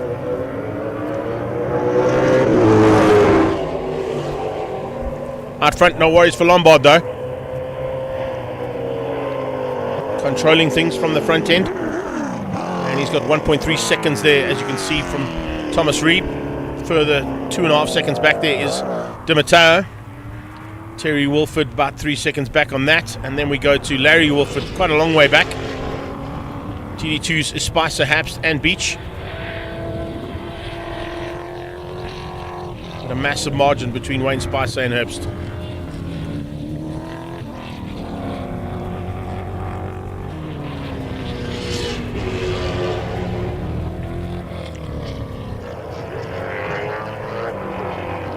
Nice to see Gerald Beach onto the circuit there. And of course he comes originally from the beach down in East London. A powerboat racer initially, and then spent a bit of time playing around with a little Opel supercar in the regional modified saloon car championship down at East London and in the border region. I think also up at Aldo Scribanti they used to pilot those particular cars, and then bought the car from Larry and has spent a little bit of time getting it sorted out, and eventually onto track today for the first time. So a big welcome to Gerald Beach there, third place in GD2s in his first outing. He won't be too happy with that, I'm sure, having been a top runner in the previous categories he's piloted in. But I'm sure as they get to grips with that car, he will become a front end runner with Herbst and Spicer and be able to give them a run for their money.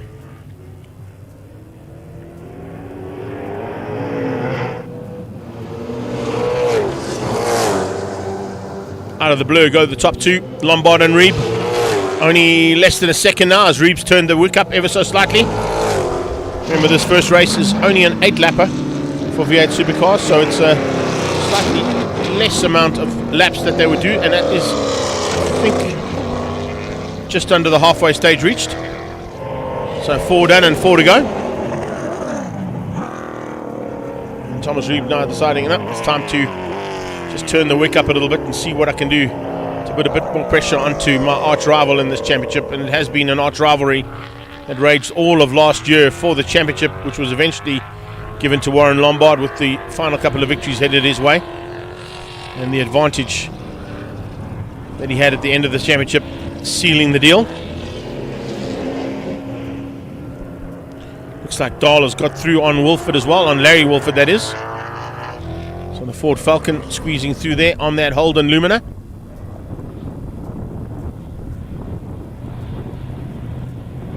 Yep, confirmation on that. You can see Sam Dahl doing everything he can to try and keep himself at least at the front end of this championship. He's currently second in the championship behind Reeb. So if he stays down in 5th place, we might see Warren Lombard move up slightly. Franklin Abateo will move up a little bit, but it will be Sam Dahl still behind Thomas Reeb at the end of this one. Just with Lombard and Terry Wolford closing the gap slightly. Nice battle here. It's not done yet. Larry said, okay, well, if you want to play, let's play. It's quite interesting because those are kind of the two bodies that would have run originally down under in Australia, in the Australian V8 Supercars. The Mustang chassis and the Holden chassis from Ford and Chevy's brands down there. And at one point in time, those two cars, I think, would have been in the same stable when the Albi boys were still running in V8 Supercars. It was, of course, the two younger brothers that used to run in the Fords and the middle brother that ran in the Chevy or the Holden. And every now and again, Dion would join them as well, as Big Daddy came to play as well. Great racing family. We'd love to have them back into V8 Supercars if we could get them back again. Concentrating on their business now as well, as a lot of the drivers are. Hence we see a slightly, it's not a slightly diminished field, it's actually an increase in numbers compared to we had at the first round. But needless to say, it's there are a couple of cars that are out there that still have some work to be done on them and potentially could be back in anger soon. We see that is, of course, the back end of the field being closed now by the two leaders. And I think Gerald Beach could be caught and passed by the time we get to the end of this one by Warren Lombard and by Thomas Reed, possibly by Frank Animato.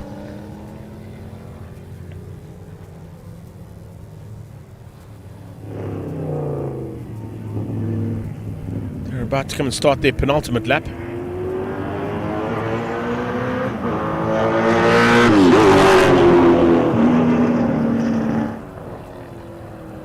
This is also one of the only tracks up here on the Highveld or in this higher region of South Africa where these cars get to use all four gears. So getting into fourth gear down that back straightaway. Probably popping it into fourth gear on the short straight as well. Usually on the smaller circuits like PE and Swartkops, they play around in first, second and third. Oh, big mistake there from Dahl. Lights up the back end. I wonder if it was something that just came loose. Oh, yeah, be careful with that big flame. Let's not catch the grass if we can. But Sam Dahl trying to get it into reverse. Off a race, get it back on track. Fortunately, he's got a big enough margin over Wayne Spicer that he should be able to carry on without Spicer getting through on him. But that's because Spicer spun as well. Okay. Well, that kind of helped out the deal. Wayne Spicer spinning out may give the lead to Steve Herbst in GD2s. Terry Wolford, he's on his way halfway through the penultimate lap, closing the gap down ever so slightly on the Italian Stallion. Spicer off the track. Here's the replay of Sam. Sam, what happened there? That looks like something might have broken on the car. He was not on the accelerator there at all. And he was supposed to be turning left and it went right. So I think something broke on Dahl's car. Herbst about to be caught and passed now by the two leaders. That's potentially the leader of GT2 being lapped now by the leaders of GT1. And it's quite tight between the two of them coming into the closing stages. Reeb is definitely on it. Fastest lap out of Thomas Reeb last time out was a 58.9. Fastest lap we've seen out of Lombard was been a 58.8. So very evenly matched going into this last lap. Will Lombard try and drop the hammer and get away? Hopefully hang on for potential win here and bring himself back into contention. One lap to go for Lombard and Reeb. A little bit of cloud cover coming over the circuit as well. Cooling down the air, making the engines work a bit better. As Lombard gets sideways, trying to avoid Spicer, who's back on track. Wow, that was a good catch there from Warren Lombard. Came out of turn 2, absolutely lit and sliding past Wayne Spicer. He's got Reeb right on his tail, looking for a way through. Thomas Reeb looking for 3 out of 3. Lombard's not going to let that happen. He's going to bring himself back into contention for this championship. It won't be into second place. It'll probably be into third or fourth, depending on how far back. In fact, it might be into third place. He's going to step up ahead of Larry Wolford, but he won't be Well, maybe with Sam Dahl, if Sam Dahl doesn't finish, he could potentially move himself up into second. If Sam Dahl was able to get back up and trucking, then he will still maintain second in the championship, and Warren will move up to third. Reeb will stay at the front, despite second place on the road. Oh, there's a big move right in the closing stages from Terry Wolford. Finds a way through there on the Italian Stallion, up to third place.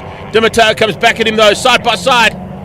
He's got the drive, and he's got slightly better top end on that short straight to get through for third. Here come the top two. Lombard coming down into 11. Little squirt to 12. That's where Sam Dahl got out of shape. Dahl got back on track though, and continues to circulate down in sixth place, which will secure him still second place in the championship. Lombard will move to third, and Reeb will stay at the top. With this win from Lombard and Reeb in second, that's exactly what's going to happen. Warren Lombard takes race 1 win and takes the victory there for the Dunlop V8 Supercars, ahead of Thomas Reeb, who maintains his lead in the championship. Terry Wilford, what a turnaround. Third place back on the podium, ahead of Franco D'Amato, the Italian Stallion, in the 5 Diamonds Black Jaguar, out of D'Amato Racing and Gavin Wilkins Racing. Spicer comes through. Not quite sure he's going to end up. Does he take GT2s? He still does. Even with that spin, he was further enough ahead of Steve Herbst to take the win, but Stevie was right there with him, as you saw as they crossed the line.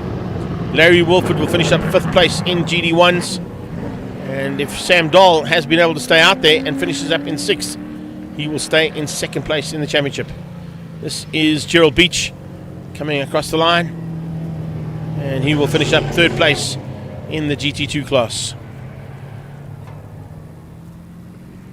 So there is the unofficial results after race 1 of Dunlop V8 Supercars. Superb effort from Warren Lombard to keep out Thomas Reeb in the closing stages, and Larry Wolford being beaten, Terry Wolford I should say, coming through for 3rd, ahead of Franco D'Amato, just getting through on D'Amato in the closing stages as well.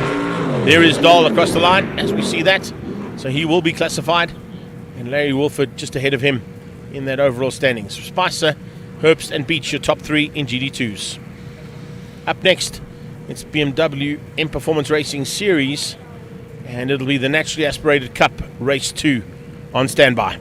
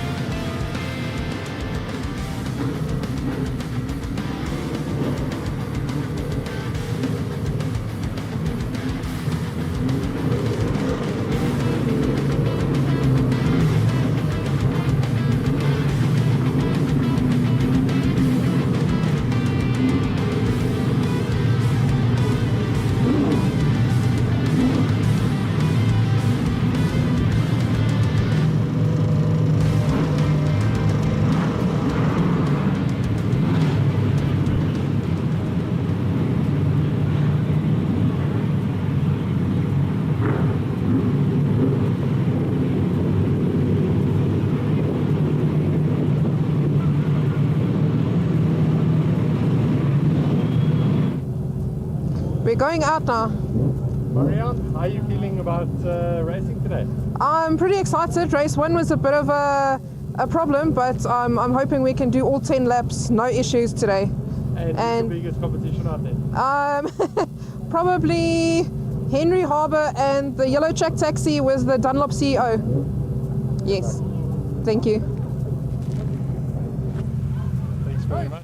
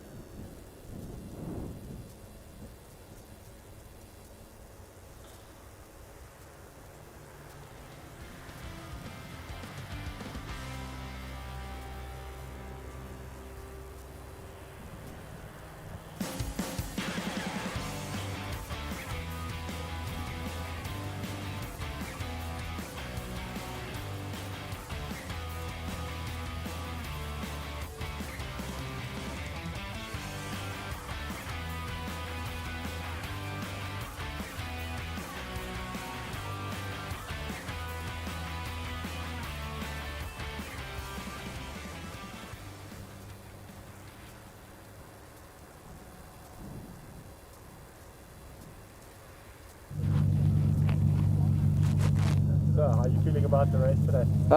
Feeling great. I just got out of the turbo car, ready to try and do my best again in NAs. Actually not sure where I'm starting off. I know behind which guy I am, so I'm just going to follow him out and hopefully we have a lacquer one.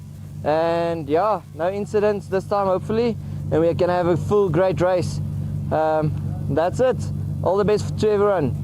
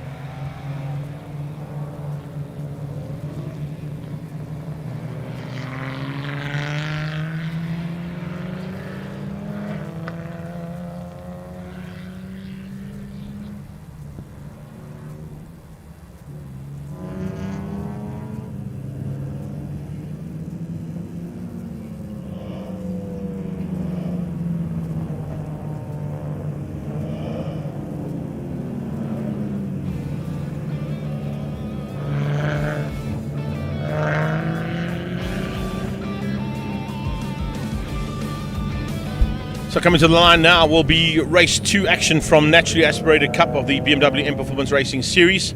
And in commentary with me, of course, will be Craig Herbst, jumping out of that Victron NNG BMW of yours. I think the first outing wasn't too shabby, but if we look at the way things line up here, the interesting factor is, as I spoke to your son Nick earlier on, it's the inverted grid that comes to play now. And what that's done is put Paolo Cavalieri in the Team Gunston colours there from Pablo Clark Racing onto pole position, alongside a very fast machine there of Ignis du Plessis, who comes into this round at the beginning of the day leading the overall championship. Yeah, of course, Ignis broke out yesterday, and let's try that again. There we go. Right, yeah. So of course, Ignis broke out yesterday, which is really great, and it's excellent to see him, punching right at the top of the pack right now. Yeah. Paolo's first outing in the car, which is phenomenal. It sounds absolutely fantastic. I mean, hair standing up on our arms as we listen to that V8. And to be honest, Paolo's going to be hard to get past. Not only because he's a great racer, but because that car is really looking strong. Yeah. I mean, he made short work of a couple of guys at the beginning of the last race. So really looking forward to see how it unpacks at the front of this field. Paolo, of course, just to give him a bit of a shout out too, doing an amazing job with all the youngsters in the development aspect of this category, and putting, I think, now 5 cars onto the grid with 3 lady drivers involved in this category. Yeah, it's absolutely impressive and incredible, and it's something which is very close to my heart as well. The majority of us racing here are absolute weekend warriors. We're not even has-beens. We're never going to be. And it's great to know that there's some young up and coming talent among us. And who knows? One day we'll be sitting there saying, "Hey, I raced with that person over there." Yeah, I used to race against Chloe Stewart. Well, I raced against Vatsiawa Makonwana. Yeah. Because it gives Vatsia a chance to learn a little bit more about rear-wheel drive, because that's where she kind of pilots her main national championship and national challenge aspirations in the Toyota Gazoo GR Cup with the 86 Brigade that she pilots in. And with her experience in the BMW, it's moved her right to the front end of that battle as well. So it definitely is a great proving ground for young drivers. No, 100%. I mean, look, it's a baptism of fire for her this weekend, but it must be tough being the reserve driver, and you don't want any of your colleagues to need to bow out. But of course, unfortunately, Karabo couldn't be with us this weekend, and it's great that she's got to drive, and yeah, no better way than to mix it up in a field of this size with drivers of this caliber. It's really, I think it's a great learning experience for her. 100%. And then if you take into account that she's going to go and use that next weekend at Swartkops, might not be a bad plan. That little bit of extra time in the seat, a little bit of extra time in the saddle always bodes well from a racing driver's point of view. You know from your experience, the more seat time you get, the better value you get out of the car at the end of the day. Yeah, absolutely true. Unfortunately, most of the seat time that I've had this weekend is sitting in the seat of my car trying to reprogram it to work. But yeah, let's see. Really looking forward to seeing how this goes, and this track particularly is all about seat time. It's extremely complex. There's multiple lines through every corner, and it's hard to work out what you're not doing right if you're not on the pace. So yeah, you've got to really spend time at this track to get the times down. One thing I've got to ask, which you probably know that I don't, Morgan Jacobs had a problem in race 1. So did Ari. Ari actually didn't even make 100 meters and pulled off the circuit. I did see the pink car at the back. Did they manage to get whatever the issue was sorted? It sounds like it, but I've had my head under the bonnet most of the morning, so I'm not up to speed on what affected them. But great to see that Ari has made it back on track. Has Morgan made it out as well? Yeah, I'm not sure. We'll keep an eye out for her car a bit further back in the pack. And then looking forward to, of course, I don't think they would have got Eddie Rodriguez's car sorted out. Shucks, yeah. I mean, that's really tough. And really, thoughts with Eddie. I know what it's like. I've been upside down on a roof in a car, and it's not lacquer.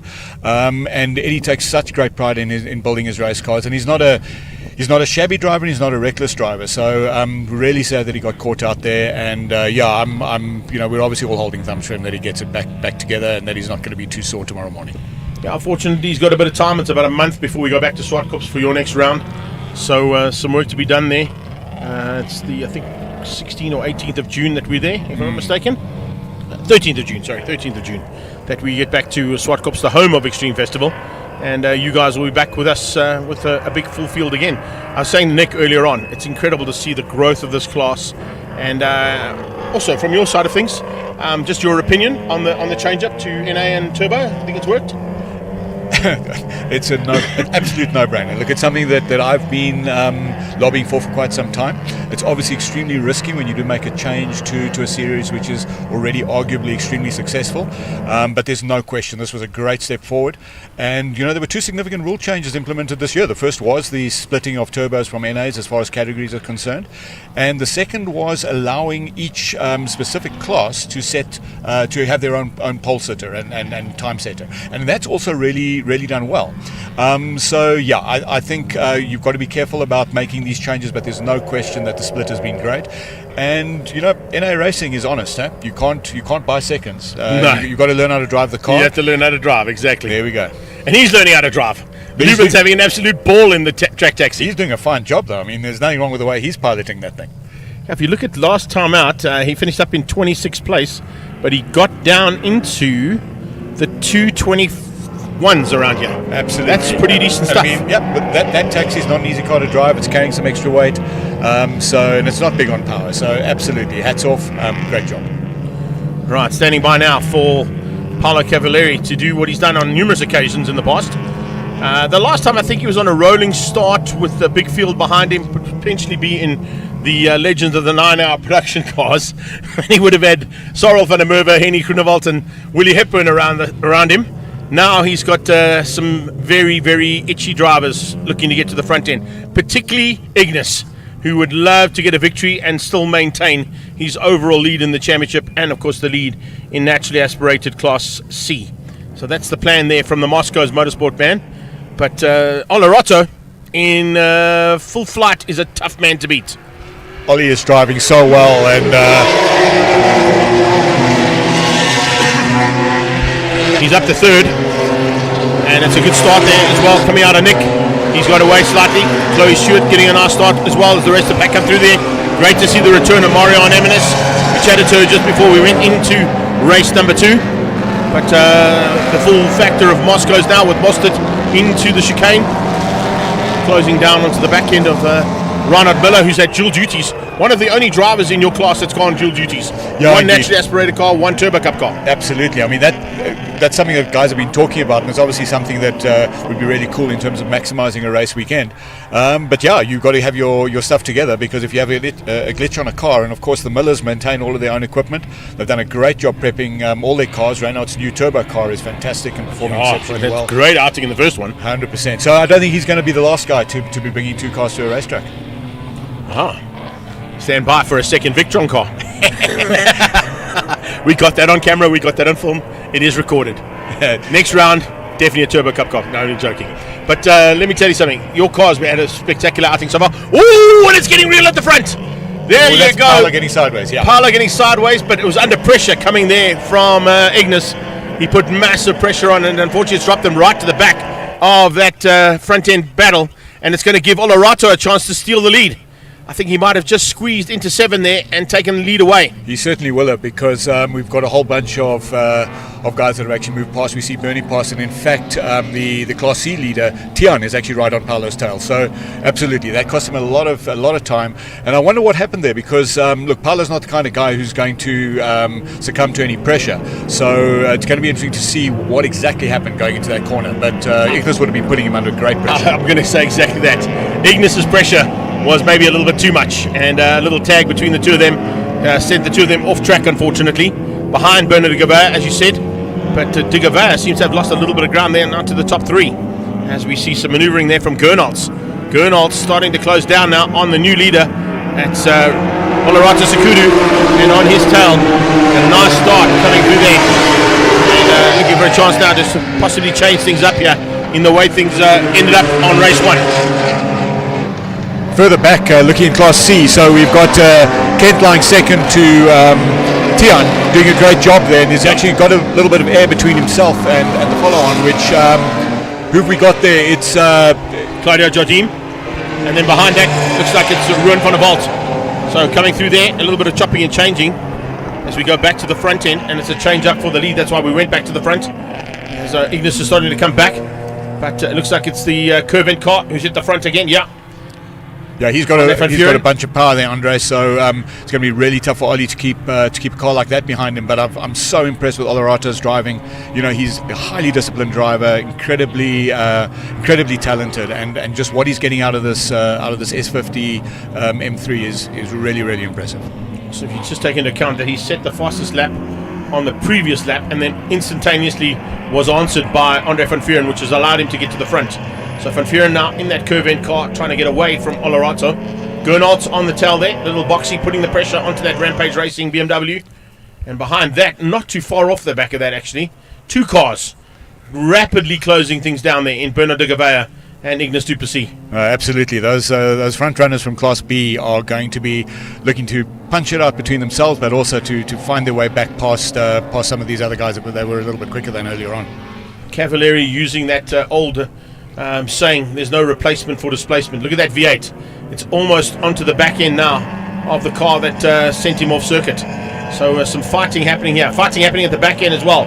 Marianne in a bit of a fight there, looking to try and close things down onto the back end of what is number 6 of 7 in the Mostert and Moscow Racing Machines. Yeah, getting a little bit of a squirm there under braking, so he's pushing hard. Getting big pressure as well. And then you can see... And that's Renee Smith right behind him. Exactly. Of course, he's also someone with 2 cars here this weekend, as it happens. That's right. That's his wife, Mariska's car. And he's having to learn how to punch without the kilowatts in this fight. And it's not a bad way to learn your racing skills, I can tell you that much. So Marianne under a bit of pressure there. And then you can see, as I said, Renier looking for a chance to maybe get into the hunt there. Moving back to this little fight. And have we got a change up? No, they stay the same. But there is almost a proverbial blanket thrown over those first 5. I was about to say, they are tight. Here comes a late outbreak from Gernald's. Can he squeeze through on Olerato? Olerato gives him some room and allows him through. Well done. You know, Olerato certainly did do the gentlemanly thing there. And Richard kept it nice and clean. So good clean pass there. Kind of a block pass, I'd say, but didn't require any manoeuvring of paint off the cars. So he just squeezed in there and thought, if I get in there, maybe Olerato would back out. He did, but I don't think Olerato's backed out of the fight. He's going to come straight back at him if he can. Absolutely, he will not be giving up on this one. Late braking as well. This is from Chloe. Yeah, and she's got it done. That's I think that's against the mule. Henry Harbour. And what is Bernie doing? Bernie is not the way he should be going towards that section of the circuit. That's coming out of the dog bone and heading up to the chicane, the hairpin I should say, and he's the wrong way around, so he's going to have to get that car back up and fired and hopefully in the right direction, but it's dropped him out of the lead race battle. It's allowed Olerato a little bit of breathing room. Bernie's off the circuit completely. Not a bad effort there from the boss man. I think he realized he doesn't want to get another safety car or red flag situation. We've had enough in performance racing today. Bernie's very conscious of that, so he's, it's the first thing he thinks about is how to make sure that we keep the track safe and get out of the way and not interfere with things. A big interference now from Miller as he comes into it's the Fireball versus the Dragon Ball there. Yeah. I love that little Z3. Now, incidentally, I mean, he's 2 cars ahead of him. It's his old car. That's Justin in his M3 that used to be driven by Renault. Yeah, having a good run there. So watching as they get into the little mix up there, I can tell you there's not much in it between those guys. I'm just watching the lap times. They're starting to come down as well. So I think what we've got here in this sort of mid-afternoon is ideal track temperatures. The ambient temperatures dropped down a bit, so that's working well for the engines. But grip-wise, we've got almost ideal conditions. Yeah. Another lap completed between those 3. Justin Brown just hanging on for now, ahead of the 2 Bull cars, the Dragon Ball and the Fireball. Oh, got real there for a little instant. Look, this, that little flick-flack can get really exciting, and you can be overcommitted into there quite quickly and cause things to go wrong. So yeah, tough because it's a great place to challenge and make up some time, but it's also a place where things can really go wrong.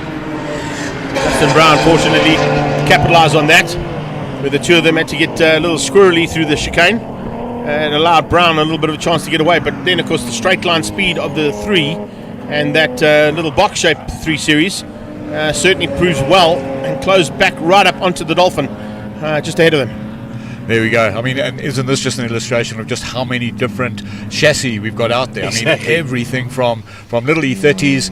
Look, if Kobus had managed to get his car sorted yesterday, we would have had his Frankenstein E12 540 out here as well as a V8. You know, going right up to some of the more later generation chassis. It's fantastic to see them racing side by side like this. I also saw, and we had a little bit of a chat about it and a bit of a joke about it as well with Nick earlier on. Everybody now going to petrol, hey? Oh, no yeah. more diesels available because of the petrol price. Yeah, you can't race on diesel anymore. We used to think racing was unaffordable, but that was until Donald got busy in the Gulf. Exactly. We even saw it on the hill with the gas monkey car there of Gary Martin's. He took so much strain, unfortunately, but unfortunately also running that very expensive diesel fuel could potentially have been a big factor. Yeah, I heard he actually upped his nitrous just to save money. Yo, and when it popped, it went bad. But anyway, let's watch these three go at it. As once again Miller tries to find a way through Jan Henry. Henry Platt fending off the attack here valiantly. He's harassing him. He's going to make this pass at some point come hell or high water. I can imagine that's what's going through Reynolds. That little Z3 though, difficult car to pass in the hands of Henry Platt. He's had a fantastic season so far, and of course coming into this round of the championship is actually leading Class D, so he's looking to try and maintain at least the overall lead of Class D and stay in the top 5 overall in the championship as well. Absolutely deservedly as well. You know, Henry's another guy that's he's put the time in, and he's obviously a conscious driver, so he's learning all the time, and he's improving, and the results are showing. And this is one thing which I'm really enjoying about the new NA category. You know, the guys that are generally up the sharp end are the guys who deserve to be there because they're doing well. They're working really hard at it. And well, speaking of which, here's 3 guys who know how to go door to door. We've got as we're about to see Nick Herbst go up the inside of Ruan van der Walt, we see the Dragon Ball Z Z3 off track. There we go, confirmation. Okay, so he made it stick on Ruan. I'm glad to see that Henry got it back on track there and without too much drama. But yeah, Tian, Nick and Ruan were actually separated in qualifying by less than 200ths of a second. So these cars are incredibly close, and all 3 of them real racers. Poor old Tian was very unfortunate in race 1. Nick tagged him going through that fast left-hander at the end of the main straight, and that put him out of contention. And you know, it was just one of those things where Nick had gone down on the inside, tried to actually tighten up a little bit to give Tian a little bit more room, and in doing that the back stepped out and he swatted Tian. Yeah. We also saw Tian go off earlier on as well in one of the 111 GT Sports and Saloon cars and take a whole mouthful of grass back onto the track with him. The entire intake on the front of the car was just shredded with grass. So one thing you got to take into account. Coming through the field as well, watching these two, it's also been a bit of a little tight battle. Great to see that they're not holding back right through, and it's kind of it's indicative of this class. 100%. You've got them battling through the field at every single turn and every single aspect of it, and then you start to lock up and put a bit of pressure on yourself. Oh, you see it there. I mean, this is the thing. You get the inside line for one corner, and you think you've got it done. The next corner switches around the other way. So if you can stay door handle to door handle, you haven't lost the position until you're out there in fresh air. And that's the fight for Class D, by the way. Absolutely. So see that getting through there on Mostert Jr., I should say. So Philip Mostert Jr. just losing out there to see that. Yeah. Oh, brilliant. Really he's also driving nicely. You know, look, he's got 5 or 6 years in that car now, and he's just made small incremental improvements. It's you know, as far as I'm concerned, one of the textbook studies. You know, you come in with a good, honest car, and you build it while you build your own driving capability. And so he's doing a fantastic job. He doesn't have a tremendous amount of power in that car, but it's beautifully set up, beautifully prepared, and he drives a great, clean race. Magic to see that as they come now, of course, just over the halfway stage. Second race is a 10 lapper, so an additional 2 laps to play with. That also must be something that you've got to take into account going into the strategy of the race and where you are and where you're starting, knowing you've got a little bit of extra time in the saddle and some more laps to do what you need to do. Well, I hope these guys are smarter than I am, because I normally get to around this point in the race and then start trying to work out where the lap marker is, and then remember that the second race is 2 laps longer. So yeah, absolutely. I've been there. Pacing yourself, and I think it's very easy to get caught up in the thick of things, and you think you've been out there for lap after lap, and you look down and you've either got too few if you're chasing, or too many if someone's hot on your heels. Yeah, 100%. That's normally the case. Good to see Ari back and flying, and the pink machine is back on track. So whatever that issue was, he seemed to have sorted that one out. Maybe not quite to the pace that he'd like to be at, because he's normally a little bit higher up in the field than what he is right now. But of course, having to come from the back of the pack he's kind of ticked them off one by one. So he'd probably be happy with the progress that's been made, considering where he started the day. Well, absolutely, but we mustn't forget, and just for the listeners, Ari is the only guy out there, as far as I'm aware, with a 4-cylinder car. So he is punching way above his weight. He's got a little 4-cylinder, 1.9 litre engine, and there's a Moscow car off the track again. And that helps. And there goes Ari straight through. That That's helps. showing the pressure that he's putting the guys under, despite the fact that he's got a massive power disadvantage. But that little car is light, eh? I mean, he's got that thing to turn in, and he's got it well set up. So Ari's doing a great job here. It's kind of the power to weight ratio versus the massive power advantage that you might have on a slightly bigger engine. So Ari using that to his advantage, and it looks like it's boding well so far for him into the closing stages. Yeah, I mean, he's got plenty of people behind him, so he's got nothing to be ashamed about. Coming through the field here rapidly as well. We're watching progress of this entire pack, and as they come in there, it's the Moscow's car that went off. That was Platt, of course, senior, that went off there, and fortunately was able to get back on track, but straight into the clutches of the 133 of Dirk van Lockerenberg, and van Lockerenberg unfortunately losing out there, and now it's a bit of a dice on between them. Behind them looks like, is that, I'm just trying to pick up on that third car. Yeah, I'm not exactly. I think that's Renier. That's Renier. Renier. Yeah, That's Renier. right. Yeah. I didn't recognize him. He's not in his normal car. Now, Renier's doing well to hang on to the back of those two cars. I mean, that is a 328 that he's running. I think it's probably just a normal kind of 120 kilowatt odd spec. He's got great brakes on that car, though. Renier has. It's donor brakes from when he did an upgrade to his beast. But he certainly doesn't have any power in his pocket to challenge these guys, so he's going to have to work hard to keep them under pressure. Oh, something's gone wrong here. There, yep. That's not good. That's the 8 car of Gerard Duplessis, and one of the Moscow's cars pulling off the track. Don't go onto the grass if you can. Bit of fire there. There's a bit of fire underneath that car, so hopefully you'll pull into an area where the marshals are going to be right there. Well off Perfectly track, done. and he reacted really quickly to that. So even if he's dropped some oil, hopefully they can flag it and get it off the racing line, or the guys can keep off the racing line. I think he's also just gesticulating that there might be something under the bonnet they need to be aware of. His fellow Moscow car, we saw go off circuit, falls straight into the clutches there of Zahir, and Sidat is putting the pressure now.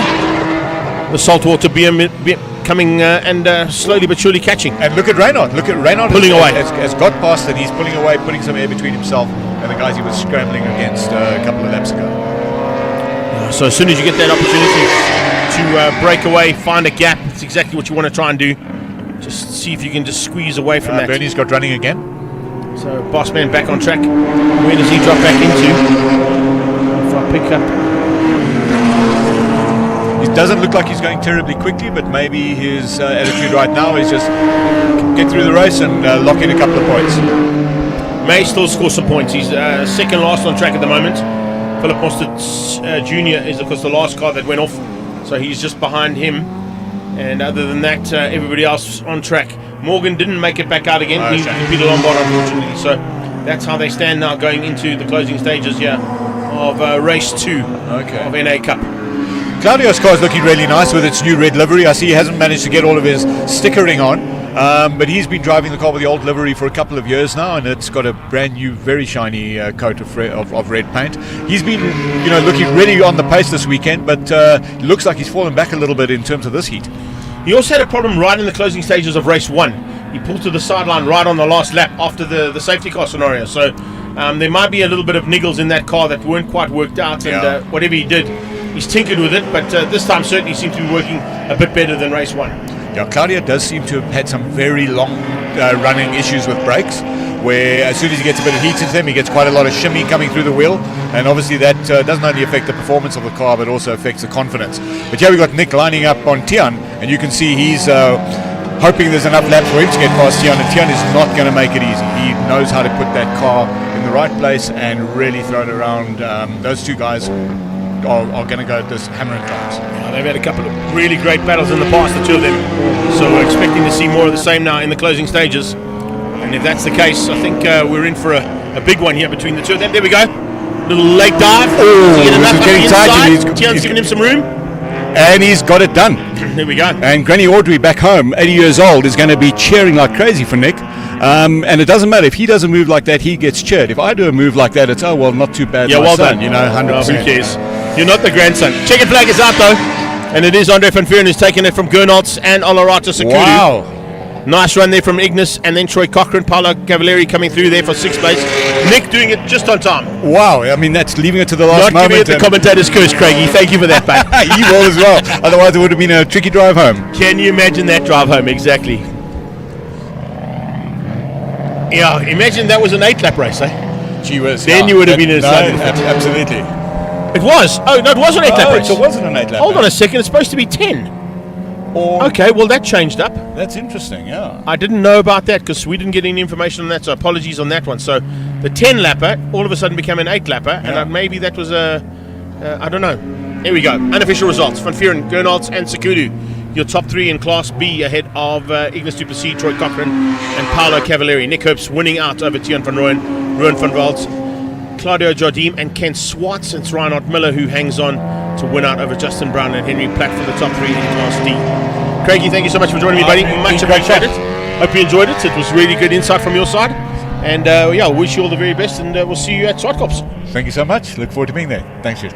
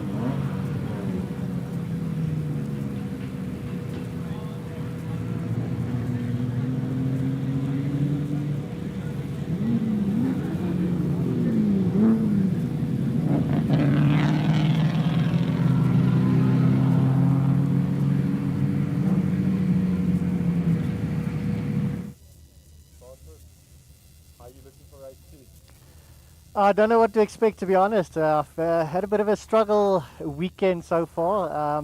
Something's not clicking for me yet, so trying to wrap my head around how to use the car, how to use the tires. But I'm going to try my best to stay with the guys in front and learn from them. And yeah, hopefully it can be a clean one.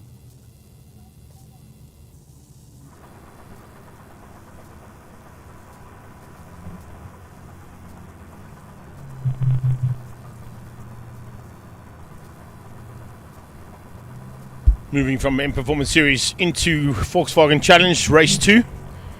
And I'm not quite sure if did we get any indication as to why there was a change up on the lap amounts there. I'm not quite sure if we did. But let me just have a look and see if there was a bulletin put out. I don't think there was. I would have seen it come up that there was a change in program, but that hasn't come up. Maybe they're sticking to 8 lappers to get through, because of the lack of time that we've got left in the day, and the lack of sunlight, probably more important. That's possibly one of the reasons.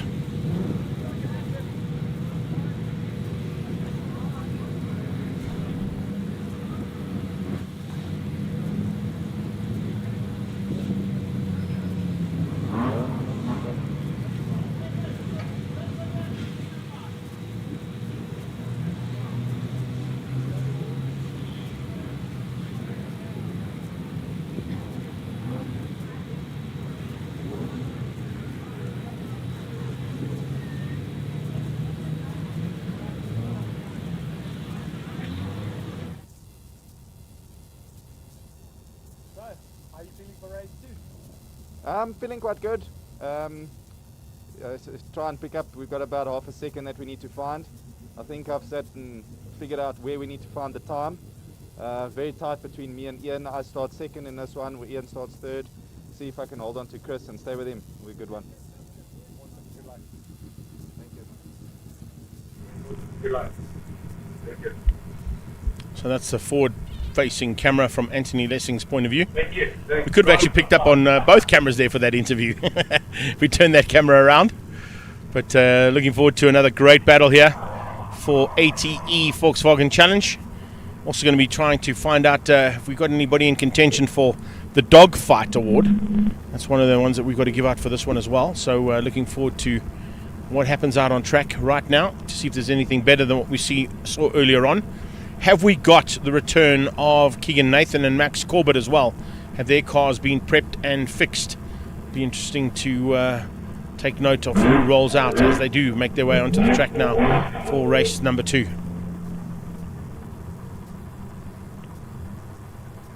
Chris Tate, of course, having taken the first victory, won out over Anthony Lessing and Walker.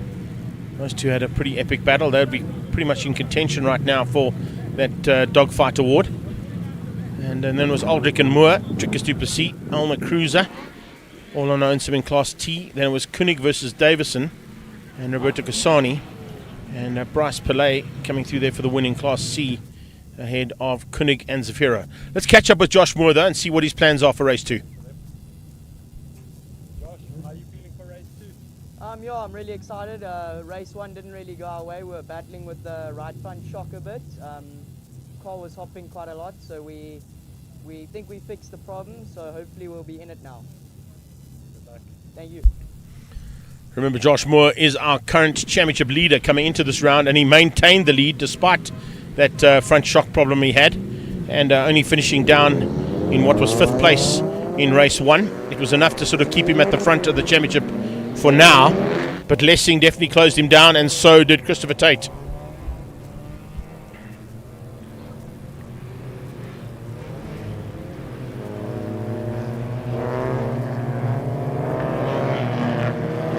Kieran Duomo will be looking for another big battle as well, sneaking through in the closing stages there.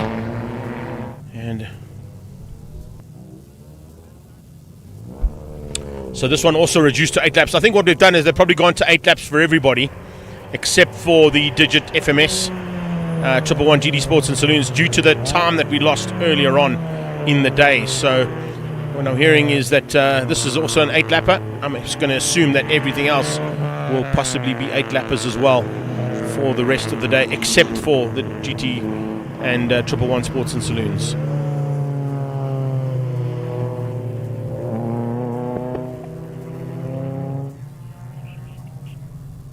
Great to see such a big, strong field of Volkswagen Challenge cars again. They've been working in the background to get this class back up to pace.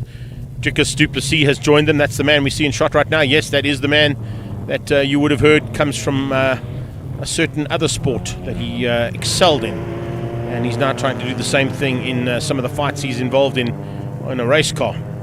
So, hello Vietney, wat ons weet nie, but we do know what he means now. He means business, coming to play here in Volkswagen Challenge. Walker the Stalker had a fantastic battle there with Anthony Lessing in race 1, and he'll be looking to get that Melavelo's SRAM and Garmin car of his at the front end if he can. They've all got to try and catch that King Price Extreme car though of Chris Tate, who was the dominant factor in race 1, and his fastest lap was a 15.1. Everybody else in the 15.9s or 16s and higher. So no one really matching the pace there of Christopher Tate, who is looking to make up the ground he lost at the first round at Swartkops. So he's got some work to do here. That is for sure. Josh Moore, Lessing, Tate, Keegan Nathan, if he was able to make it back out again, and it looks like he has. There he is. A bit of battle scars there. Nothing that a bit of duct tape and zip ties can't fix.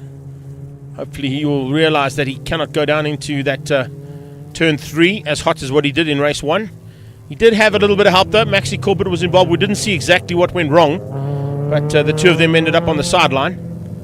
So fortunately, Nathan's Motorsport able to get that car back on track, and Keegan back into the hunt, which will bring him hopefully back into contention for the lead of Class B by the time he leaves Red Star. He doesn't have the lead of Class B at the moment coming to the line now for race 2, having lost all those vital championship points. And with a good run from both Chris Davison and Sebastian Bulliart, they were able to make up a little bit of ground on him. So Tate is your pole man. Behind him is a very hungry Ian Walker. Alongside him will be Anthony Lessing, and next to Walker will be Josh Moore. Sure, Ian Walker will not give anything away. That race face is like a poker face. There's Joshy in the Photon Trucks GQ car. One of our top runners out of the Volkswagen Rookie Cup. Using this, as I said, as a stepping stone and some additional seat time to get himself all sorted out for next weekend at Swartkops for the national championship side of Volkswagen's Motorsport Onslaught in South Africa in Astron Energy Polo Cup. Alongside him will be this man, Francis Aldrich. He's loving the step up from what was a top running car in the Super Hatch class. He's now joined the front end of Volkswagen Challenge and has become a front runner, that's for sure, almost instantaneously. It looks like we are almost good to go. Just waiting for that green flag at the back. We've got that, and we're under starters orders. Remember, the break-in starts. We've got one start now for Class A. They will get underway first. There'll be a second set of lights that get B away, and the C's will follow them. As we stand by for an 8-lap race coming away now for ATE Volkswagen Challenge. Tate yet again with another good start. This time followed by Lessing, and then Walker under pressure already as they dive down into turn 1. B's and C's make their way down towards turn 1 as Class A's make their way down onto that back straightaway. Who's going to have what it takes here on the brakes? Diving in around the outside and looking for opportunities. Here go the Class C cars. Kink. And then up into the dog bone for lap 1. Tate handling for now. Not much pressure from Lessing. He's got to make up about 2 or 3 car lengths there, as you can see, coming out of that dog bone section. And then behind him, looks like it's a fantastic start there from Josh Moore. So whatever they did to Moore's car has worked. He's up into 3rd, and he's ahead of Ian Walker. Walker's got pressure coming from Francis Aldrich. Aldrich looking to push through now. Drop back into Kian Duomo, fighting there with Bulliart. Fighting for 2nd and 3rd in Class B. And it looks like, by the looks of things, is that Roberto Cassani out front? It might be. To double check as they come across the line. But there's so many white polos out there, it's very difficult to pick up on all the numbers of the lead cars. That one certainly is Bryce Pillay leading out Class C. Little lock up from Bulliart as they went into turn 7.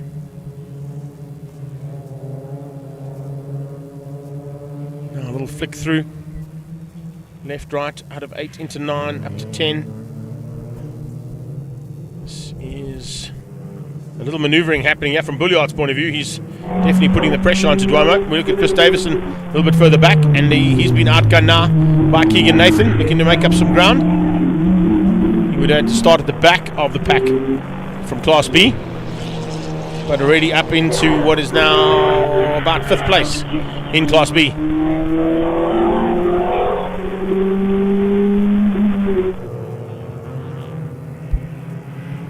He's caught Koenig and he's caught Bulliart.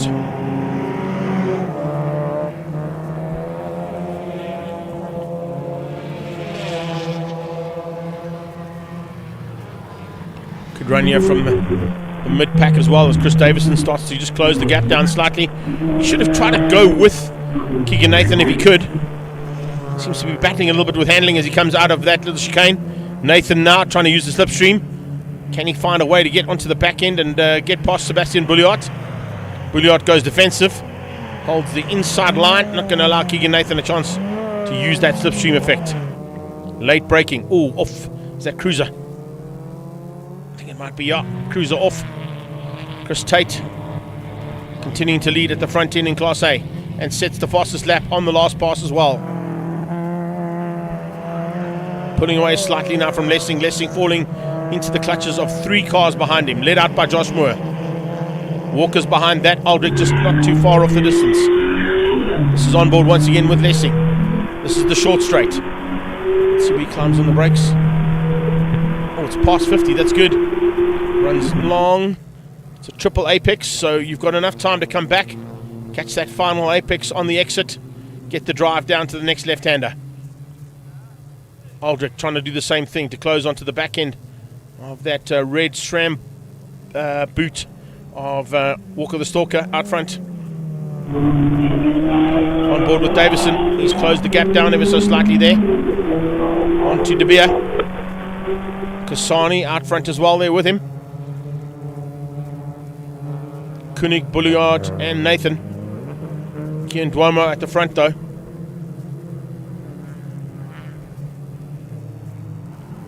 Kian having a pretty decent run here ahead of Jono Koenig.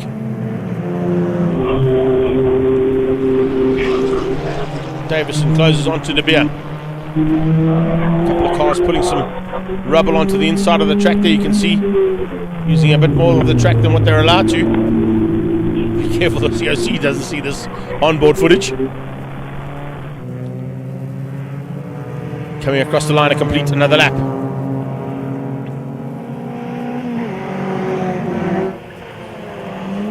Three down of the 8.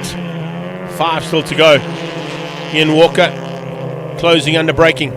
Down into turn 3 onto the back of Josh Moore.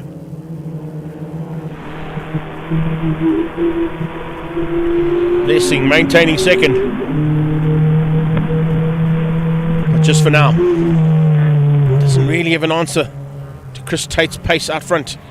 None of them seem to. He was almost 0.8 of a second quicker than anybody else in race number 1 in that King Price Extreme car.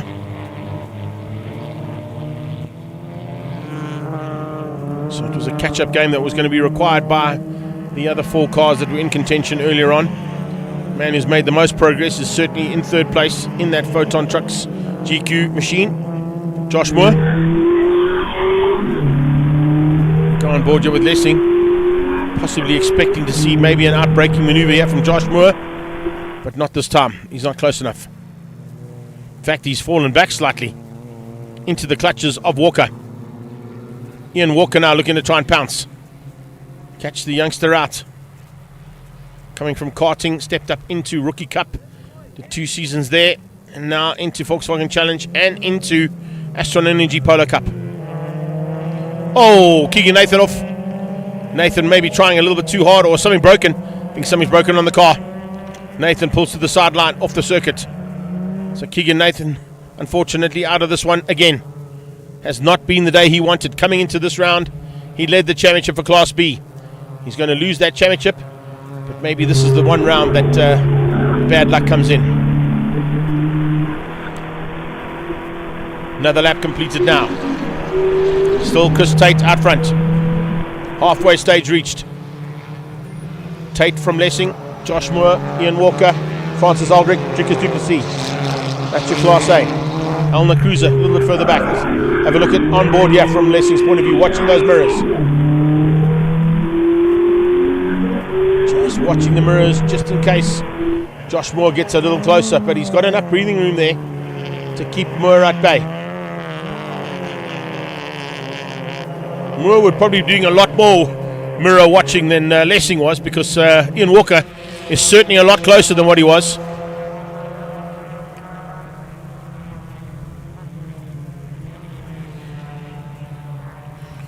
So it's the King Price Extreme Polo out front of that Works Motorsport machine. Behind them comes the Photon and Puma car, Josh Moore. Then Melavella Cycles, Garmin and SRAM, sponsored car of Ian Walker.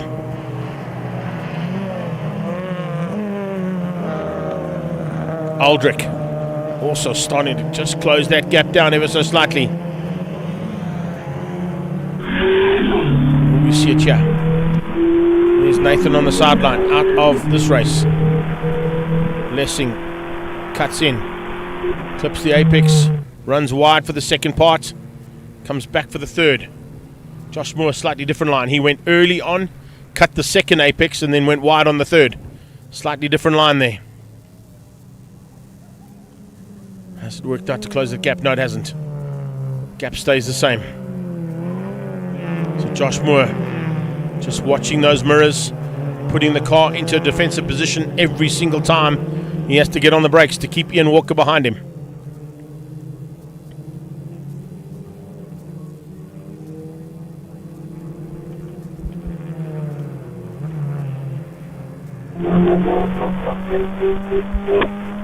Back to the battle here. Looks like Chris Davison might have snuck through slightly. He's got Roberto Cassani now in his sights. So looking for a chance possibly for top 5 there for Chris Davison. Bouillard still there in second place behind Koenig. And in fact third place, I beg your pardon. Duomo leading things out in Class B. So Keon Duomo, Jono Koenig and Sebastian Bouillard.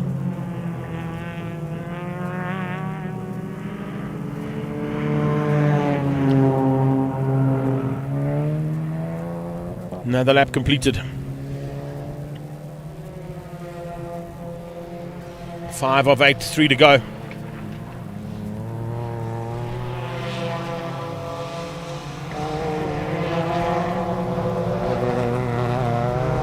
Duomo having a really good run here at Red Star Raceway. Certainly using this to his advantage.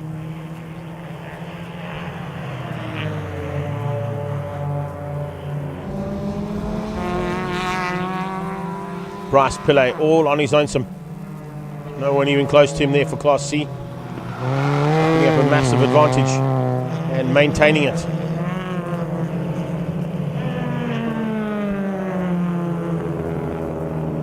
Stuart Koenig in the second of those Northern Bolton Tool Polos is in second. But not really in contention for even a sniff at the front end for the win.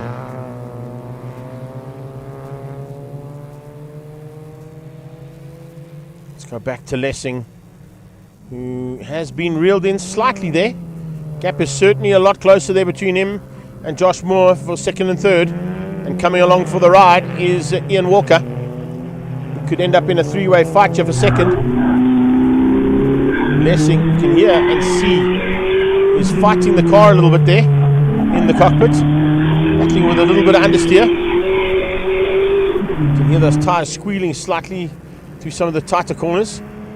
There is a lot of understeer on this track if you're in a front wheel drive, no matter what you try and do. Even the smoothest drivers battle to keep the understeer because of the way the corners are designed. They come back at you, and sometimes they come back and bite.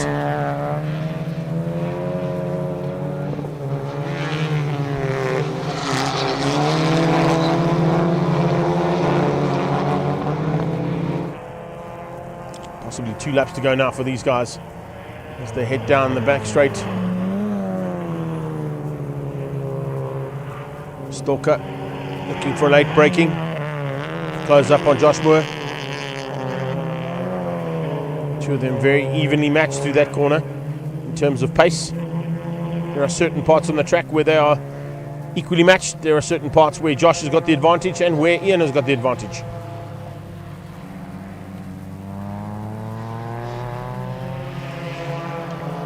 Rest of the pack finishing up that lap.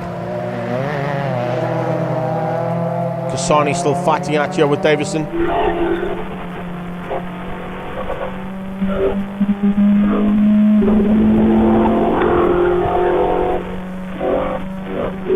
Little comfort dab into turn 1 as you can see there. Then hard braking for 2. Calm on the accelerator, drift wide onto the little rumbles if you can. Use a little bit more than what you're allowed to. And then get the drive down the long back straightaway. Keon Duomo looking for a victory here in Class B. Got some really big breathing room between himself and Jono Koenig and Sebastian Bouillard on a similar vein, equidistant apart.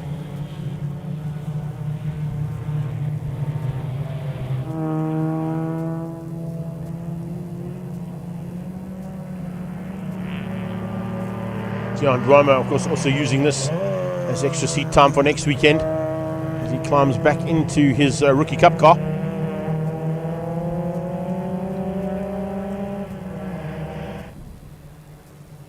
Stricken Nathan's Motorsport Polo of Keegan Nathan there on the left-hand side.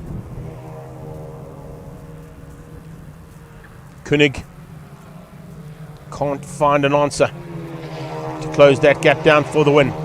Bouliard can't find a way through for second.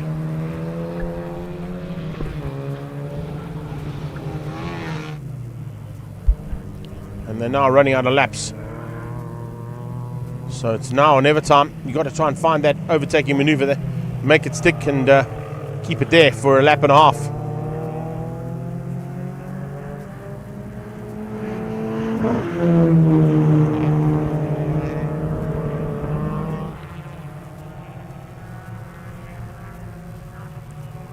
Take nothing away from Chris Tate. Oh, he makes a little mistake. About to give him the commentator's curse there. 2 minutes 15.5 is his last lap, but his best being a 15.5. That was his last lap was his best lap actually. So you can see just how well he's come into his own here in the closing stages. Oh, a little mover there from Bouliard. Can he get through? Yes, he can. Bouliard putting the pressure onto Koenig, and it paid off. So Sebastian Bouliard makes up one place going on to the last lap. Amazing stuff.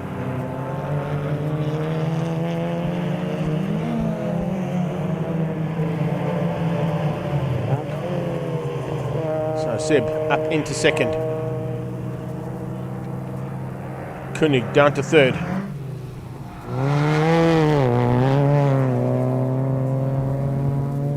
Ian Walker applying more pressure than he has the whole race now to try and squeeze a mistake out of Josh Moore.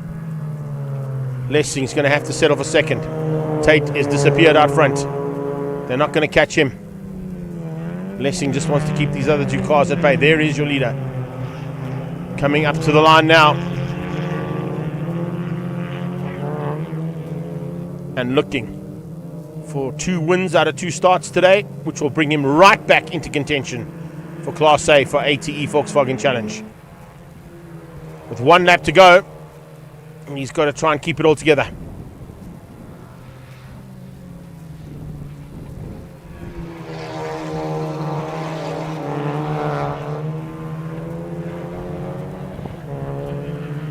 He's got enough breathing room, that's for sure.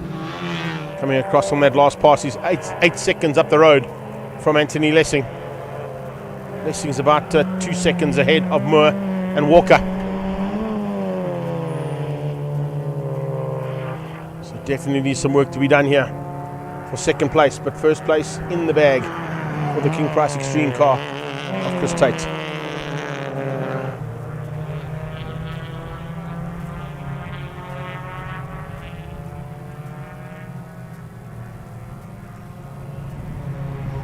So the lead of each class has basically become pretty much plain sailing for Tate, for Kian Dwamu, and for Bryce Pillay. No one really able to match their pace in each of their respective classes here in this category.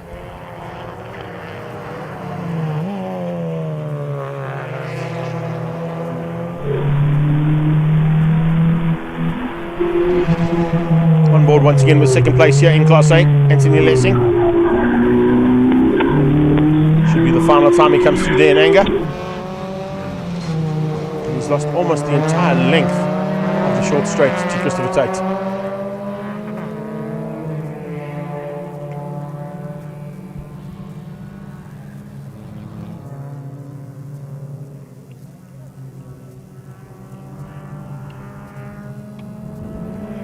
Three corners to go. You have Chris Tate and the King Price Extreme Polo. 2 wins out of 2 starts is exactly what Tate wanted coming into this round. Made up a huge amount of ground after a lackluster performance at the first round at Swartkops. He's turned his luck around completely and comes through for the victory.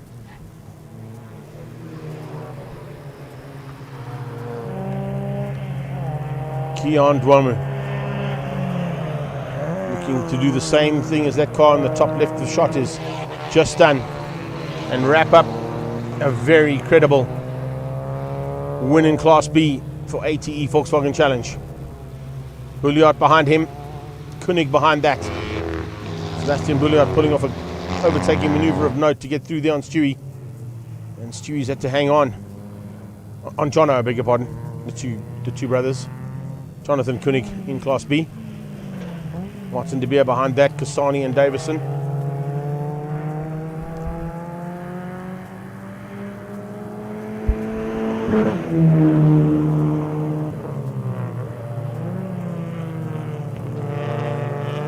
So checkered flag is out. Tate has taken the victory. Lessing, Moore, Walker, Aldrich and Drickus du Plessis. And here comes the win for Class B. Kian Dwamu with a magnificent run to the line to get the victory for the second race in Class B for ATE Volkswagen Challenge. We're on board with Anthony Lessing, who came through for second. It's going to be Bryce Pillay for the win in Class C. We'll wait to see him come across the line. There he comes in the background. Class C to Pillay. Tucked in just behind Kasani, who lost out right in the closing stages there to Chris Davison. So that's how things wrap up for ATE Volkswagen Challenge race number 2 here at Red Star Raceway and round 2 of the Regional Extreme Festival.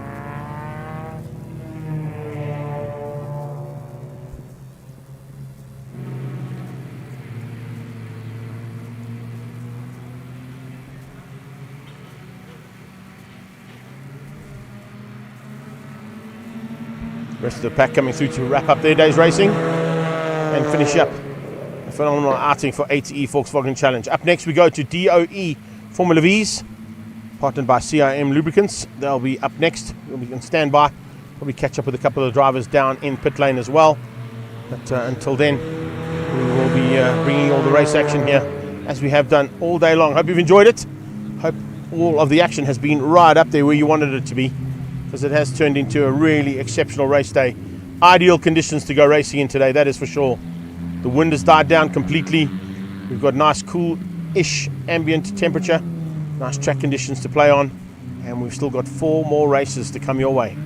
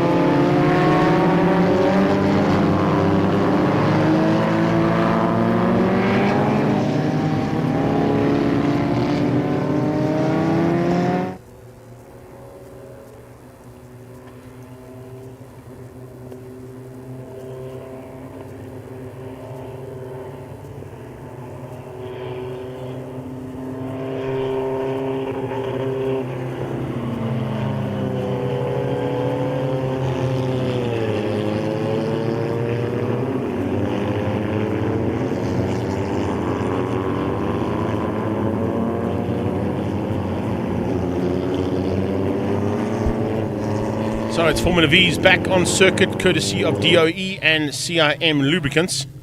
Fantastic to see this big field back on track, and hopefully Dane Stewart has got his Forza sorted out and back onto the track to make it 16 cars in total, about to go to battle for, is it 8 or 10 laps? I'm not sure, because they have changed up the program for the second part of the day. These guys should normally do a 10 lapper, so I'm not quite sure if they would have changed theirs, because they have a certain... They have. Okay, so there is an 8 lapper with this one. I was about to say, because they normally have to do a certain amount of kilometers per race meeting to still be classified for their National Challenge Championship. But if they've gone to 8, we'll go with 8. Lionel Janssen, of course, was the man who won out the first one, comfortably in the end over Vaughan Hills, who had Gert van den Berg for company almost all race long. Pretty much the same, I would have to say, would happen here in race 2. And that's, of course, if MD Bester doesn't join them for the party and bring Brandon Hills along for the ride. Theo Mark was there or thereabouts, not quite on the pace that he'd like to have been on, I'm sure, but certainly looking for a chance now for improvement in race number 2. Then you saw a big battle between Marcel Bluchnout, Anton van der Merwe and James Carter.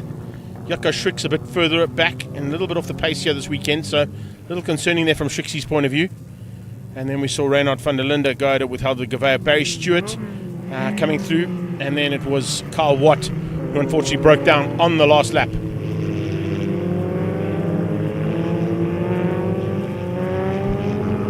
Looking for the second of those sky blue cars of Carl Watt, and whether or not they were able to get that car. Looks like they have got that car sorted, so I think it's back on circuit, and if that's the case, he'll be looking to try and get back up to the front as quickly as possible in the time space that they've got to play in.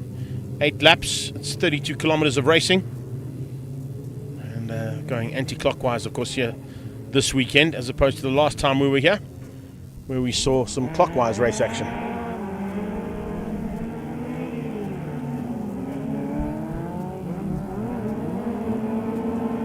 A couple of little warm-ups there, and trying to get that last bit of heat into the rubber there from Lionel Janssen and Vaughan Hills.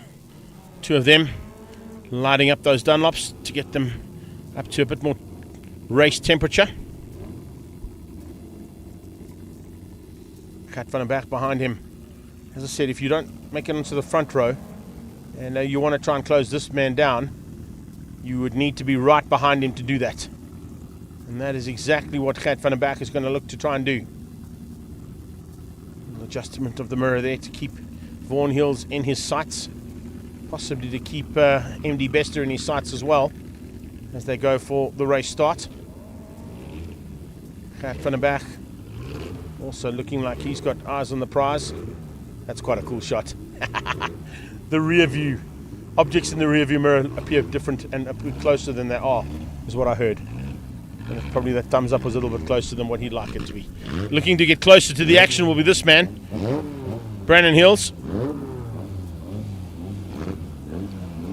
Always a man to watch out for in the fight, and definitely much improvement looking from the number 3 car there of Vermaak. So we stand by as they now under starters orders. 30 seconds becomes 5 in the quickest 2 minutes of your life. Lights on, and let's go. Down towards turn 1 we go.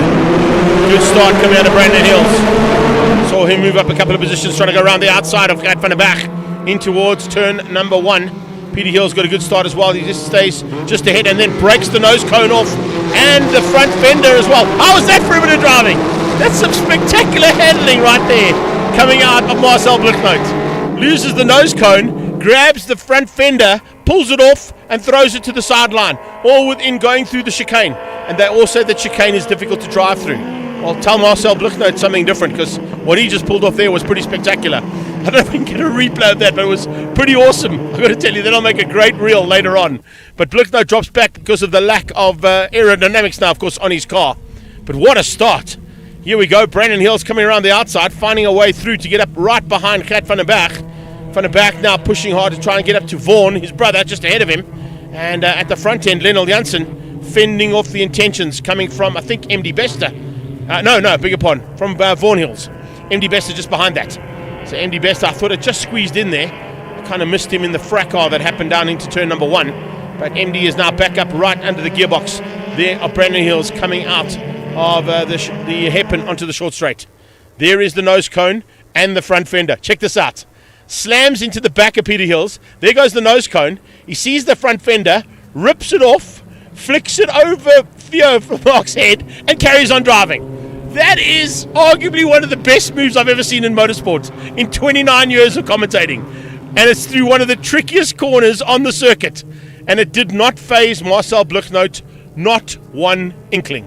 Nothing. He just kept going. That was amazing. MD Besta on the inside of Brandon. Sneaks through. Oh, it's quite dirty on the inside of that corner, so maybe a little slipping and sliding.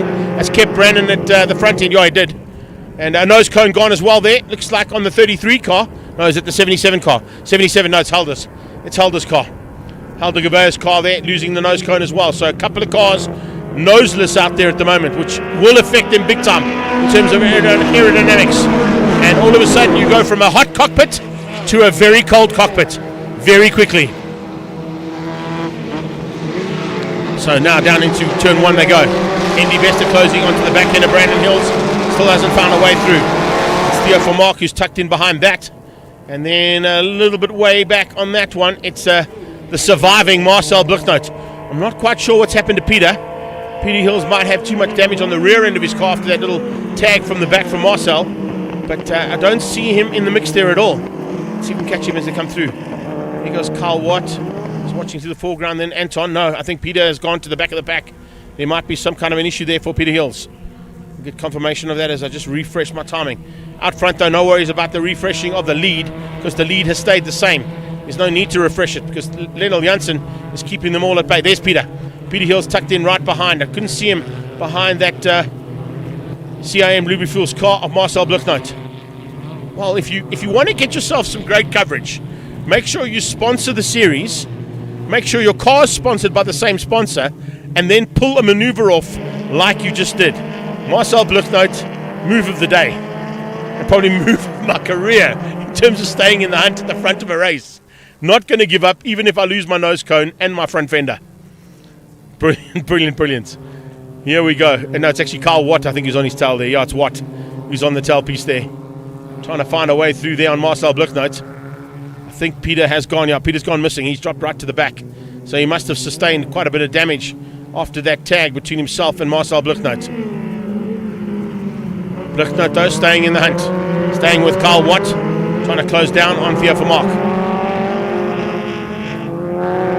Lots of dust on the inside of turn 11. A couple of cars have pulled some dust onto the inside of that track, making it a little bit more slippery and a bit more dodgy to try and overtake your maneuver through there, because what happens is you'll go into the inside line and it'll start to spit you out to the left hand side of the track.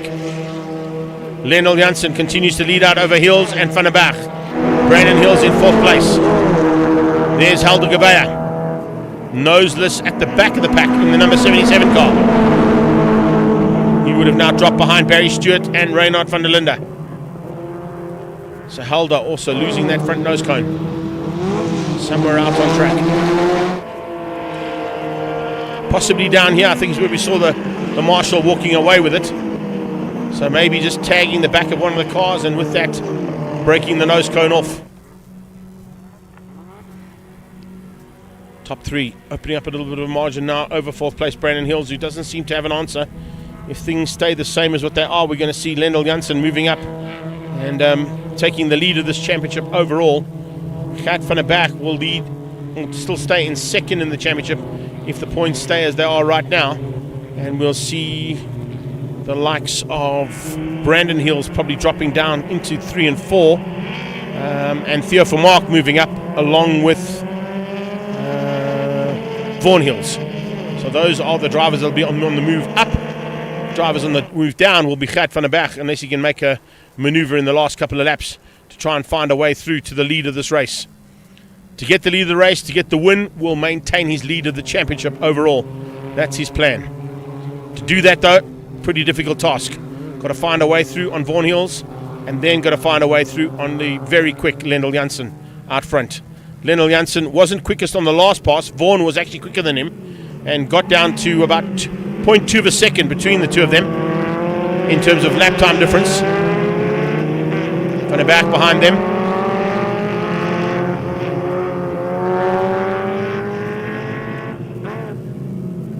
Van der Berg is pushing hard. He would love to make that number 2 and number 1 by the end of this season. And he was in that controlling seat coming to this round, leading the championship. That's going to change. Lendl will take the lead of the championship. Cat will drop to second.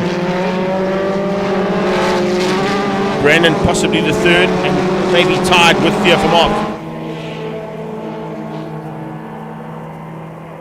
V's in full flight down the back straightaway. Marcel Bluchnoot has lost out to Carl Watt. Bluchnoot's going to battle just with aerodynamics. That's the only issue he's going to have. It doesn't look like the handling of the car is a problem. It's just the aero package, which means he can't get the same kind of drive and top end that Carl Watt's able to do. The aerodynamic package, of course, on these cars is not spectacular, but a little nose cone makes a big difference when you're driving through the air at 220 k's an hour down that back straightaway.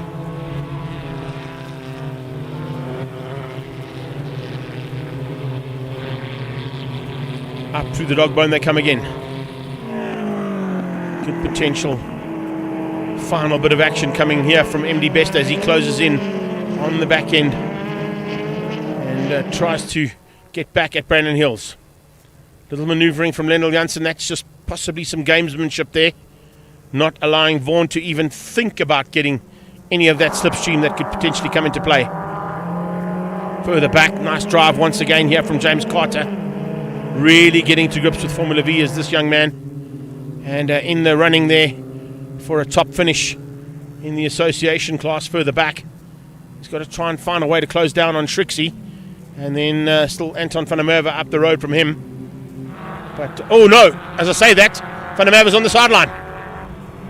Anton van der Merwe has parked it on the sideline. Definitely not what he wanted. So Anton van der Merwe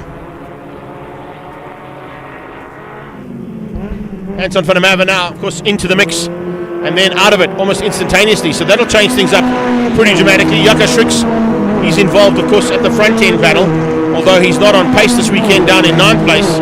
But what that has done is move James Carter into the front of that association championship. So a little chopping and changing there, just all of a sudden, just spoils the day there for a man for a double win. That's how cruel this sport can be. You think everything is going perfectly well, and with about 2 or 3 laps to go, it all goes wrong. Just ask Carl Watt, he'll tell you about the last lap on the last race here at Red Star. Closing up his MD Bester onto the back end of Brandon Hills. Brandon Hills just soaking that pressure up though, not allowing MD a chance. Remember, those are 2 teammates, despite being slightly different coloured cars. They all come out of Mangaza Racing, and they've picked up First for Me as a new sponsor. So it's Brandon Hills in the bright yellow car, trying to keep his teammate at bay for now. So left through the dog bone, up onto the top, and now looking for a chance to squeeze through. Can we see MD Bester get through on Brandon Hills? He's close enough. Oh, but as he gets close enough, he gets out of shape. The back end steps out. That was where he was trying to line things up to maybe go for the slipstream on the short straight, and then the back end just stepped out on him. And now it's put Theo Vermaak straight into contention here for a potential win. I tell you something, there is nothing in it between these two. Vermaak now has seen some blood in the water, and it's got a bit of that Mangaza Racing taste to it. Will the DOE Start My Car man be able to squeeze through maybe and find a way past? Vermaak, oh, how's that for defensive? I ain't moving. You find a way through me. MD Bester making it very difficult there for Theo Vermaak and running through the rumbles on the inside.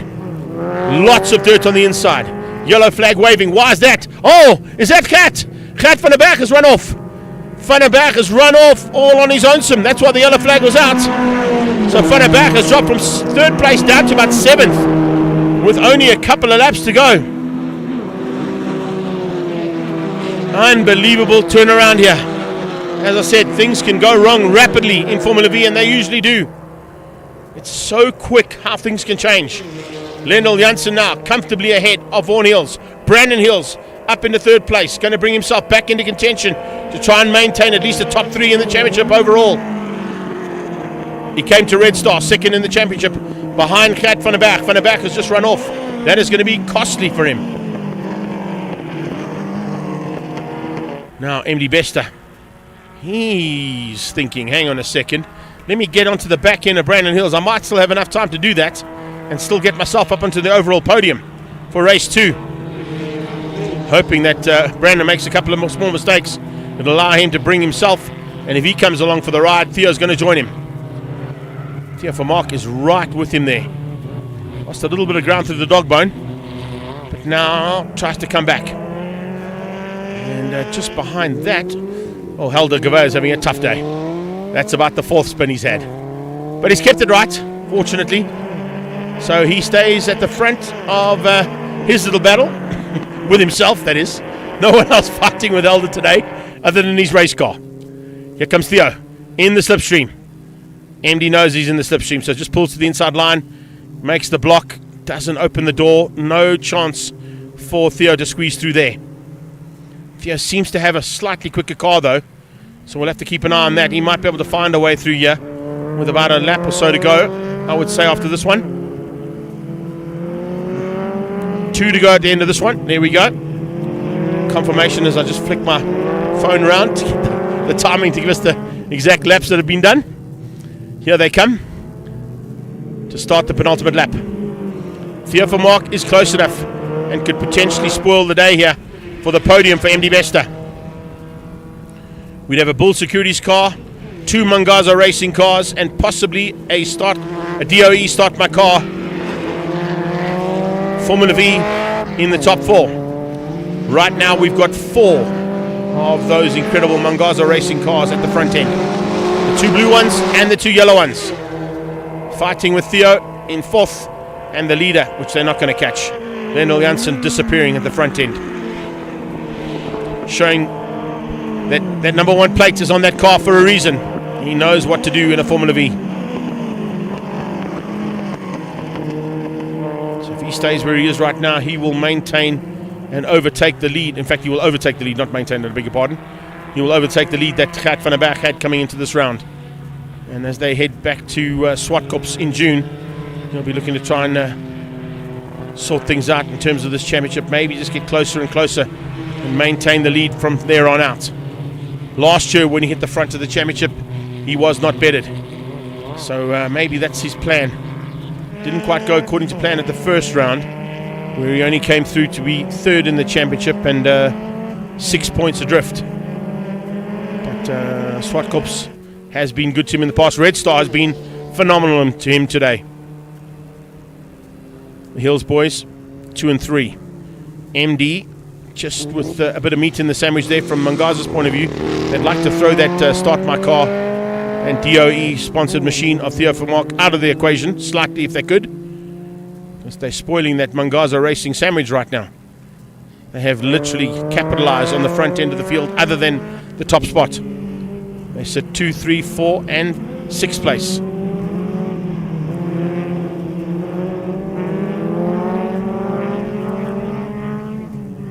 Yeah, the only spoiler in that one right now as they come to start the final lap.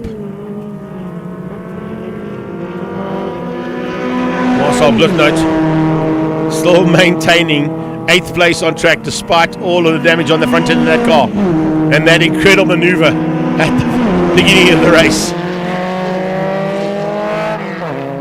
James Carter ahead of Schricks, Reynard van der Linde, Barry Stewart and Helder Gavert is the back end of the field with a lap to go. This man's done it all right. Absolutely perfect weekend.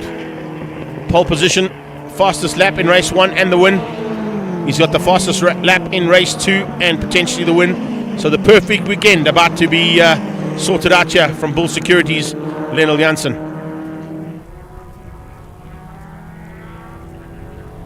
And he's got lots of breathing room over Vaughan and Brandon. The Hills boys 2 and 3. Nice turnaround there from Brandon's point of view compared to what he qualified in earlier today. But you could see off the line he was like a rocket ship. He was not holding back. Came straight behind Gert van der Berg as they went into turn 1 and secured that 4th place, which has now become 3rd. Little look over the shoulder there. I think that's just a comfort look to make sure that there is still that breathing room he's got. Doesn't want to maybe risk a chance of throwing it all away here with half a lap to go.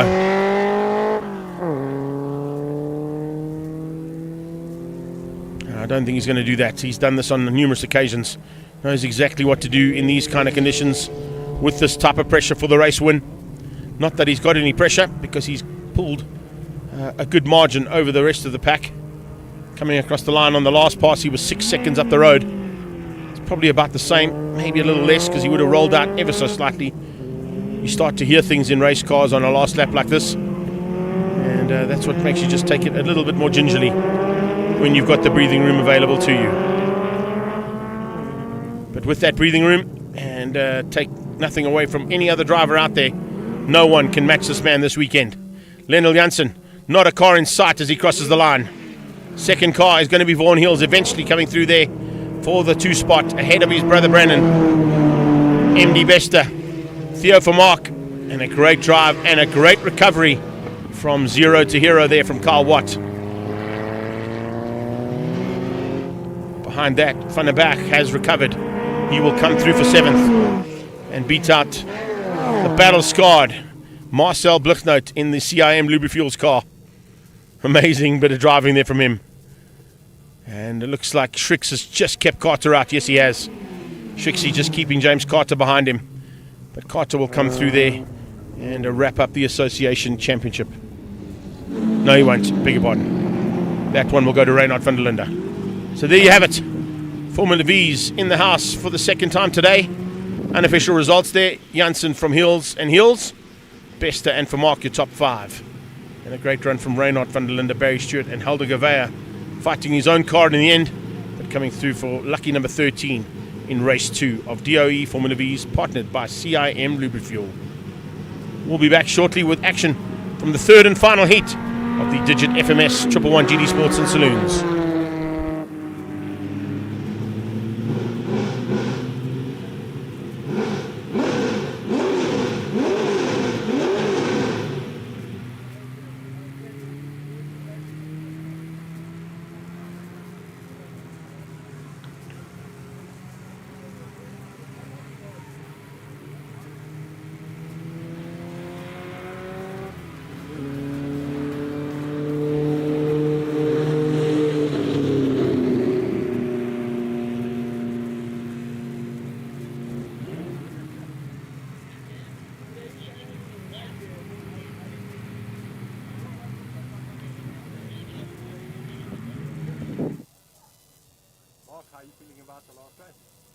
Yeah, good.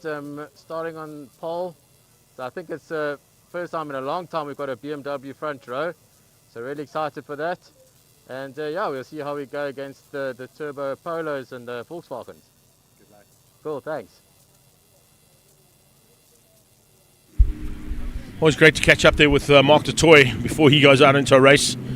Seasoned campaigner in lots of forms of motorsport. And as he said, a lockout on that front row of BMWs. So should be interesting to see how that turns out. After we saw Jared Rousseau coming through for race 1, beating Mark du Toit to the line, and Stratianicus there in 3rd place on the revised results due to some breakout penalties. One of them coming out of the 168 car. I'm just trying to pick up on who that one was. I'm just seeing. Oh, 168 was Strati, that's why. Strati broke out, that's why he was demoted down to 3rd place in the revised results, because he, of course, came through for the win. The other car was the 7 car of Marius Truter, who also broke out. 911, Wayne Oudendal breaking out. And then it was the 46 car of Craig Priestley. So a couple of guys just going way over and above the call of duty in terms of what their breakouts are allowed in this class. And of course, the reason that they have breakouts is, just for your information, the class is based on a 1 minute 11 a lap around Swartkops. But when they go to other circuits, of course, they've got to do some calculations and work out a percentage of what that lap would be at Swartkops, and then imply that with the way things go here for races at other tracks like Red Star when we go to PE, when we go to the likes of the other circuits we race at around the country. And if that's the case, then you have to stay within the rules of the race. Jared Rousseau was already found to be in contradiction of those rules earlier on because he was out on slicks for qualifying.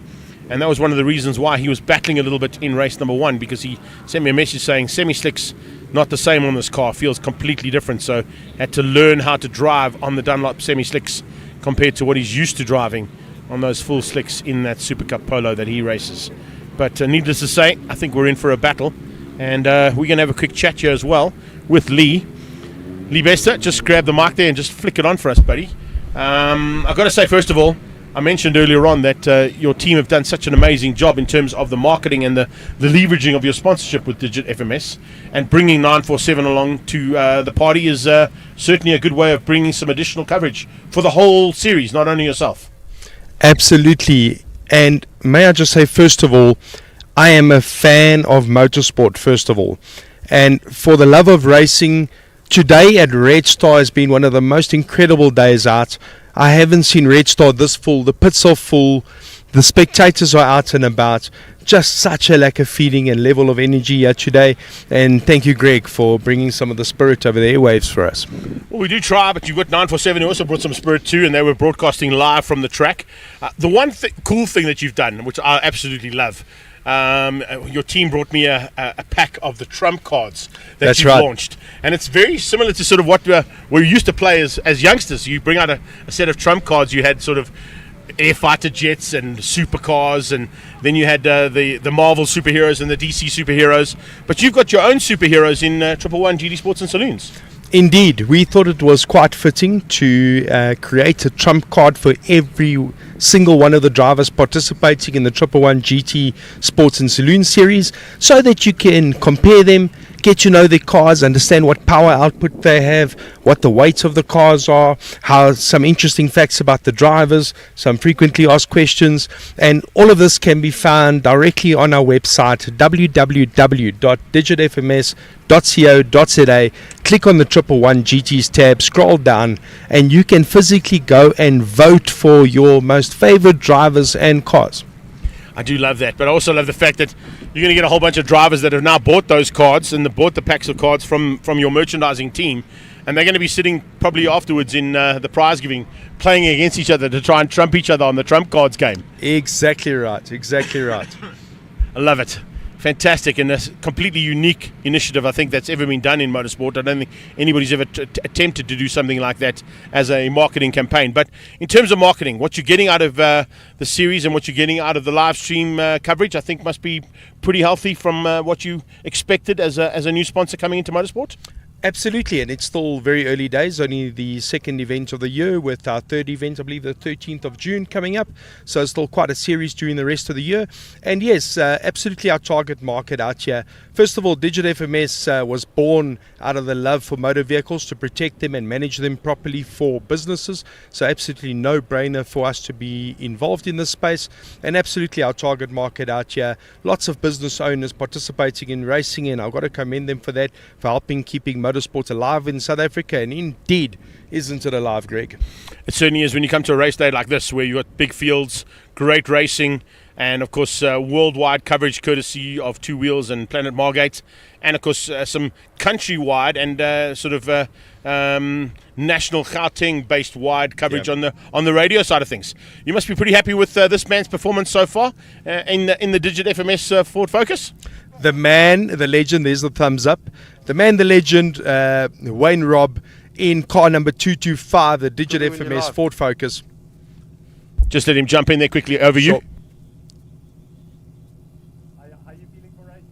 Super amped. We're starting our cars.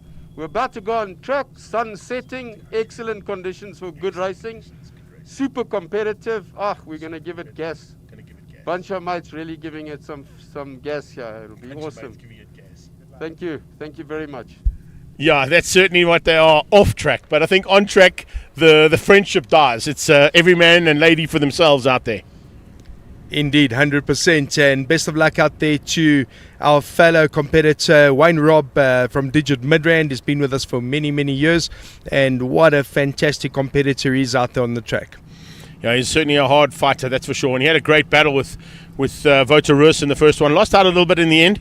But, of course, Voti, I think, is looking for a chance to just up and get away, considering the fact that his real car, the Origin Oil Golf 7, is not ready yet. Had to climb into a spare car of Lindsay Kleurs for this weekend, just to keep himself in the running for the front end. And with that, he's also been bumped up into GTA, which means your man, Wayne Robb, currently leads the GTB Championship, which is not a bad effort there from the sponsor's point of view. A win on both sides. Absolutely, and as defending champion, he's got all the boys absolutely giving him gas and going for him at the moment. So really interesting to see how the series will play out. Oh, no, wait. We were going to try and catch up with him, but they're rolling, so we're not going to catch up with him now. Other interesting factor, and I think the one big thing that you raised is that it's the array of drivers, it's the array of businesses that they're involved in. And some new drivers coming in to get involved in the series, Troy Starr being one of them, possibly looking to sort of see how brands associate with motorsport. When you do that, as a youngster coming through, and I've seen it with my own daughter and with a couple of the karters that we've seen, and of course I've watched how youngsters have grown over the last 30 years of commentary, you start that brand association early on, and by the time they become businessmen or women in their own right, they tend to remember those names that were in the forefront of their growth period in motorsport. And when they've got to look for something that your brand provides, they're going to look to you first. That's an excellent point that you make, Greg. Especially the electronic and security industry. Trust is everything. So we understand by starting a relationship with our potential customers out there and our existing customers is something that we build on over the long term. Security is built on trust, and you want to deal with somebody that you know by name. So it's absolutely a no-brainer for us to be involved in this event, so that the general public out there, competitors and more, can get to know our brand, what we do, specializing in all forms of electronic security solutions for fixed and mobile assets. Oh, that's what we like to see. The mobile assets are about to get underway here. And as you heard from Mark Dutoy, it's a BMW lockout of the front row, with Sean Vermaak alongside him there in that 511 BMW of his. Wouter Roos and Strati, the naughty man, the breakout man from race number 1. He's going to have to watch himself, because he cannot afford to break out in race 2 and be disqualified, not with the kind of pace he's got. If he gets to the front, he can just maintain pace and hopefully not break out of the allotted times. They have adjusted the times because of the fact that already the GTA and GTB class cars are finding pace that they didn't think they were going to have by the time they got here to round 2 at Red Star Raceway. Marius Tutor also was in a bit of trouble with that, with the breakout, so he has to be very careful. In fact, they almost line up alongside each other there. It's just Jared Rousseau. And Strati is not there, actually. Or is he coming from the back of the pack still? Because that's Jared Rousseau that just pulled up. They've got similar colours, but that's not Strati. That is in the third place on the grid where he's supposed to be. Just looking down the field there, do we see his Super Cup polo? Or did he decide, no, he's out of here? I'm not quite sure, because that'll be a big loss. Here's Voti in the spare car. That's Lindsay Kleurs' machine that he's been gifted to drive this weekend. Fortunately for him, the 2 Super Cup polos there looking pretty good as well. Unfortunately, the third one doesn't look like it's made it out. So I think, Strationicus has not come out here for race number 2, or number 3, I should say, because that Gap.com car of his is not on track. That's a big pity to lose a seasoned campaigner like that, and a hot contender as well. This is the battle we're going to watch out for Class A, or Class GTB, I should say. It's Wayne Robb versus Sean Holtzhausen. They had a pretty spectacular first outing as well. Jonathan Visser wasn't too far behind them. So 959 and the top coat automotive Honda of Holtzhausen, looking to hunt down your man, Wayne Robb, in the Digit FMS machine. And I think we're going to be in for a bit of a fight there between the two of them. Maybe 3 if Jonathan Visser can try and stay with them. Possibilities of that. Then we go back to the triple ones, led out by Mel Spur. She had a fantastic outing in race 2, so looking to do the same, I think, now in race 3. She spoke about being gifted the win in race 1, but you never ever gifted a win when you're in a battle like she was in. And unfortunately, with the way the rules work, if you do transgress those rules, it kind of tends to bite you in the end. But I think Wayne Odendaal will be well aware of his mistake and not trying to do it again. And then along in that pack as well should be Tiaan van Rooyen in the 125 BMW. And if he's in there, it's going to be a 3-way fight again for the front end of triple one. So we stand by now. I can see on the left-hand side there, that's Rob Clark's Honda. Is that car in trouble, or is it just maybe not in the right grid position? Are they just reshuffling stuff at the back there where things might have gone wrong? With a big pack of cars, it's not always easy to find your grid position unless you know you're on pole. Then it's quite easy.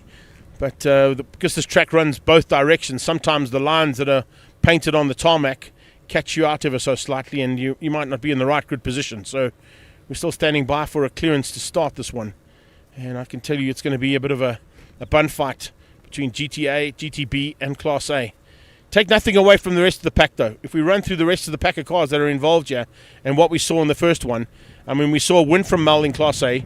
We saw Piet Potgieter and Freckleton fighting with Arthur Thorne for Class B. Class X was a battle of note between Wimpy Rahman and Troy Starr. And then Hendrik Venter also in the mix there as well. Class C eventually going to the Batman, Henry van Vletter. He won out over Chris Smith.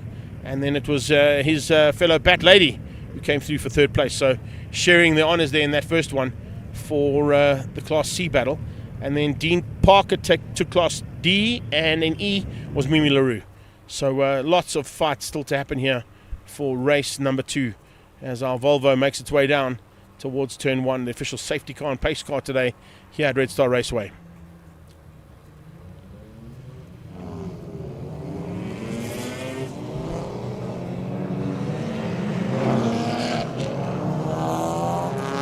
Just under 30 cars. We started with 33 cars earlier on today. There's a couple that have unfortunately not made it out here for the third and final heat.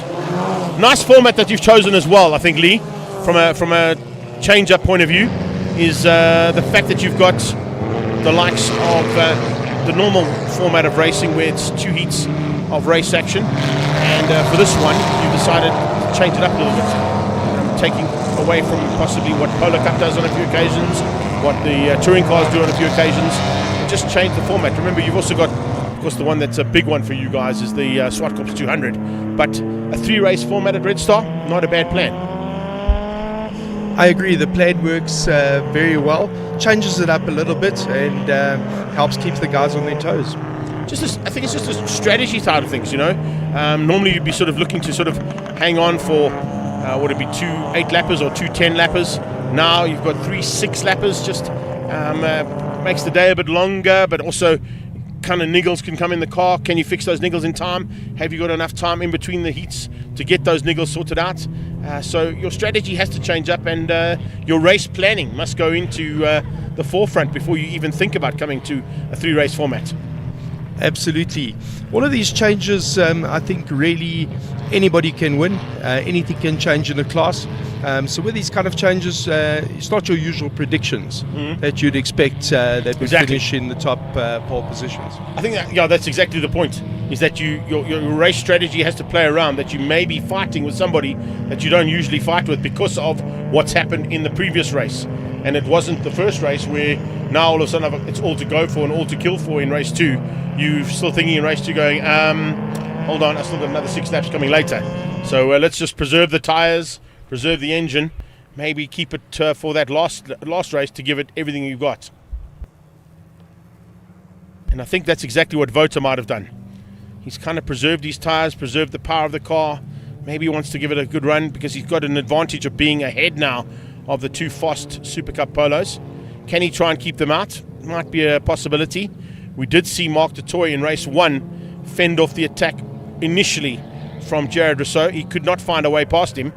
So can Vota do the same thing to keep those 2 Super Cup Polos? And can he find a way through on the 2 BMs, maybe on the start? Very good possibility of that happening. So the 2 BMWs will be on the front row. Mark Dutoy and Stoutgat for Mark. Vota Roos, no Strutty alongside him. So there's a gap there between them. Then it's the 3rd row of Marius Truta and Rousseau, Philippe and Wayne Robb. And then it'll be Sean Holtzhausen and Jonathan Visser with Kobus Brits just ahead of the first of the triple ones, Mal Spur and Tian van Rooyen, making up the pole position row of the triple one cars. Pace cars off. Lights are on. It's now up to the pole man to dictate the pace. Mark Dutoy would have done this on numerous occasions. He knows exactly what to do to try and stay in the hunt and hopefully capitalize on that pole position.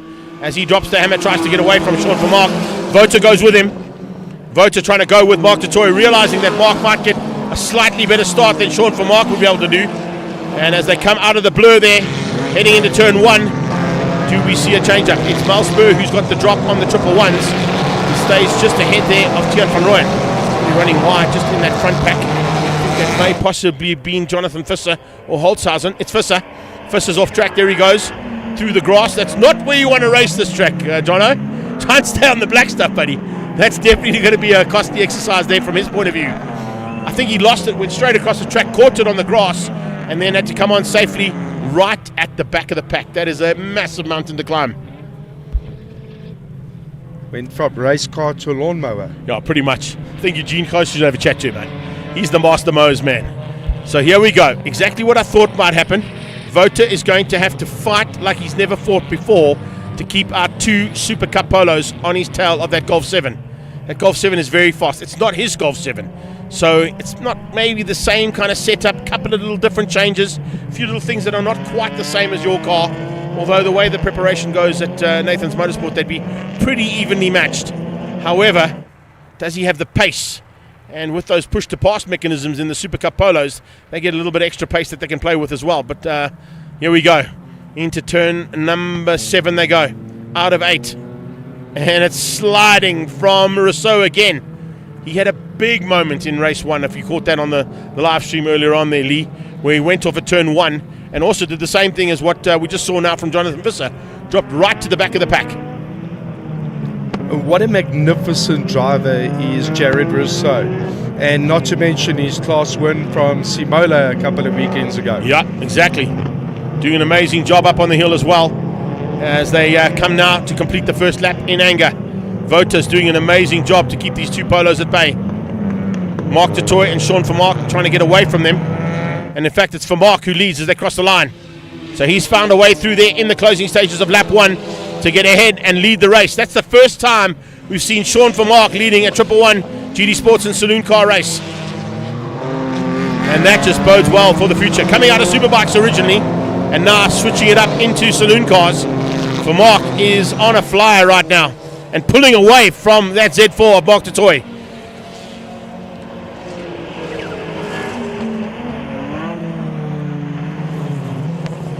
Have a look at this. Oh man, that replay. The Marshall's car was in play there. Well done, Jonathan Visser, for missing the Marshall's car. I think that Marshall was just going, did I pay my insurance? Hope I did. Wow, well spotted there, Paulie. On that action replay, we didn't get to see that initially. We were just watching Visser go off track and find his way back onto the circuit. But yeah, he came real up close and personal to that Marshall's car on the outside of the circuit. Change up while we've been speaking though. Rousseau and Truter are through, and Vota's been demoted down 1 position and make that 2. Further up, this is a good run here. This is what we like to see in terms of battles raging. As you can see, the X-Class car coming through there of Wimpy Rahman starting to come into play and starting to put a bit of pressure onto the back end of Wayne Oudendal. So Oudendal feeling the pressure now a little bit from a Class A point of view, from a Class X 111 car. And that is not exactly what he was expecting. In fact, I think that actually might be Vic. It's Vic Diaz. Pardon on that one. It's Vic Diaz has gone through. So Mal's pulled away from the front end. Here comes Piet Potgieter. Possibilities here of still maintaining Class B's lead in the 111 Sports and Saloons after today's run in his Rocky car. Love the fact you haven't seen that, but you would have seen in the past. Every now and again, he just changes up that livery, goes for a famous movie star, puts it on the side of the car, and runs it for a couple of races. But he's been running the Rocky car for quite a while now, so I love that. Ding ding, seconds out, round number 3 here, Mr. 33. So another lap completed. And this is what we do it and how we do it in Digit FMS 111 GD Sports and Saloons. The Bat Lady in full flight. Elke van Vletter, always a hot contender in her class. Fighting hard there, a little bit further back in the pack as we see the maneuvering from that Wix and Origin Polo of Jonathan Visser trying to make his way back through the field. He's got just ahead there of the Batman. 57 is the Batman, black and yellow, and the black and silver car is the Bat Lady. In between them is the 69 car there of Hendrik Venter, sitting second in Class X at the moment. So that's how things have panned out so far in the 111 GD Sports and Saloons. Proudly brought to you by Digit FMS. So Greg, noticeable presence that we don't have Mr. Charles Weyers on the track today. 100%. I was going to say to you earlier on, it's amazing that we don't have our championship leader in 111 GD, or the 111 side of the GD Sports and Saloons. He came into this round only with 2 points ahead, but Pete Potgieter, Wayne Odendaal, Batman and Rob Clark and Mal Spur all going to capitalize on the fact that Charles Weyers is not here this weekend.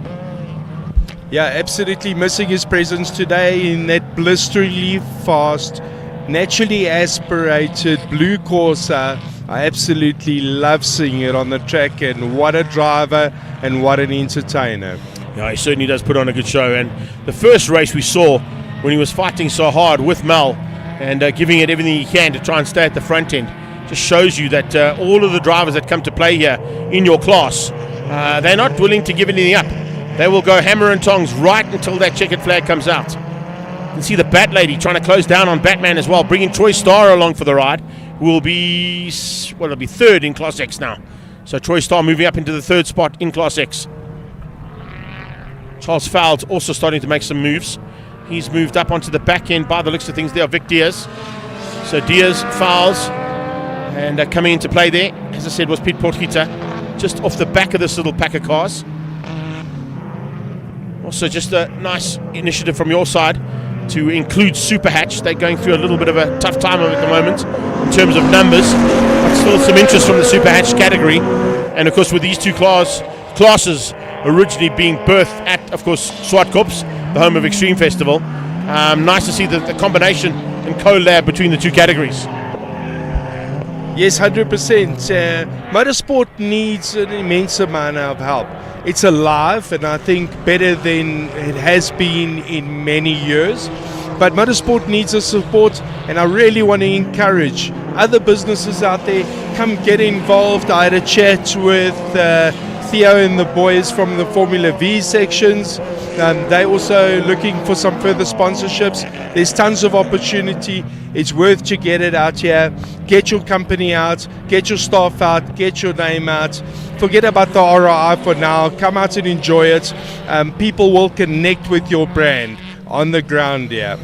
Connecting with the front end of Class A at the moment is Craig Priestley. He just made a maneuver to get through on Mal Spurs, so we're going to keep an eye out on whether Craigie is broken out of his allotted lap times, because he did get penalised for that in race 1. Mal will be well aware of that and probably won't push him too much to try and get that position back again, knowing that he's potentially done the same error in race number 2. If he hasn't, it'll be costly from her point of view. Nice run here from Holtzhausen. Just trying to stay up ahead of this little battle between these two cars. That Origin Oil machine of the Bomber. Mal Spur looking for a chance now. Off track once again. And the 47 machine, unfortunately, there, not having it go his way. It's about the 4th or 5th time we've seen Arthur Thorne with some issues today. But fortunately, he's back on track. And he'll be dropping back, possibly out of the running there for Class B. Class A very much still up for grabs. So Sean Holtzhausen fighting hard. And I can tell you, trying to make up the ground that he lost early on. Holtzhausen, of course, GTB category car, just ahead of that Class A battle. There goes the GTA, GTBs, all down that back straightaway with Vota at the back of the field. Having broken out into GTA at the beginning of this weekend, he has to move up and fight with those Super Cup Polos and the BMWs.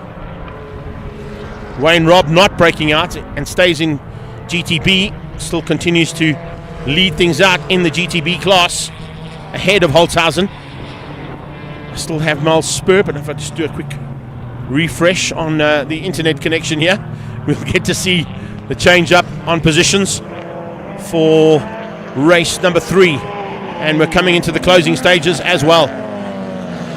This is the penultimate lap, so it's now or never time for Jared Rousseau to try and make his move if he wants to. Chuta has done it and got through and is now leading, as you can see, but we'll have to keep an eye on whether or not the 2:07.3 of Marius Tuta is too fast for the liking. I think it may possibly be. What did he do in the first one?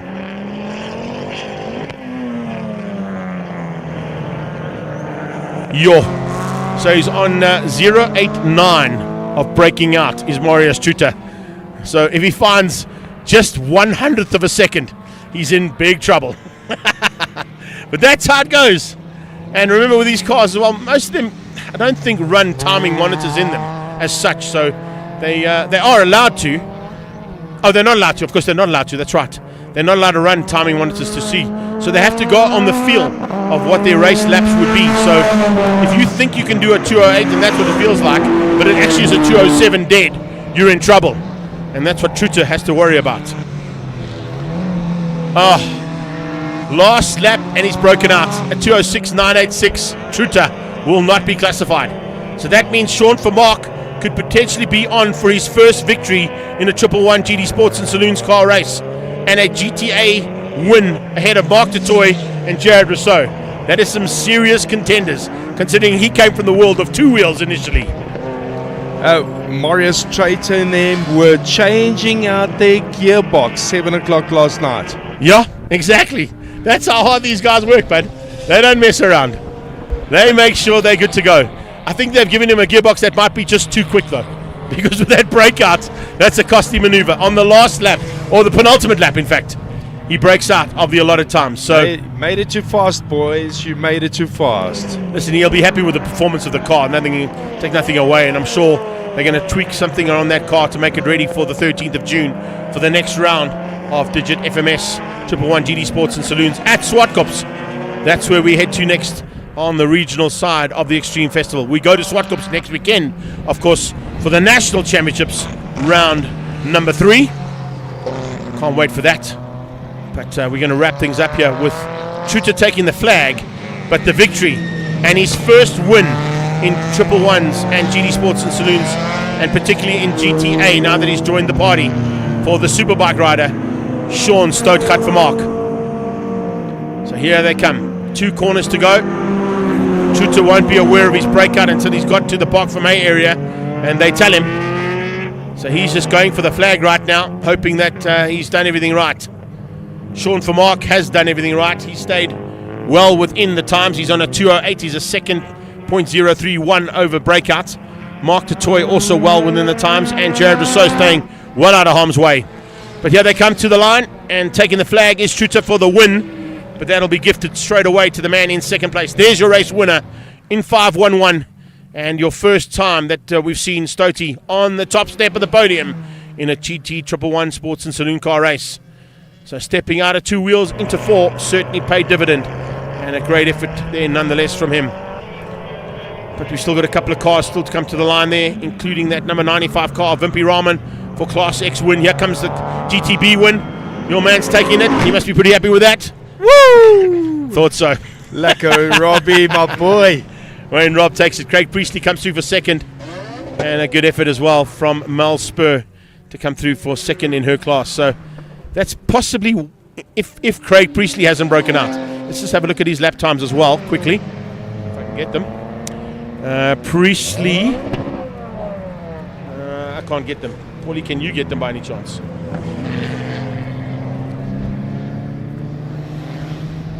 I think he's just in time. I think it was a 2:11 was the breakout, so he's okay.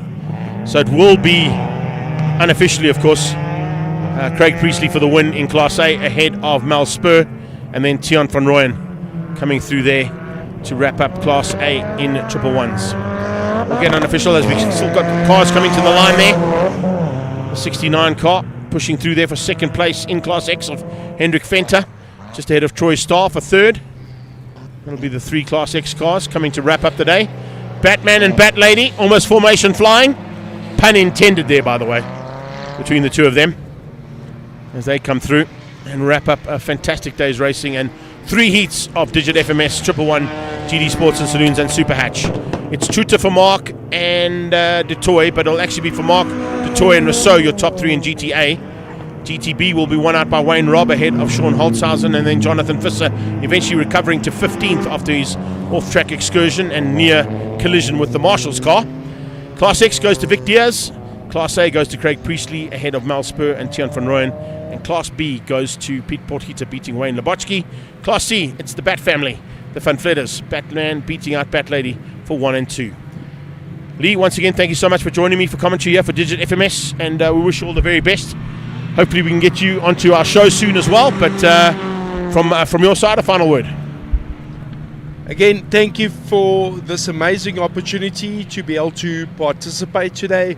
What a lovely day out. It's amazing to see all the families out, the kids out having a jol, bride packs and brides on the side of the track. That's what racing is all about, and well done to everybody that's put it together, the organizers that ensure that everybody can enjoy this in a super safe environment. Well done to everybody. Greg, what a lacquer day, and encourage everybody. See you on the 13th of June. We're going to have a power day. Thank you very much. Thanks, Lee. Awesome stuff, and go and enjoy the rest of the day with your team. We'll catch you up at prize giving a bit later on. But Lee Bester there from Digit FMS giving us a little bit of insight as to their involvement behind the scenes as we stand by and get ready to go for race 2 of BMW M Performance Racing Series Turbo Cup.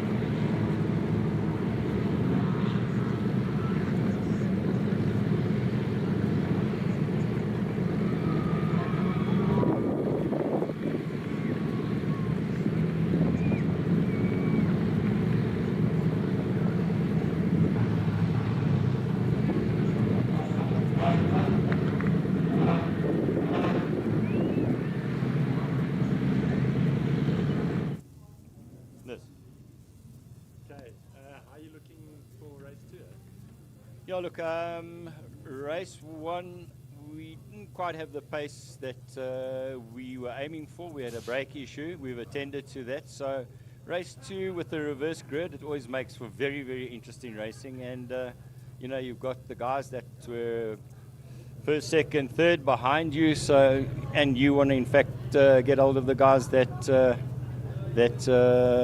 you were leading when the race finished. So, yeah, it's going to be a good race.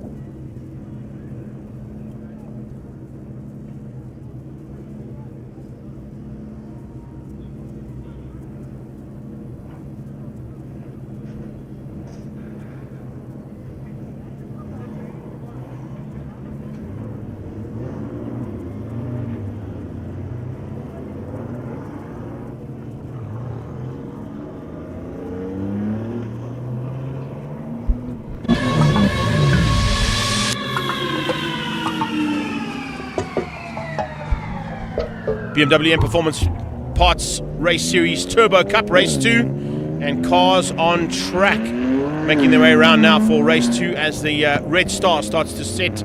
We're looking forward to another epic battle once again. Joining me in commentary is the big boss man from Dunlop, South Africa. Fantastic here. And a man who's now debuted as a racing driver, Lubin. Take us through that for the first part of the day's racing. Yeah, look, it was an amazing experience too. I think Red Star is a baptism of fire. I think that the length of that track. They definitely threw you into the few worst times part. I didn't know where I was. I have to be honest. I didn't know if I was going or coming. It was tough, but I think moving from a sofa racing driver to getting into the car. Much more respect for the boys, You kind and of the felt girls. you felt it last night, but I can tell you right now, you're going to feel it a lot more tonight. That's for sure. But needless to say, it was not a bad effort there from you. I mean, it wasn't stone lost. That's where I think you were expecting to be. But that little track taxi is it's quite resourceful. Yeah, no, awesome brakes, I have to say. You can brake a bit later than I noticed compared to other cars, so that gave me a little bit of room to play with. But awesome car, and I just really enjoyed it. And the racing today, being involved with other cars, that feeling, undescribable. Now, from Dunlop's point of view, it's always great to sort of see the amount of effort. And I mean, I've been trying to get Joanne onto our show. I try to get Heinz onto our show. Maybe I should just get you onto our show. It'll be easier.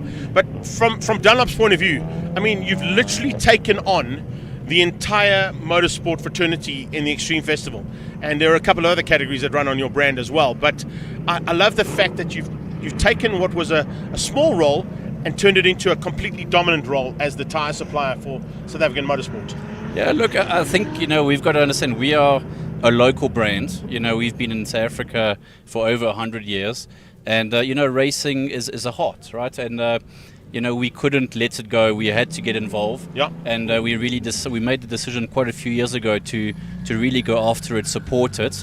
And I'm very happy to see we see it growing. We see numbers growing. And it's really helping. And for us also, we get to see how tires behave.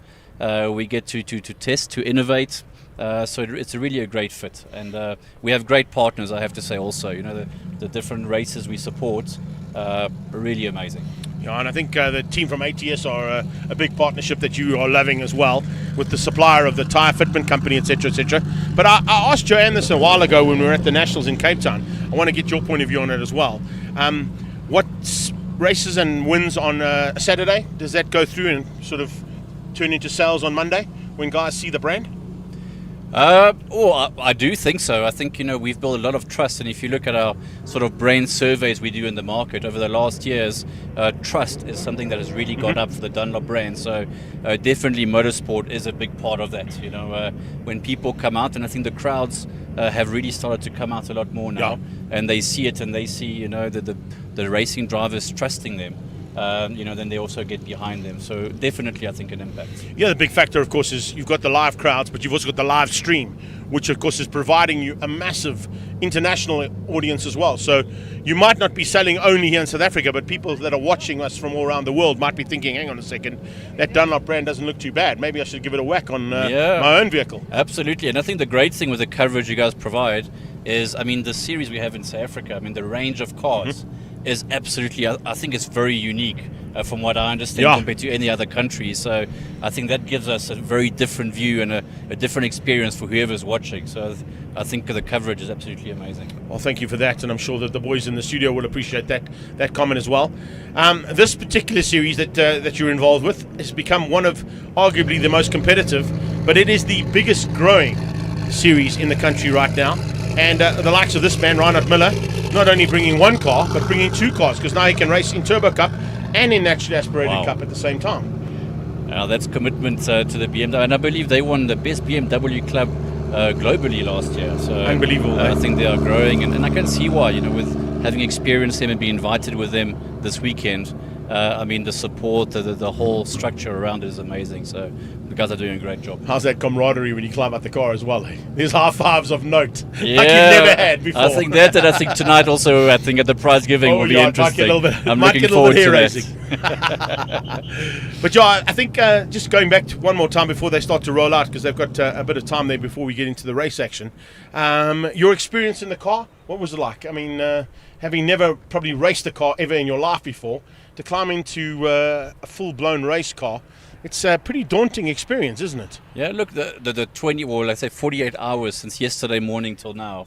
I remember the first lap yesterday was hugely overwhelming. The track also was not so easy in getting to learn things. And but then, from there building up, you really feel, it's like a journey, and you slowly get in and you slowly build up and build trust in the car and get confidence in the tires also.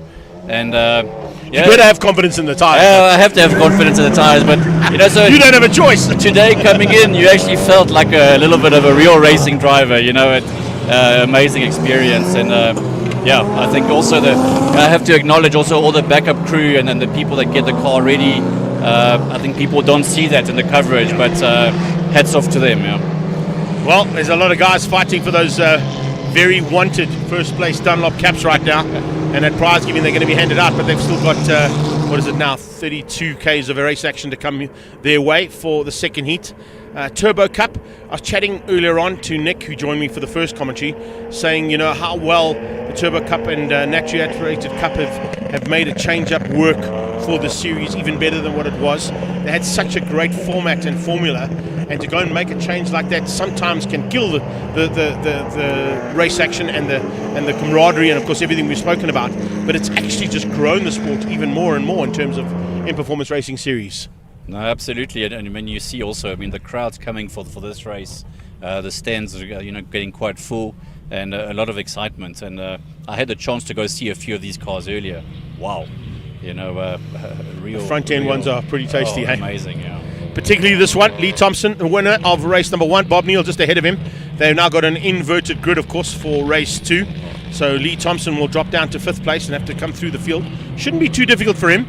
The guy that spins off and goes grass cutting on a few occasions is out the window. Oh, he got hit, he says. Yeah, we got the whole thing on film. There was no one near you. Digavea just joining us out of the window there. But that's the man, of course, who puts all the hard work into the series along with his crew.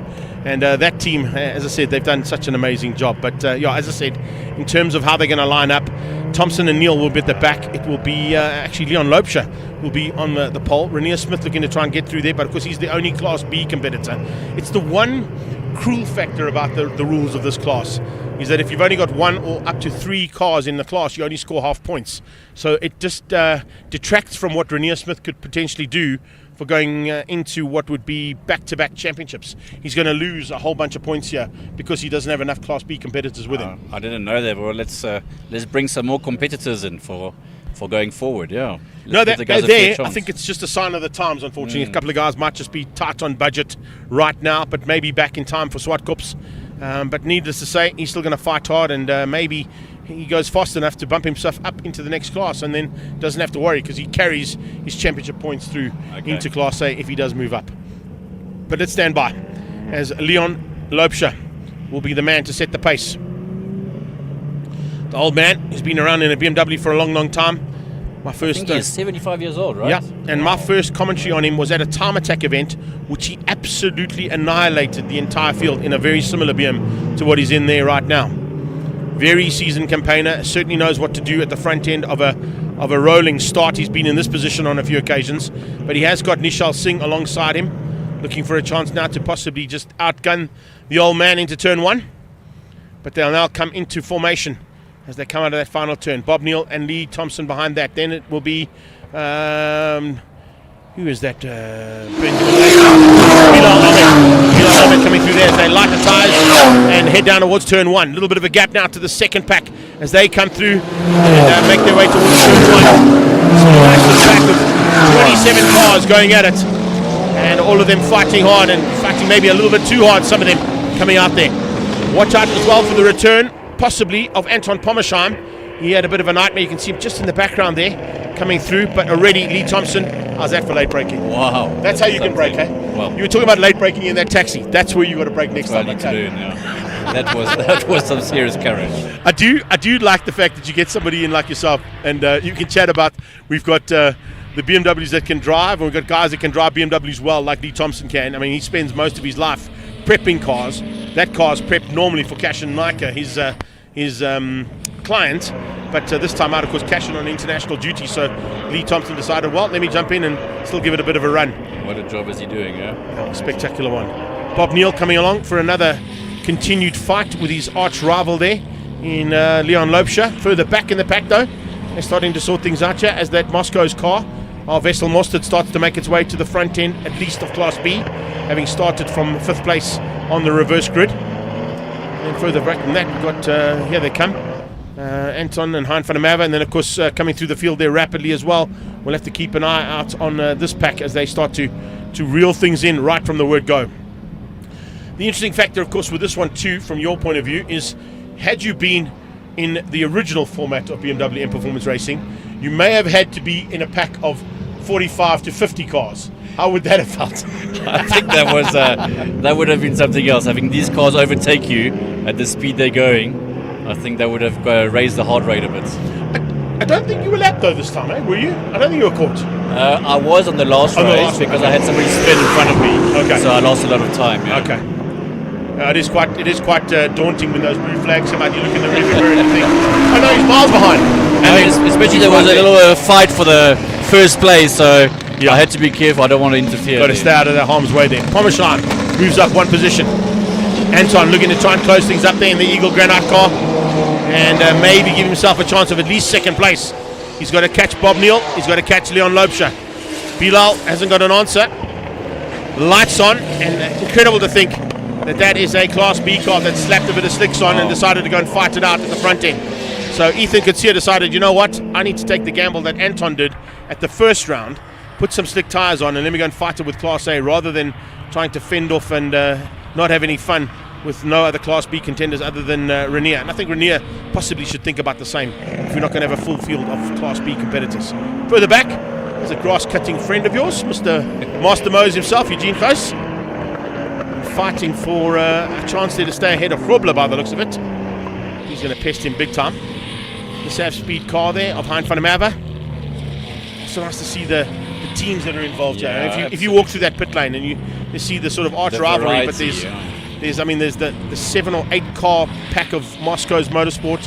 You've got 3 or 4 Sav Speed cars. You've got 3 or 4 out of Lee Thompson Racing.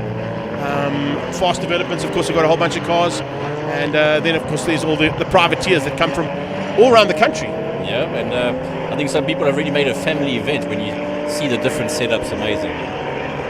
Nice to see as well the merchandise stand. However, I didn't see any Dunlop merchandise on there, hey? Hint, hint. You didn't see a Dunlop merchandise, but I was shopping there, so I was a good customer. You are the man. Well played. I also went past there earlier this morning. I have to see if we can get there early in time, maybe to get some of those caps and T-shirts, because they were on sale here today. They will be on sale at every single event that M Performance Racing Series goes to. So if you didn't catch them here, you can catch them on the 13th of June, as we seeing a bit of catch-up being done here now by the Master Mose car of Eugene Kos, closing down on cam. Great exit there. Oof, around the outside of the G-Man. Close stuff there. Good clean racing. I do like that, man. Good clean racing is what you want. Close racing is what you want. And that's what M Performance Series provides on almost every single occasion. There's been hardly any occasion that I've had to climb on a microphone and not been entertained by the racing that's provided by this class.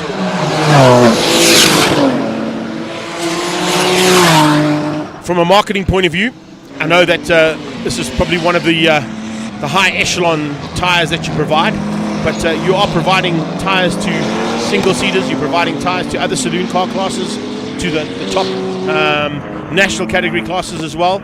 So we spoke about it just before the race started, but I think it's just certainly a testament to what the brand can do if you can provide tyres for that array of vehicles. Yeah, no, absolutely. It's about, we learn from racing tyres. And then we use that innovation, we use that technology, and we bring it back to normal car tyres. And there's no better way to test them. The pressure that they go under is amazing. Speaking of pressure, the man who hasn't felt any pressure whatsoever is Bob Neal, but he's under massive pressure right now as Rainier Smith and Ethan Kutsia are side by side right behind him. But I just saw in the foreground there, I think Pommersheim has snuck through and got ahead of both Bob Neal and ahead of Leon Lopesha. So he's moved himself up into second place. This is the battle for third now, going into turn 11. And pretty tight stuff between the two of them. But right on their tail are 4 cars fighting for Class B and Class C on their tail. So nothing in it whatsoever between these guys. And lovely to see that close racing like that. So. For sure. Oh, so that's what you want, eh? Oh. That's what you want. That's what the crowd wants. That's what they come to see, and that's exactly what's being provided for right now. Kutsia onto the back end of Bob Neal's machine. Pulling away now. Nishal Singh and Amal Bilal in there as well. So Bilal having a little bit of a run in the closing stages. It's a 6-way fight for potentially what is going to be third place on the road. Tell me Turbo Cup's not working well. Oh. There it is. Proof in the pudding. Lopesha opens up that turbo. Great move there from Renier Smith. Just dives through and gets ahead of Ethan Kutsia, who has to run wide out of turn 3. Not a lot of traction out there, he'll know. But in a rear-wheel drive car, a little bit easier to get through that corner as opposed to what he would normally have gone through in the past in a Polo Cup.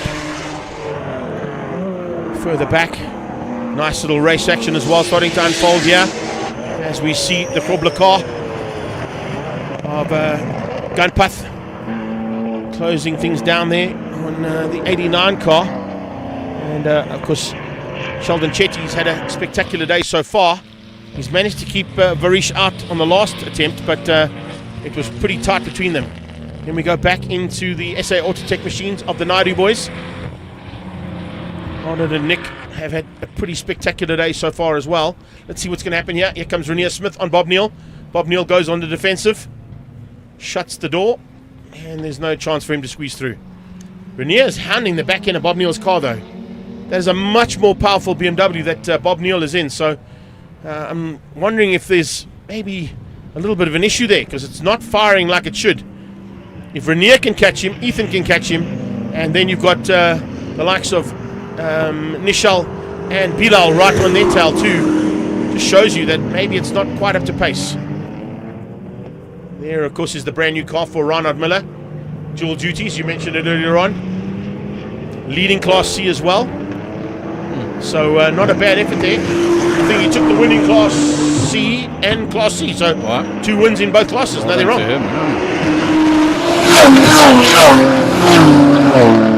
And I think it's a great thing about this track. It's so technical. I think it provides really for good racing, right? And in this class, I think it's wonderful. Yeah. When you've got a big track, it certainly provides. You've got 3 or 4 cars, it kind of spreads out a bit. It can be a bit tedious. What I did see, and maybe what we can look at it in the future as well, is maybe not with this class, which is too big, but some of the other classes that your guys run Dunlop tyres in, is that they use the Indy track as well. There's a little smaller circuit on the inside of the track, which is a shorter version of the circuit, and you can have just as much fun running 1 heat on the big track and 2 heats on the small one, or vice versa. Just that's a good suggestion, format, you know? Just changing the format up ever so slightly. The Moscow's car having another good run here. Vessel Mostert looking for a chance to still stay at the front end at least of Class B. And he's fighting with Benny Late, who's right on his tail there for Class C. The Class C battle, I beg your pardon, not the Class B, Class C battle. Apologies on that one. But a nice run nonetheless from the 3 of them. How many laps do we have left? Do you have that? I have got that. I can potentially give you what we think is left. Okay. 3.5. 3.5. Because With the signal here, unfortunately, the timing goes down and up all the time. So we watch for this man to pull that little checkered flag out. Then I know we're on the penultimate lap. But yeah, 3.5 to go. Exciting, and it's still that 3rd position still up for grab, yeah? I don't think Pommersheimer is going to catch Lee. He's too far ahead. But what Pommersheimer is going to do is now bring himself back into the lead of the championship in Class A. And I think possibly, just want to pull up my notes here. I've got 5 gazillion of them there from Bernard, as always.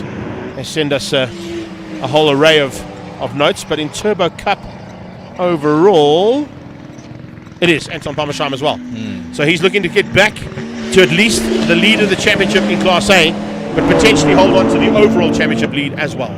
Because Lee, of course, if he does score points, he's only going to come in at the back end of Class A because he didn't do the first races of the year. Those are both in the hands of Cash and Leica. So a good run here from Vessel.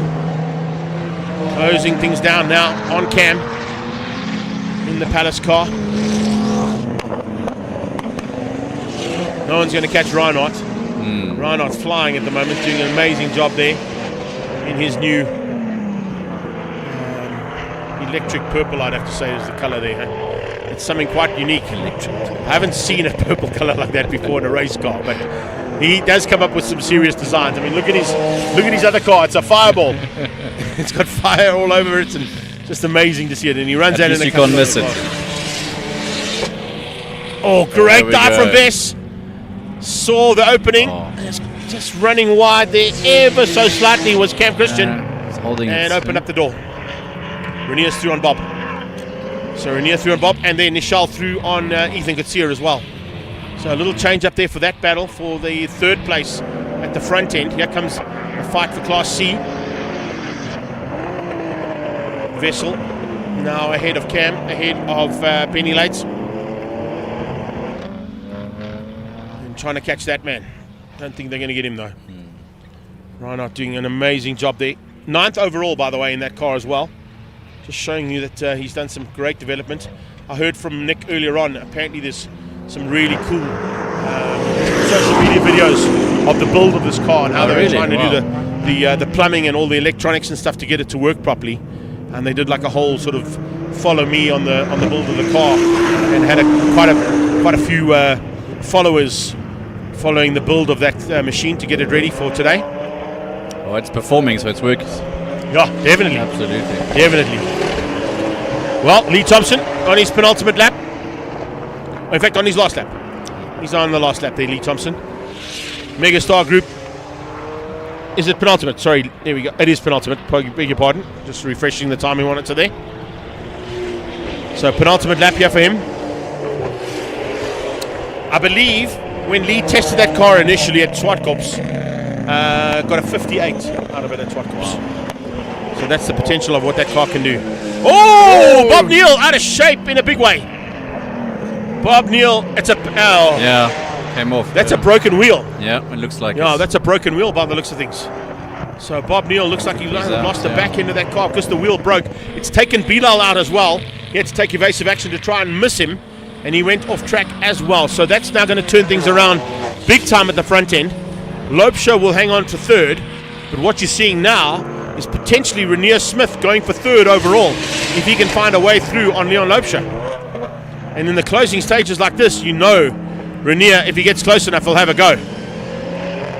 Nishal still hanging on and trying to stay ahead of Ethan Kutsia. 6-way fights turned into 4, but it's spread out ever so slightly. Not quite as close as what it was earlier on. Leon Lopesha coming out of the... Good defensive driving. Yeah. How difficult did you find that corner? Can you remember that one? No, that one was actually okay. Yeah, I found that very tight hairpin was the most challenging for me. Here's a quick replay of Bob Neal. Yeah, just all on his own. The back wheel breaks, slides off the circuit. Bilal goes to miss him, ends up on the grass as well. That's a big pity. That's a big pity there for him. And remember, Bob Neal coming into this championship in 6th place into this round has had a good outing in race number 1. Not such a good one in race 2, unfortunately. So we'll probably keep him in the top 5 overall. Last time in anger there for Lee Thompson. Down past the 211s there from Bob Neal. Both those cars still stuck on the sideline, so they're not going to finish this one up. So both Bilal and Bob Neal losing championship points here in this second and final heat of the BMW M Performance Racing Series. Driven by Dunlop. Is that good enough, eh? Absolutely. Proudly so. Well, driven by BMW and put the rubber down by Dunlop. Yeah. So, but yeah, I think driven by Dunlop is the way to put it. The drivetrain needs the tyres. Without those tyres, they can't do what they're doing around tracks like we go to play at on the Extreme Festival of Motorsport. Look, motor racing is a team sport, right? So it's really it is, the car, the tyres, the crew, the drivers. One doesn't work without the others. I do like the way you put that, sir. That's for sure. There is a whole conglomerate behind the man behind the wheel right now before that checkered flag comes out. And if people would just realise that they may be behind our guys a bit more overseas, you know, particularly the likes of our our MotoGP riders and Superbike riders. But needless to say, Lee Thompson has been there, done that, got the T-shirt, and I think they might need that number 1 T-shirt out of the merchandise store here for him for today, because a double win is certainly a good day in the saddle for Lee Thompson, showing what this car could do. I think you probably would have had a similar type of performance had Cashin been here and been behind the wheel, but it was great to have Lee Thompson involved and bringing this absolutely amazing M3 GT to, look at the gap. Wow. Not another car in sight. The next car up is only coming around. Oh, and a little tap there. Push out. Yeah, touch me, rub you. Rubbing's racing. That's what they say, hey? That's what they say it is. So I don't know if Ethan Gatsiel will be too happy about that. But Anton Pommersheim is going to be ecstatic. Second place after coming off track, having to go into the pits in race number 1 and returning for a second place will keep him at the front of the overall championship. Nice run from Leon Lopesha. Great run for the win in Class B there from Rainier. And a good effort as well coming out of Vessel Mostert to come through for Class C. Class D, it's going to be Krobler once again. No, in fact, yeah, it will be. It'll be Krobler in the pest controls machine to take the victory to wrap up M Performance Racing Series Race 2 of Turbo Cup.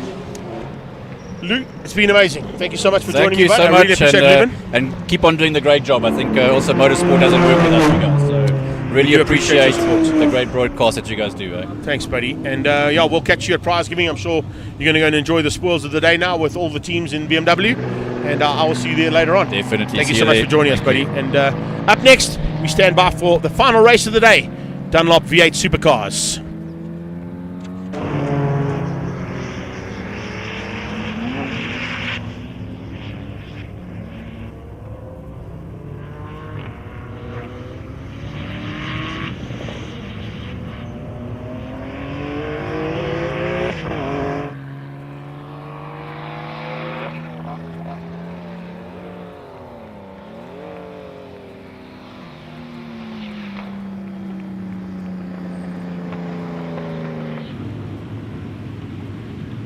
So there are the unofficial results. Lee Thompson, Anton Pommersheim, and Leon Lopesha, top 3 in Class A. Class B went to Rainier Smith. Then it was Reinhard Miller beating Vessel Mostert and Vaney Late into Class C. Cyan Mudley beats out Michael Krobler and Gerald Anthony for the top 3 in Class D. Great driving, fantastic action, and once again, M Performance Series coming to the party in a big way.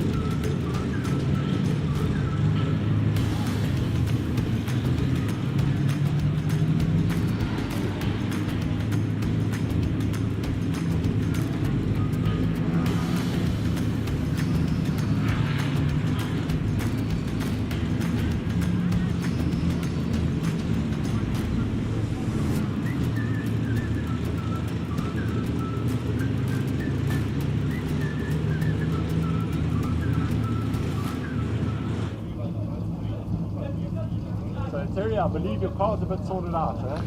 Yeah, look, we did find something that's been, it's taken us so long, but we found something. So I'm just hoping that when we get on track now, we're going to see a big difference. I mean, I don't know if you saw in race 1, but the guys just down the straight, they just pulled away from me. I just didn't have an answer. So I'm hoping that we have 8 cylinders and all the power that we were supposed to have. Good luck. Thanks. Thank you.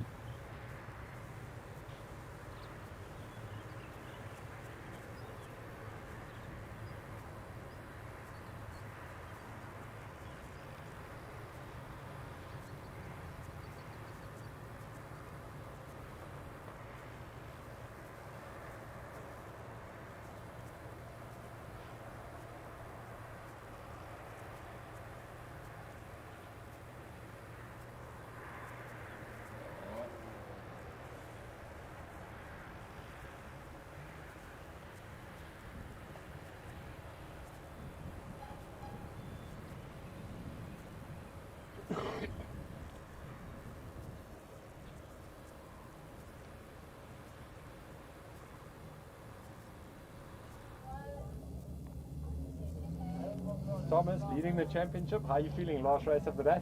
Fantastic, great day, and yeah, we start from the back of the grid with a reversed grid. So I just hope we got some good tires. Dunlop has given us some nice tires. So yeah, me and Warren will probably try and make our way through the field.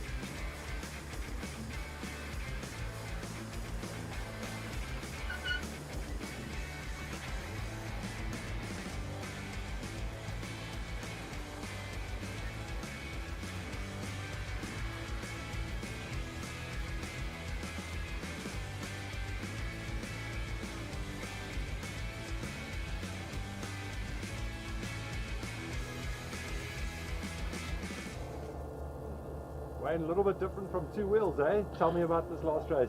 Yeah, no, look, the last race we had a lot of excitement. We have broken a couple of things on the car. The car's been completely rebuilt after my little mishap down in Dwarkorps last year. So we're still having a lot of teething issues. Front suspension, we had an issue. Back suspension, we've had an issue. Steering, we've had an issue. So we're just trying to get all the little bugs sorted out. And you know, we've had a couple of excursions out onto the dirt and the grass over here, which has been, well, hopefully entertaining for everybody out there. But you know, but to sit on the car, you'd prefer to be on the black stuff. Awesome. Good luck today. Thank you very much.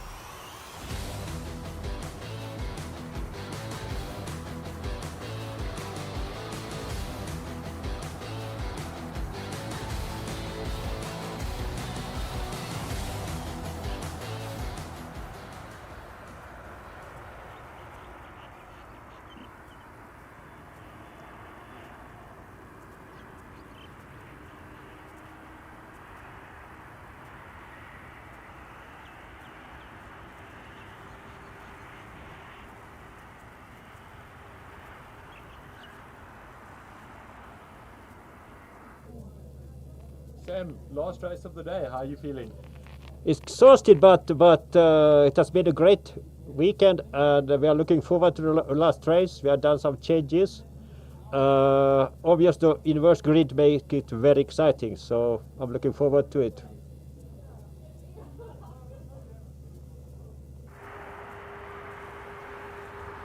There you go. There's the prime example of why this place is called Red Star. There is the Red Star in the sky, about to drop out of the sky, so hopefully they can get these cars on track rapidly. I did see a recovery vehicle, though, making its way onto the circuit, so I'm not quite sure if they're going to go and fetch those two BMWs that are stricken down at the bottom end of the circuit quickly before we roll the V8 supercars driven by Dunlop out for the last 8 laps of race action.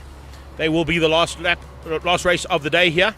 But remember, coming up in the very near future, next week, Swartkops, it is National Extreme Festival action coming your way with the likes of Astron Energy Polo Cup, the South African Touring Cars and SATC Super Cup. MSA4, proudly brought to you by InvestChem. We're going to have action from the Volkswagen Rookie Cup, ZX10R Masters Cup, proudly brought to you by Sunbet ZX10s. And of course Sunbet getting involved with them and sticking around with them. And then GR Racing Cup, the Toyota GR SA Cup, back in the house at Swartkops, the home of Extreme Festival, taking place next weekend at the Swartkops International World of Motoring. Let's catch up quickly with the Italian stallion, Franco D'Amato. Franco, lekker days racing, eh? How's the last race looking for you? Yeah, the first race didn't go too bad. We have come back after 7 months of racing. We've come back to it. There's small little problems on the first heat with my one shock, but we've replaced all the 2 front shocks, and let's see what happens in the second one. I mean, it's the sun is going down, so it's might be a bit of a problem down the bottom of the straight. Well, that's motor racing. Let's see what happens. We don't have lights, so hopefully it starts before the sun goes down. Awesome, good luck. Thank you. Yeah, the sun is dropping rapidly there, Franco. I have to agree with you, bud. And it does get dark here pretty quickly once it does drop out the sky. But just going back to that mention, of course, remember next weekend we're at Swartkops. We then come back in June to Swartkops for the next round of the championships that you've seen today on today's live coverage. All the regional championships will be taking place on the 13th of June. And then back in July for Top of the Hill at Swartkops as well. So 2 big events happening over the June-July period. But of course next weekend we're at Swartkops for National Championship Extreme Festival.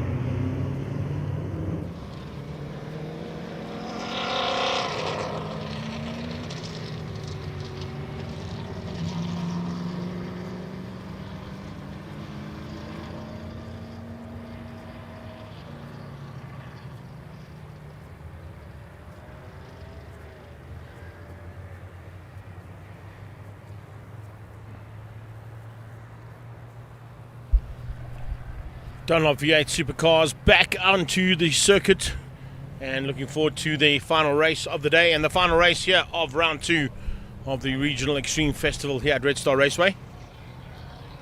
Inverted grid, we'll see Steve Herbst and Wayne Spicer on the front row.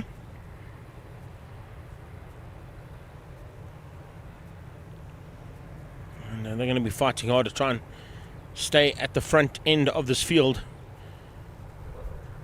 But of course, being in the GT2 cars, they've got the older rubber, so they won't have the ability to sort of draw on the new Dunlops that the GT1s will have behind them. And those, of course, are the guys that have decided to go with new rubber today. They've got an option. They can run on older rubber if they want to. It's the rules of this class. Lombard will have to start right from the back of the pack behind Reeb, having taken the first victory. And of course, with that first victory, Thomas Reeb has now got a lead, quite a substantial lead over Warren Lombard, who moves himself up to second in the overall standings. Thomas Reeb on 72 points. With that, 73 points, I beg your pardon. And then it'll be Warren Lombard on 49. That leads out over Terry Wilford and Sam Dahl. So the biggest mover in that first race with that win was Lombard. So another win in the bag will definitely bring him closer to Reeb, but he's got to hope that Reeb has some problems somewhere out on track. Otherwise, he's going to be a difficult man to catch with that substantial lead so far in the bag. So some work to be done now in this last race for Lombard, possibly for Terry Wilford as well. Lombard could be closed down by Wilford if Wilford has a slightly better running, and you heard they might have sorted out whatever electronical gremlins they had in that car that he was concerned about before race 1, and then has got close to sorting those out now for race 2. Can he catch the Italian stallion? Franco Di Matteo there in the 5 Diamonds Franco Di Matteo Pure Performance Racing car ahead of him, and then still closed down on Wayne Spicer and Steve Herbst, Sam Dahl and Larry Wolford.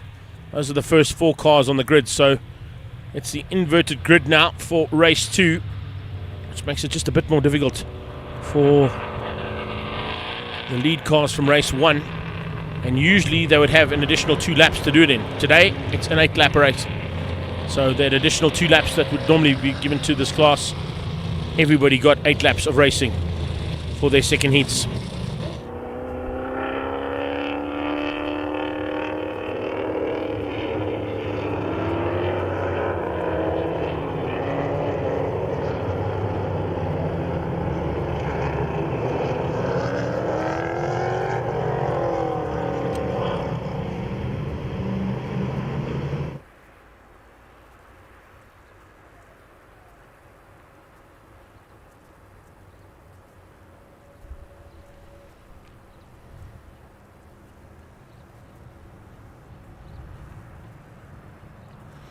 Rolling start as always. These cars first gear about 140 k's an hour in first gear. It's the one track up here on the Highveld that they get to use all 4 gears in as well, so they do get through the entire box here at Red Star Raceway. Our camera crew been working hard to bring you all the action. They're going to be working even harder in the slightly lower light conditions that we've got here for this final heat of the day. Front car, Steve Herbst, is second in GT2s in the championship, but is on pole position. Wayne Spicer, the leading GT2 car, is alongside him. And Spicer now in the Jaguar, as opposed to the Corvette he was in earlier in this championship. I believe that might be Mackie Adlam's old car that he's bought and now put into his own livery, the Wellnetics and Spicer Racing colours.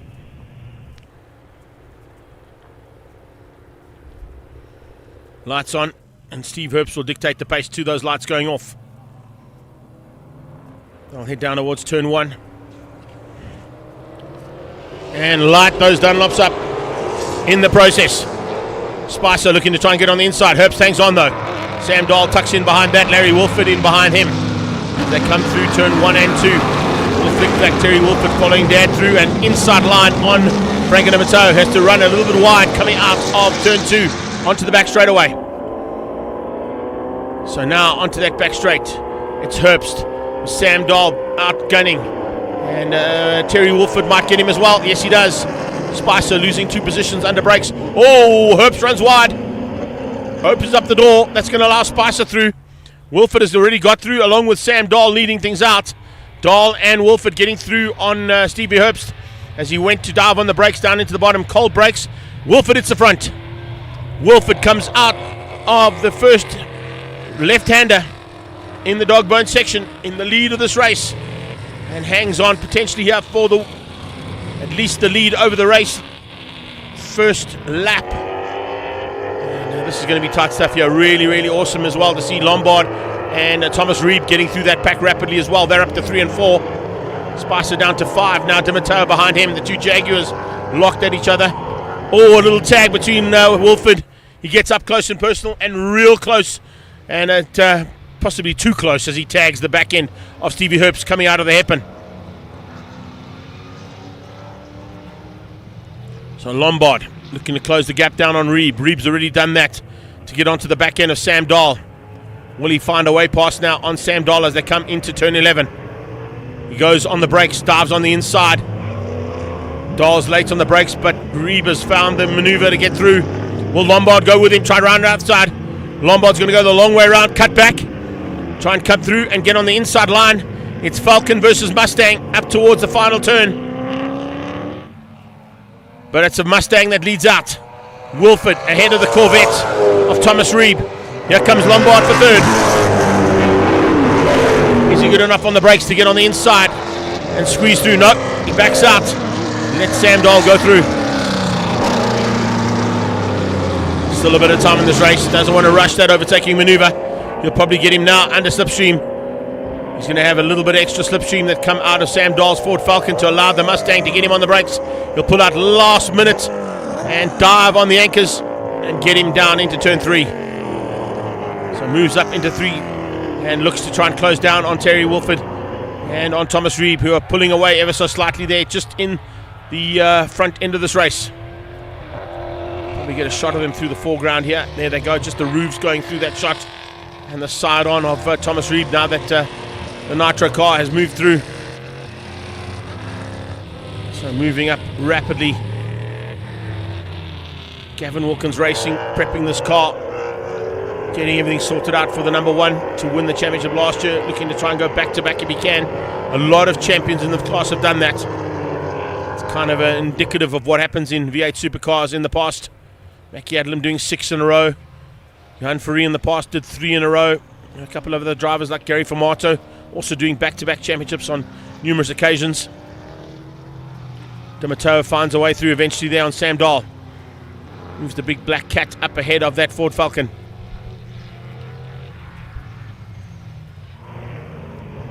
Now tries to... Don't think he's going to have the pace of Lombard, but he's going to try and stay in the hunt at least for a podium if something goes wrong with any of those first 3 cars. He spoke about the low light conditions. They will affect you in about 4 or 5 corners now, because that red ball is low in the sky. So as you turn into some of the corners, it goes straight into your eye. Picked up on that helmet that Franco Dimatoa was wearing. He had a tinted visor, and that iridium visor might be coming into play now. Lombard's visor's down as well, making sure that he's got clear vision as he comes onto the back straight away, trying to close the gap down on Reeb. Reeb stays out front.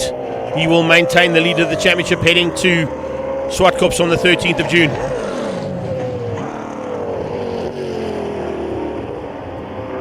He'll move to 97 if Lombard stays where he is right now. He will, of course, be looking to score 18 points for third place. Not enough. Terry Wolford will be closing him down as well if he takes the victory. And Lombard and Wolford will be locked at each other's throats behind Thomas Reeb for the championship if they head towards Swartkops in about a month's time. Terry Wolford was worried about electronical issues. Doesn't look like anything's wrong on that car at all right now. Absolutely flying exactly the way he likes to drive his car. Control things from the front and get away and not let anybody even near you.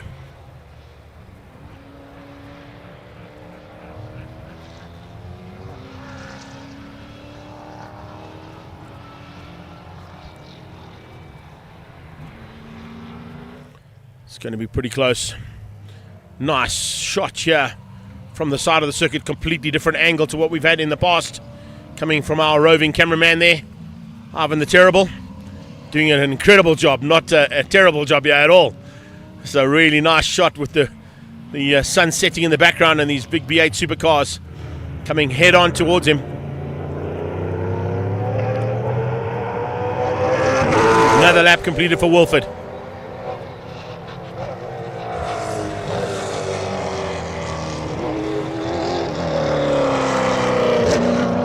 Reeve in second. He'll be comfortable with second as long as he knows that it's Warren Lombard behind him. Lombard is his closest rival, so he won't be too worried about Terry Wilford. But if Wilford, of course, gets the victory, that moves him up slightly. Gives him 25 points for the win. And add that to his 44, if my maths is correct. That gives him 71. So 71 will play second place, getting that 21 points. 93. 20-point difference-ish between the top two in the championship heading to Swartkops.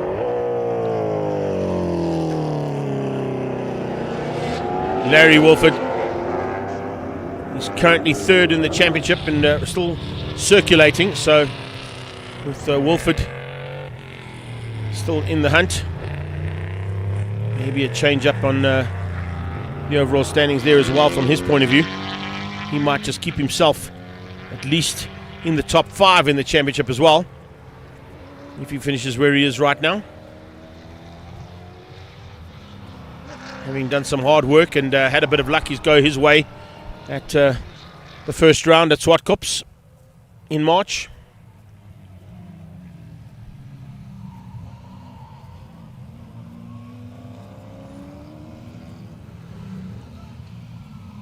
Lombard closing that gap down. Across the line, they were 4.7 seconds behind Terry Wilford. About 3 seconds between Reeb and Lombard, but you can see that gap has come down dramatically.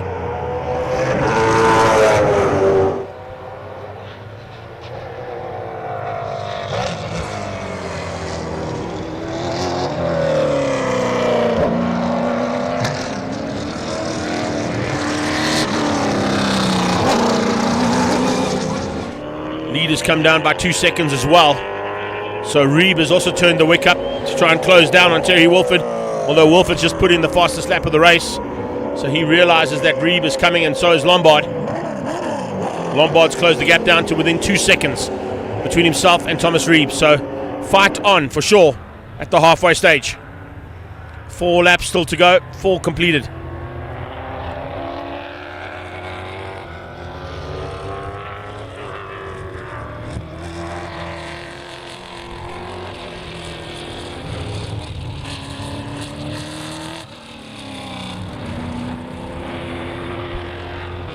Cafe 9 automotive car being closed down now by that nitro machine of Warren Lombard's.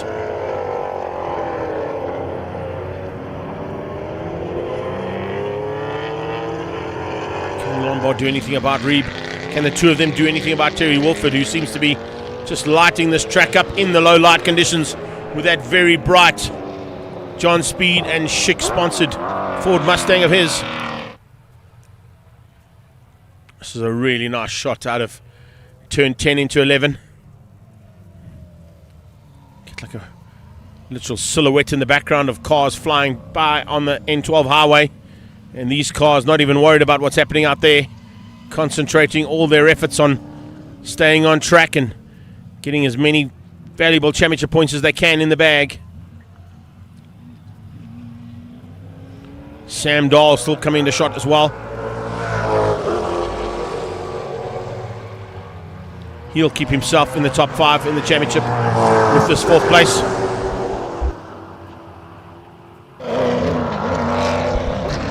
Tightening up at the front though.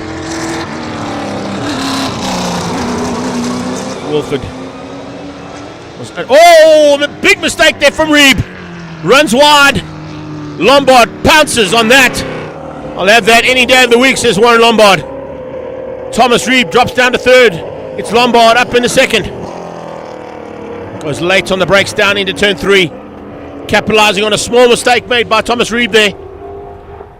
Running wide at this point in time is not what Thomas Reeb needed. 2.5 laps to go and dropping down to third place, trying to come back now at Lombard. They lost a second with that. It's about 6 seconds up the road to the leader. But Lombard vitally capitalizing on a mistake made by Thomas Reeb, something he hardly ever does.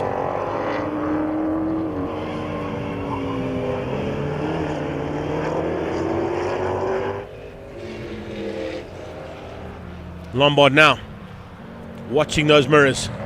He knows Reeb is coming. He cannot afford to make a mistake right now with slightly cooler conditions. Means the track is a lot colder. Means it's a bit more difficult for these Dunlops to find the grip out there. Can see late on the brakes from Lombard again. That front left locking up against the bodywork. And just a bit of white smoke coming out of that front left of the car. It's just tyre rub. But it's been doing that for a couple of laps, and eventually you'll start to feel the wear and tear of that tyre rub up against the Dunlop. If that Mustang keeps rubbing against it. Across the line they come. Another lap completed. Penultimate lap started now by Terry Wolford. 2 to go.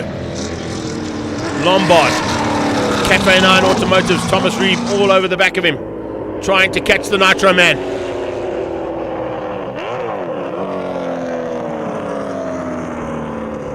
Nitro, Pep Boys Automotive and Gavin Wilkins Racing. And Warren Lombard at the wheel with the number 1 plate on. It's a heavy plate to hold, particularly in this championship. Always hunted down are the number 1 players in V8 supercars.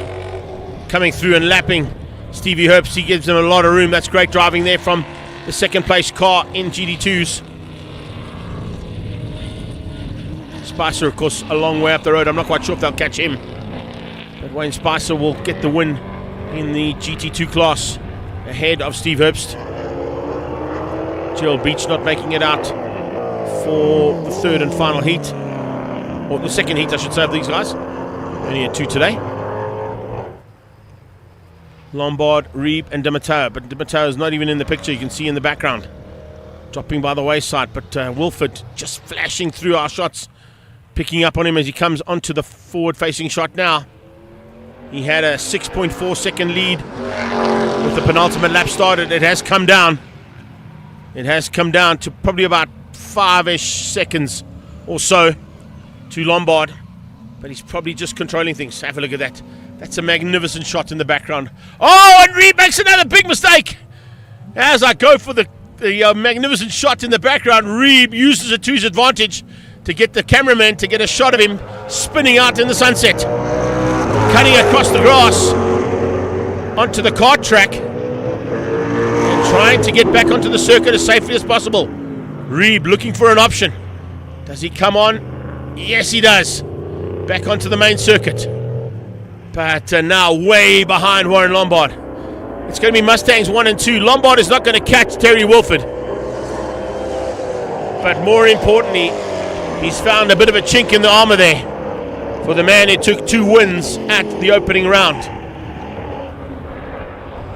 So Thomas Reeb is going to have to settle for 3rd place here.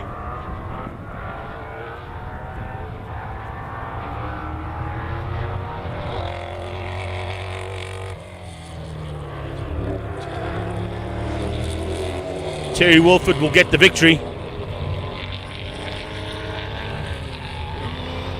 He's going to move on to 69 points. Warren Lombard will get 3rd place. With that 3rd place, move himself into 2nd in the championship overall behind Thomas Reeb, who will eventually end up here on 90 points. So it'll be about a 25-point differential between the top 3 heading to Swartkops in a month's time. So it looks like the return of Wilford has definitely been a big find here this weekend, having sorted out all the niggles on this car. Hopefully they stay away heading to the next round. Warren Lombard will look to try and get at least a victory or so at Swartkops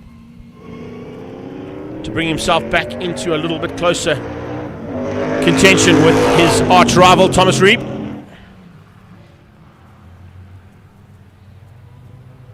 Here they come. It's Wolford for the win. Ahead of Warren Lombard. Mustangs 1 and 2. Corvette in third place. Thomas Reeb at the wheel of that machine. He will maintain the lead of the championship though, scoring 90 points.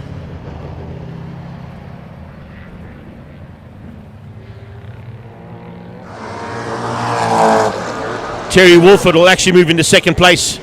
He'll be on 69. Warren Lombard will be third on 67. Incredible. That's how tight it's going to be.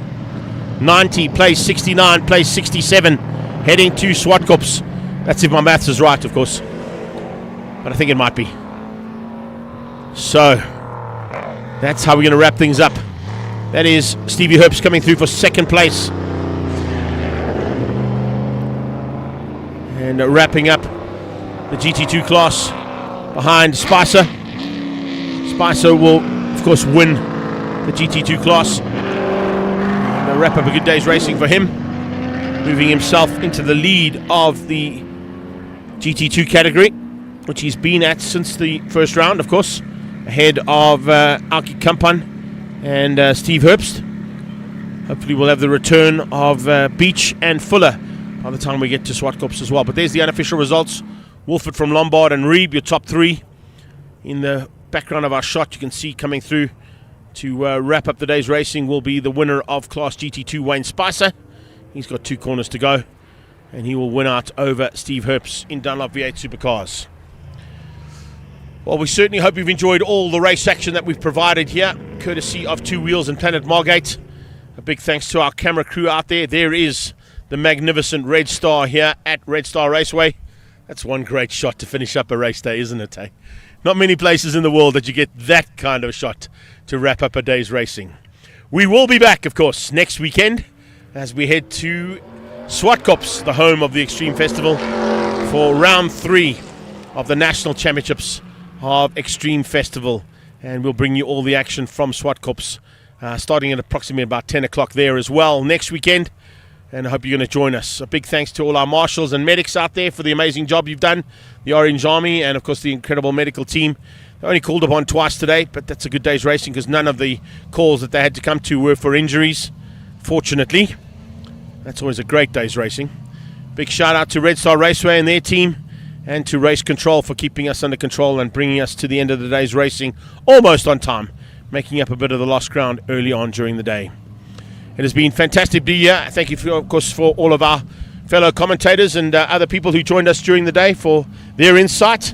Hope they were just as exciting and enjoyable as what you've seen in the past. We look forward to seeing you at Swartkops next weekend.